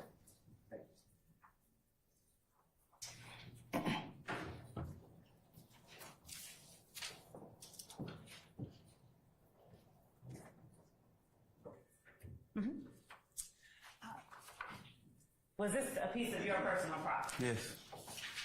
And is it a fair and accurate representation of personal property that was taken off you on the date that the other pictures we referenced Yes. were taken off? Yes. Your Honor, we tender State's Exhibit 15 uniform as evidence. Any objection? Hearing none, states 15 uniforms admitted may be published as you see fit. Thank you, Judge. Would you tell the jury what we're looking at in State's 15 uniform? So Just start off with what it is, and then you can talk about anything else you want to, okay? it's a red bandana. All right. Where was this red bandana on your person? Probably in one of my pockets. Which one? I don't recall. Did you routinely wear a red bandana? And why did you say, let me back up and change that question. Why did you say probably in one of your pockets? Because as you can see, the item is on top of my car. So they was like pulling all type of stuff out my car. And that actually, if I'm not mistaken, that has the same words as the other one on the front. It was also merch. And it was like, it went together because that was the, what's the word I'm looking for? That was the, what the song that the merch was pushing. Like that's what the song was. What was the song? Lifestyle. So that's the theme of the song, basically is the word I'm looking for. Okay, what was the So if I'm not mistaken, the front of it, I think it had like either Rich Gang or probably the same thing. You need to look at it again. Yeah, you can't see it because it's laying on. I mean, you can't flip. This image isn't here. Okay. Right. So you're saying part of what we see that's not Right. So part of what we it can't. had words on it. It was also tour merch. Okay. Yes. And that's your red card that it's laying on? Is that what you were saying? Yes. Okay. Now, is there something to the left of that red bandana? Yes. What is it? Right. Money in the form of dollar bills. Okay. Is that your money? Yes. How did you make that money? You remember? That looked like probably $20. I probably asked somebody to borrow it or something. I don't know. Okay. And who were or was the artist who did Lifestyle? Jeffrey. Jeffrey Williams? Yes. In the courtroom today. Yes. What is the theme of the song Lifestyle? You said that Bompton and the red bandana and all of that. Yeah. What was the theme? So the colors for initial like Rich Gang collaboration was black and red. So that's where the theme came from. Okay. So by him collabing with Rich Gang, they sought to it that the colors be presented with the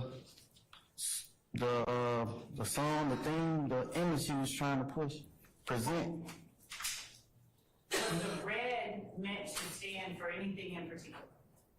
Nah, it was just the theme, the color of the theme. I think the album cover at that time was like that color or something.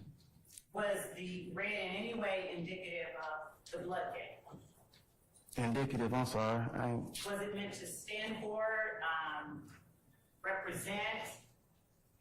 Not from my understanding. So you don't, No. that had nothing to do with sex, money, murder, or blood?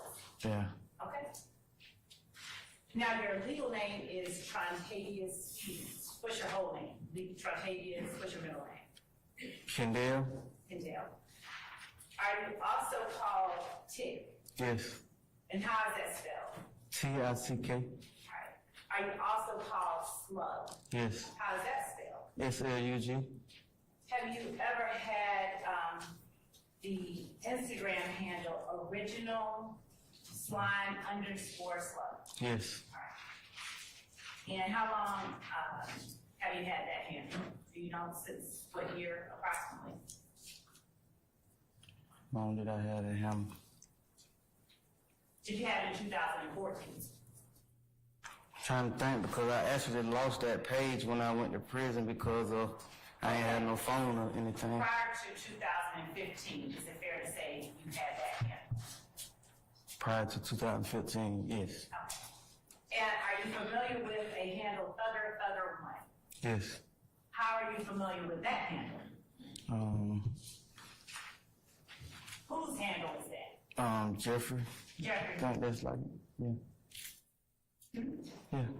Jeffrey who? Williams. Okay. The same Jeffrey Williams in the courtroom today? Yes.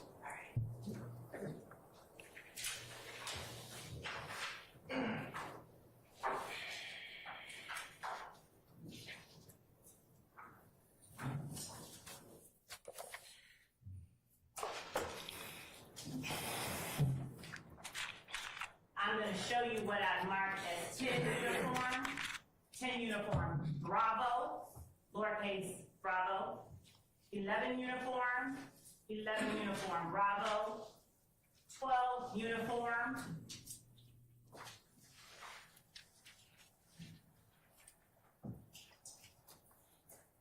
and ask you if you recognize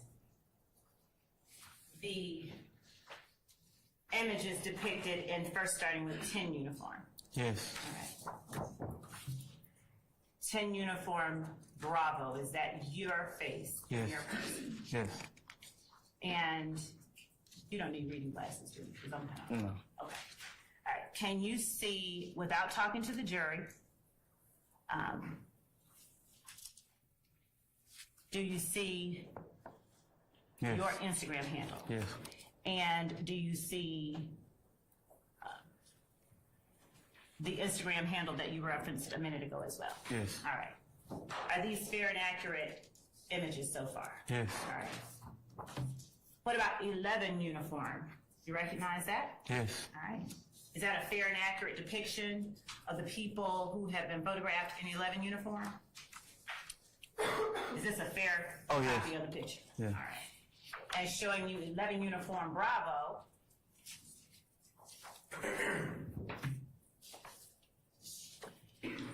Do you recognize the Instagram handle on 11 uniform Bravo? Yes. Is that yours? Yes. All right. So is this a fair and accurate reflection of 11 uniform Bravo? Yes. Showing you 12 uniform. Do you recognize 12 uniform? Yes. All right. Is that a fair and accurate depiction of the folks that are depicted inside? Yes. Your Honor, the state tended at this time 10 uniform Bravo, 11 uniform Bravo, and 12 uniform. I want to take a look, Your Honor. Yes, sir. Sure. Here, and just for clarity, this is each of those that I had provided. Yeah, I just want to see the.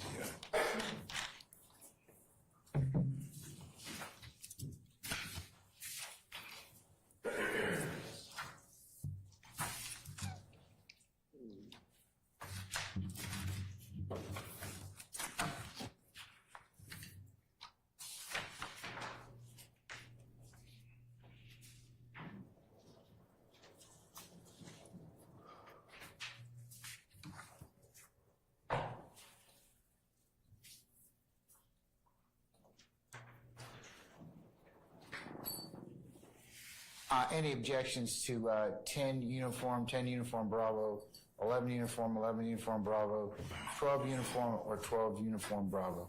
All right. Those are admitted. They may be published as you see fit. Thank you, Your Honor. Mr. Stevens, you mentioned merch earlier. Yes. What is merch?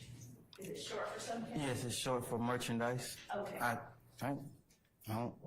think so. I just always said, I always heard the word merch. Is that what you meant? Yes. All right, merchandise. Okay. You say, is that what I meant it to mean? I meant it to mean merch. All right, then we'll call it merch. Huh. All right.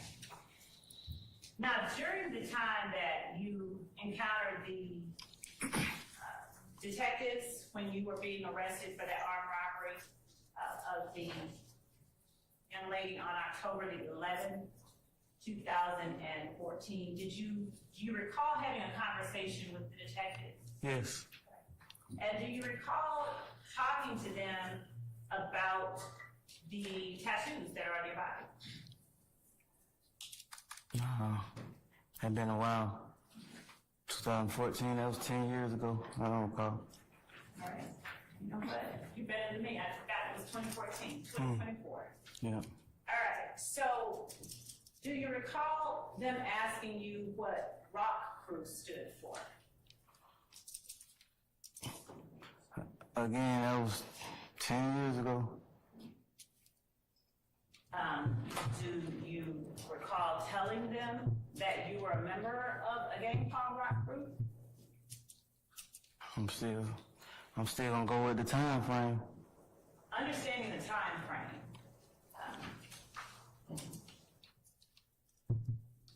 And showing you as well 16 uniform.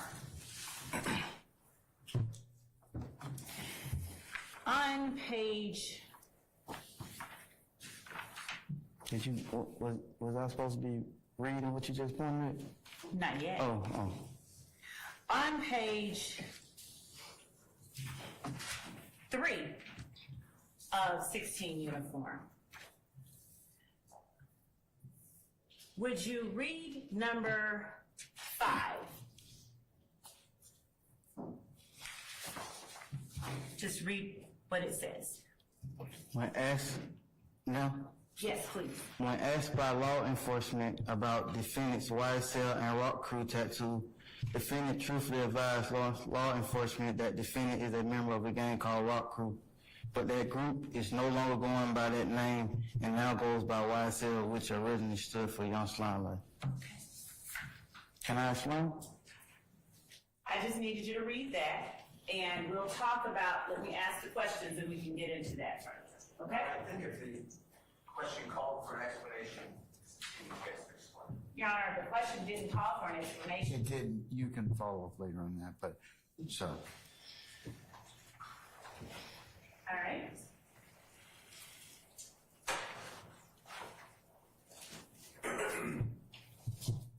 And Mr. Smith. May I impose an objection on that same topic? Basis?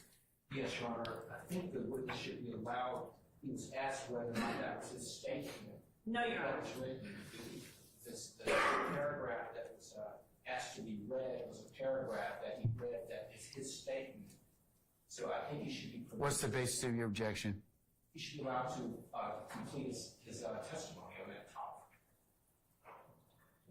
I'm going to overrule your objection. You both counsel are apt to, when your examination time comes, to complete that, okay? All right. I'm going to now show you page 2 of what has already been admitted as State's Exhibit 16 uniform. And I'm going to ask you to read number 1 under the heading Defendant's Factual Acknowledgments. Would you please read that verbatim? Young Slime Life, aka YSL, is an organization made up of 3 or more members or associated who share common identifiers that include but are not limited to colors, hand signals, and terminology, who have committed crimes intended to increase the notoriety, street credibility, and reputation of YSL. Okay. Ms. Yes, Your Honor. Love, did you admit 16U? When did you do that? Your Honor, I don't think you did. I think it's been shown the witness, but it hasn't been tendered as of yet. I could be wrong. I mean, 16 uniform.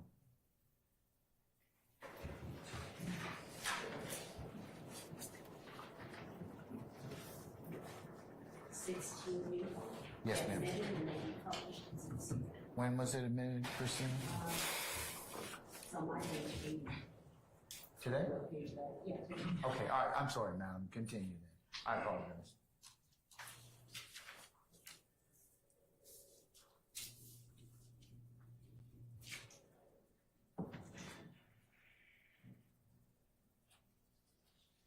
Mr. Stevens, and when you testified earlier in identifying 16 uniform and spoke about your signature.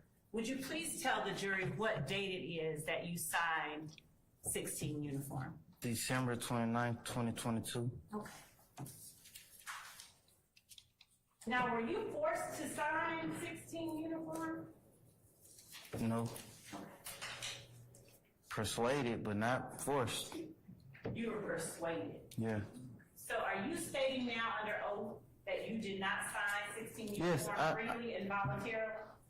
Yes, I did, yeah. Okay. Yeah. You signed it freely and voluntarily? Yes. And you understood what you were signing? Did you understand what you were signing? Is a better question. So, the state's initial offer with this plea was on the 27th. I need you to. I asked the gentleman to allow to finish his answer. Yeah, let me. I asked that he answer and then explain. The answer was affirmative or negative, and he did not answer. So I asked. And you got him on direct, though. Right. Right. So, okay, all right. So, I'm gonna sustain the objection. Go ahead and ask him, or let him complete his answer. Did you understand 16 uniform? So that was part of my answer. So the state gave my lawyer this plea agreement on the 27th. I was back in court on the 29th. I had 1 day to go over the whole thing. Everyone else who accepted the plea had like a month. I only had 1 day. My initial lawyer withdrew from the case because his wife called. Your Honor, I'm going to object to my own witness as being It's not non-responsive. responsive. So, sir, answer the question and then you can explain it, okay? Yes or no, and then answer, and then you can explain it. What was the question again? Did you understand State's Exhibit 16 uniform when it was placed in front of you? Yes. All right. Now, would you please read the very last paragraph of State's Exhibit 16 uniform right above your signature in its entirety? Trentavious Stevens. Starting with the word I. I, Trentavious Stevens, have read and carefully reviewed this agreement. I have reviewed and corrected where necessary for accurate each statement contained in defendant's factual acknowledgement. And I acknowledge the truth and accuracy of each and every statement listed therein. I fully understand this agreement, and I have had an opportunity to discuss this agreement and each of its provisions with my attorney, Ms. Chrissy Gladden. No promises other than those contained in this document have been made to me in furtherance of this agreement.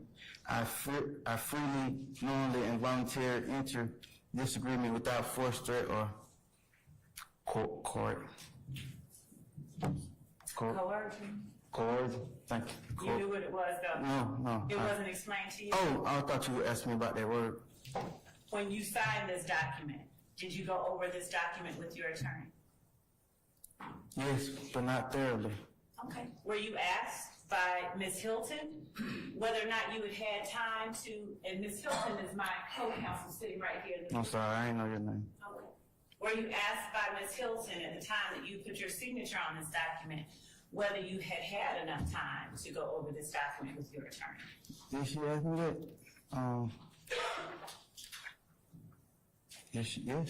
Yes. Did you tell her, yes, you had enough time? Yes. Did you tell her you needed any more time to go over it with your attorney? Yes. You did tell her that? I told you that, actually. I asked, because one of the defendants was, you told him that he could come back on Tuesday with his reply, and I asked, can I do the same thing? Judge, I'm going to object to this as being non-responsive. Okay. And I'm going to ask that. It's non-responsive, so. I think responsive respectfully. Sir, I've ruled, okay? Don't get a comment on what I say, all right? So, I'm ruling on it. His answer's non-responsive. Okay? Do you have another independent objection? The same objection. Well, he's non-responsive, so that's clearly a field. So anyways, continue now. Okay, thank So you. you have to answer the question, then you can explain it, okay? That's understood, Your Honor. Okay. Did you inform Ms. Hilton at the time that you signed this document that you needed any more time to discuss this with your attorney? No. Did she inform you that if you needed more time, you would be given more time? No, because I actually asked for more time before even agreeing to it. I asked Miss Chrissy Gladden to ask you because, is this okay what I'm doing? Can I explain? I answered the question first. Fine. Yeah, I'm not being non-responsive. So I asked Miss Chrissy because I overheard you tell the defendant sitting next to me that he can come back on Tuesday with his answer that he has to because it was the weekend, if I'm not mistaken, to the best of my knowledge. And I asked if I can do the same thing, and you said no.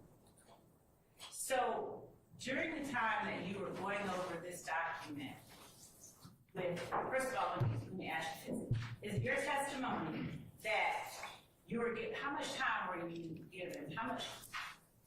When did you find out about this document? That initial document was given to my attorney on the 27th. I think she told me that yesterday.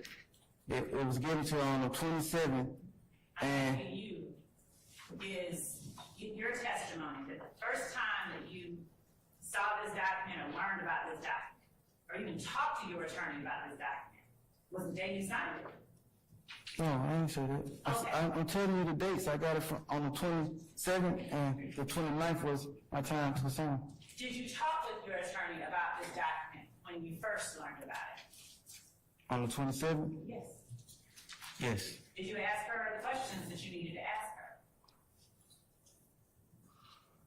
her? Yes. Did she give you answers? Yes. Did you talk to her any more about it on the 28th? Yes. And did you talk to her more about it on the 29th? On the 29th. Yes. Yes. And during the time that you were going over this document with Ms. Hilton, did you stop and correct Ms. Hilton and ask for clarification and understanding at some certain points? I think one time I mentioned that I couldn't understand this. And did you, where you But, found? I'm sorry, but that was like just asking her to repeat something one time. You think it was, your testimony is that it was just asking her to repeat something? Yeah, I read it last night. You want me? So let me ask you this. What is that document you have in your hand? It's my transcript of the guilty plea for the. Want me to keep reading? I just want, it's a transcript of your guilty plea? Yes. Did I give that to you? No. Did anyone from my office give that to you? My lawyer gave it to me yesterday. Did you go over that document with Mr. Steele and Mr. Adams? No. All right. Did you go over that document with your attorney? No. All right. So you just, did you ask her for that document? We were supposed to. Oh yeah, I asked her. Yes. You asked her. Why did you ask her for that document? So I can go over it. Because when you walk past me in the hallway, that's what you stated, that me and you was gonna go over by me coming with you. So I took the initiative to ask my attorney to get me a copy of it so I can go over with her. Is it your testimony that I told you we were gonna go over your transcript? Yesterday you said, when we were walking past, you said, come here, we're gonna go over the questions. That I wanted to ask. Yes. So why did you ask for your transcript? Because I'll sustain the objection.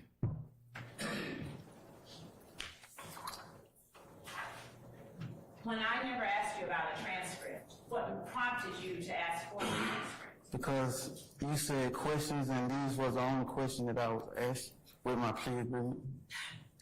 Did I ask you or tell you that I wanted to talk with you about the things I wanted to ask you on the stand? You said I have some questions for you, so yeah. Now, you said that in your plea agreement, in your factual acknowledgement, you said some other things. So let me ask you to read section section 2 under defendant's factual acknowledgments. Verbatim. Defendant is one of the founding members of Ysl Life. And being that you were the defendant signing this, were you one of the founding members of Ysl Life? Yes. And Ysl Life, as you noted here, is a gang. Yes.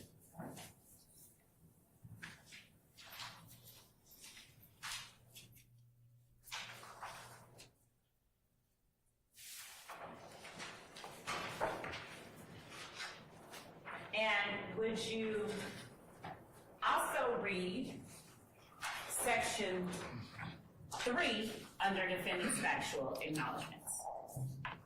Verbatim. Number 3. Yes. Defendant committed aggravated assault as alleged in Act 1 by brandishing a gun at an undercover police officer that was surveilling a vehicle that was hijacked from a woman. Can I explain? Sure. What is it that you want to explain first? Tell me that. Because I just asked you to read this verbatim. That's not a question. Your Honor. I sustain the issue as the commentary. Okay, just go ahead and continue your next question. Okay, thank you. All right. So, Mr. Stevens, you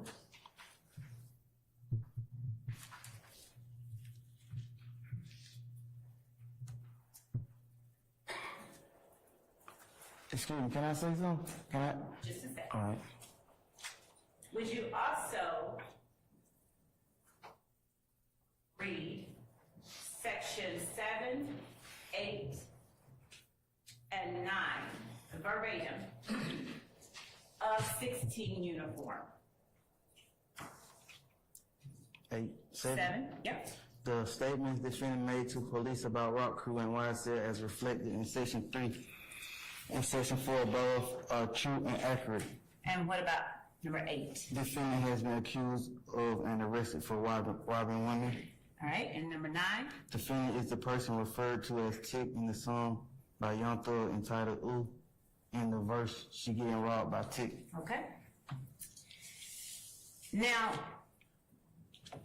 do you know when it was that that particular song was released? I'm bad with timing. I'm going to now show you what's already been admitted as State's Exhibit 2 uniform, and I'm going to publish it for the jury, Your Honor.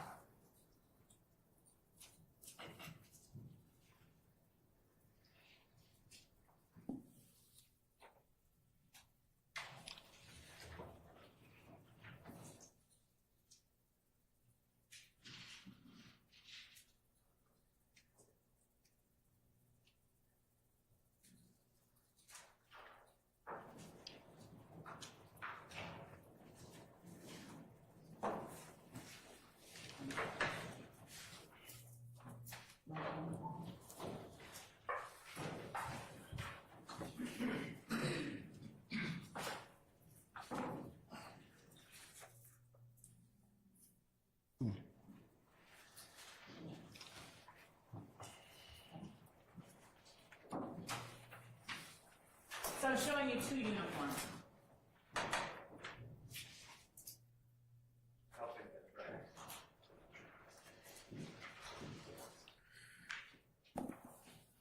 right. Would you tell the jury what Do you have an is... objection, sir? I had 2 uniforms. It's been admitted already. 2 uniform? Yeah.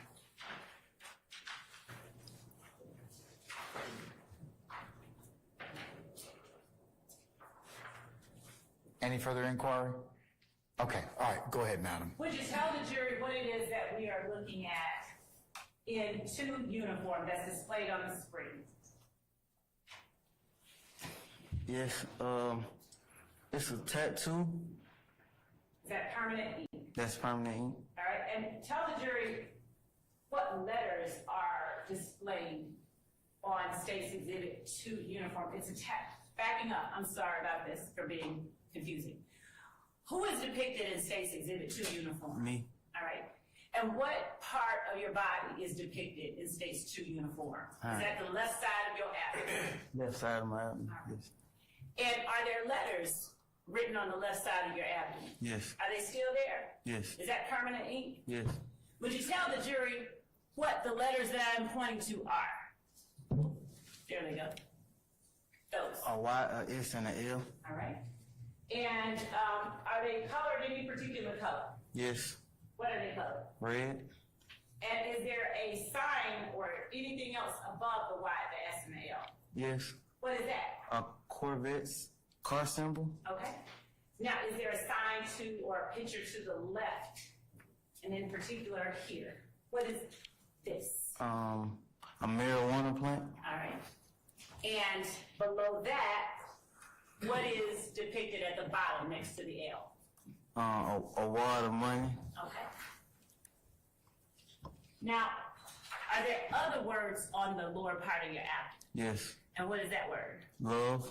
And how is the word love spelled out? What pictures are used to spell love? What is the L spelled with?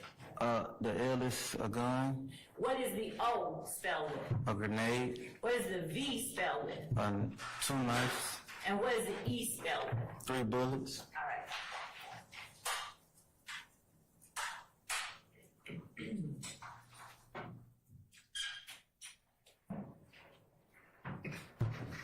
All right. I'm going to now show you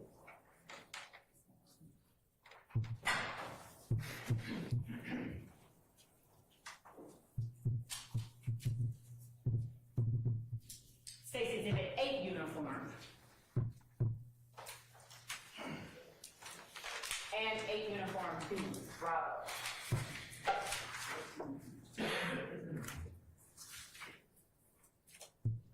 Go ahead.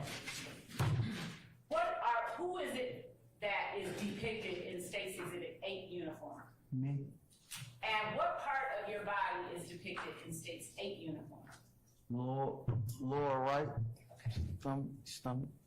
The lower right part of your stomach? Yeah. All right. And is that writing on the lower right part of your stomach still on the lower right part of your stomach? Yes.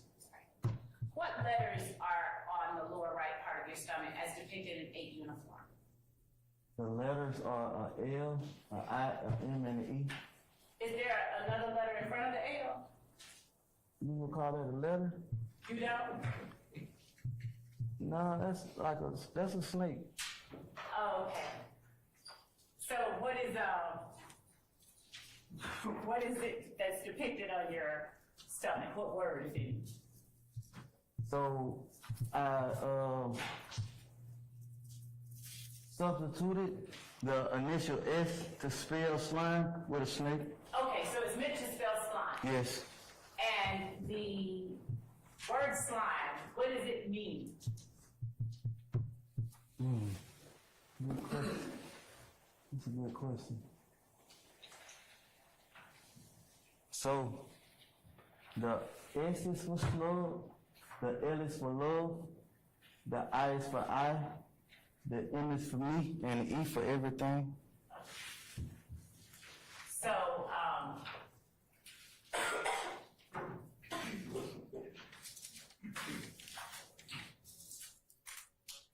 that is the only thing that slime meant to you when you had that tattoo put on your body? Yes, ma'am, that's what it means to me. That's what that tattoo means to me. Is slime ever used in any other kind of way? As by you or any of the people that Like breaking it down? Like breaking it down how I did? No, like the meaning of the word slime. No, just slime. Is slime a word used by YSL members? Yes. All right. And were you one of the founding members of YSL? Yes. All right. Now, who were the other founding members? Walter Murphy, and Jeffrey Williams. and showing you 10 uniform on the screen. Who is that person depicted in 10 uniform? That's me. Right. And is that something around your neck? Yes. What is that? It's a YSL chain. All right. And showing you 10 uniform Bravo. All right? I'm going to put it in front of you so you can see more clearly. It's 10 uniform Bravo an Instagram post. Yes. Are you tagged in that Instagram post? Yes. And who is it that tagged you in the Instagram post?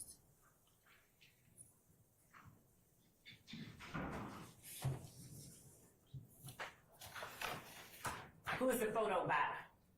Thugger 31. Say it out loud. Thugger 31. Thugger 31? Yes. What date was the Instagram post made? Just a bit.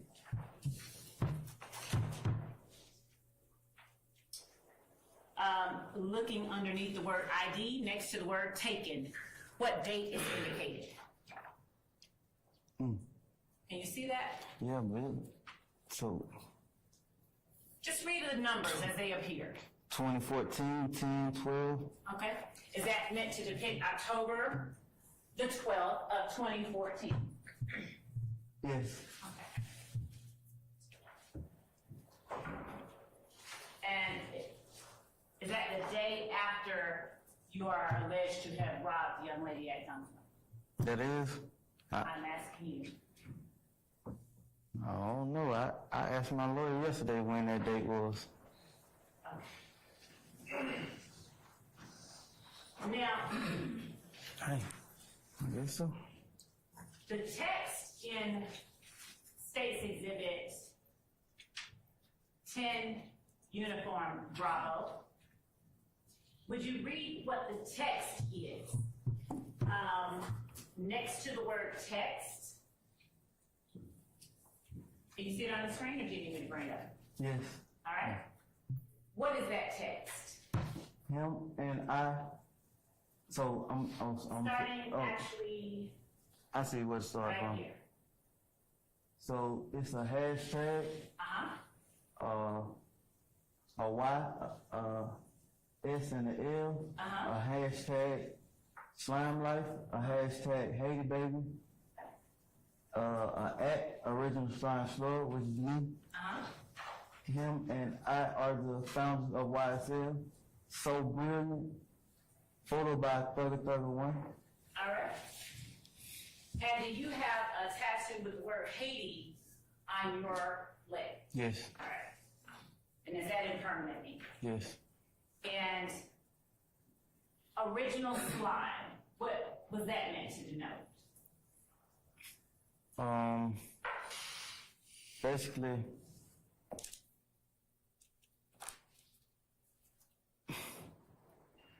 I was there when it began.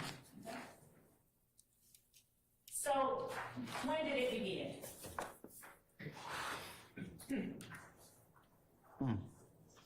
Them dates. Them dates. You don't have to be precise. You can talk about generally. When did it begin? We know the picture was in 2014. Is that fair? Had to be before then, right? Yeah. Okay. Pictures in So 2014. generally, what year?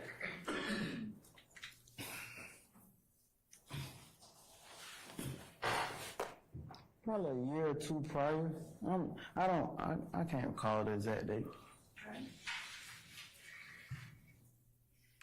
And where is it that, since you were able to name the other founders, where is it that you all were when you all founded this group?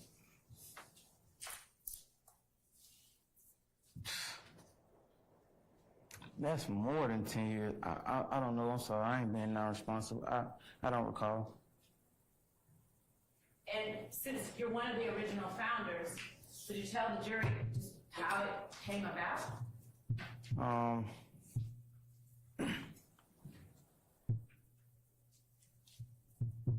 So,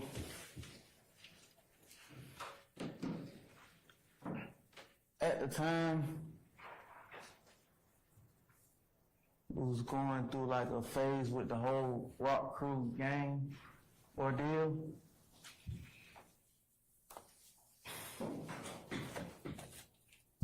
And decided that wasn't the approach we wanted to take anymore.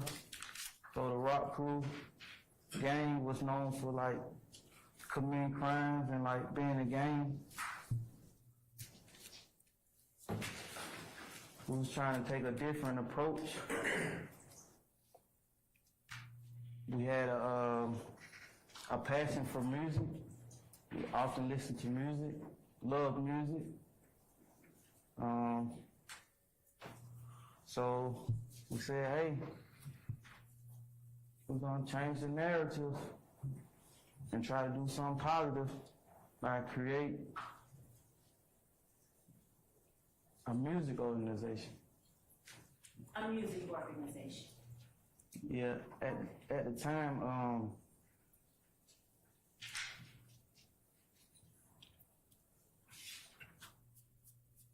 go back to that statement I made to those detectives. I wasn't telling them, hey, is this being irresponsible? So I wasn't telling them, hey, I'm not committing crimes under the name Rock Crew, or gangbanged up under the name Rock Crew no more.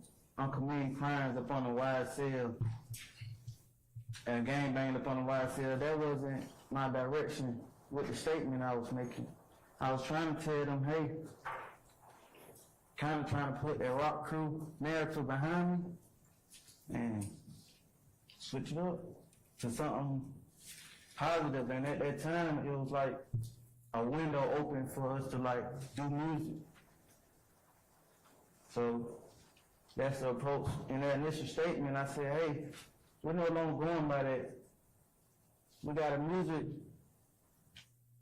situation going on, stand for Young Slime Life. We even go by saying that it's young, successful living, trying to put the whole Rock Crew gangbanging narrative behind us and take a different approach. Let's break that apart a little bit, okay? You said, you referenced the whole Rock Crew gang ordeal. What ordeal?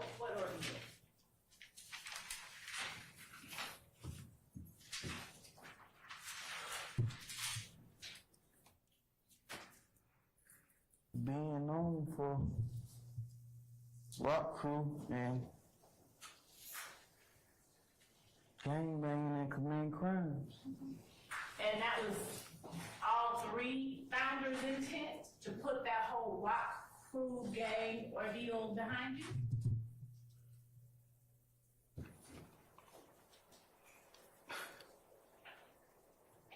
Some of the founders wasn't even a part of the Rock Crew whole thing. That was their way of grasping me, saying, hey, let's do something different. Why you got the chance to? You mentioned the statement that you gave to the detectives. I'm going to show you state's uniform once more and ask you to read number 6 under defendant's factual acknowledgments on page 3. Would you read it verbatim? Defendants advised law enforcement that YSL originally stood for Young Slime Life, but the group began calling itself Young Successful Lifestyle after Jeffrey Williams, a.k.a. Young Thug, signed a record deal. Okay. That's what I just... So, why did you change the name after he signed a record deal?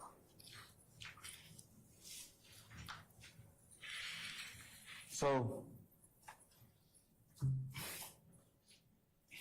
Young Slime Life sounded more suitable to like listening ears. I mean, truth be told, that's what people want to hear.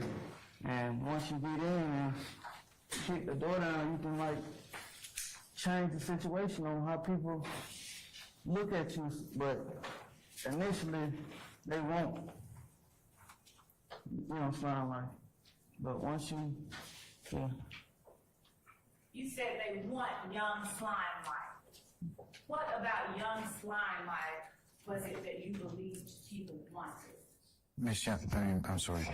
Ms. Love, can we put a pin in that before he answers that question and let our jury have a comfort break? Yes. Okay, all right. Ladies and gentlemen, let's go ahead and take a comfort break and let's come back for 4 o'clock, okay? And we'll see where the day leads us at that point in time. All right, all rise.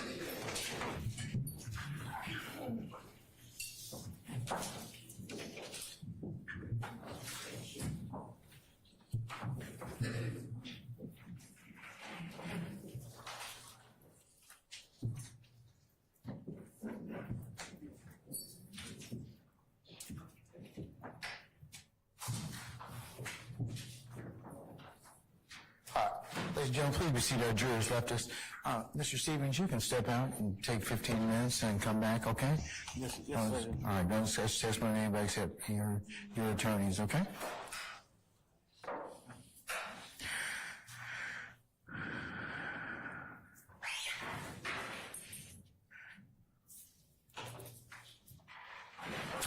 All right, Ms. Love, and let me get a couple of representatives from the defense. Can you all come up for a second, please?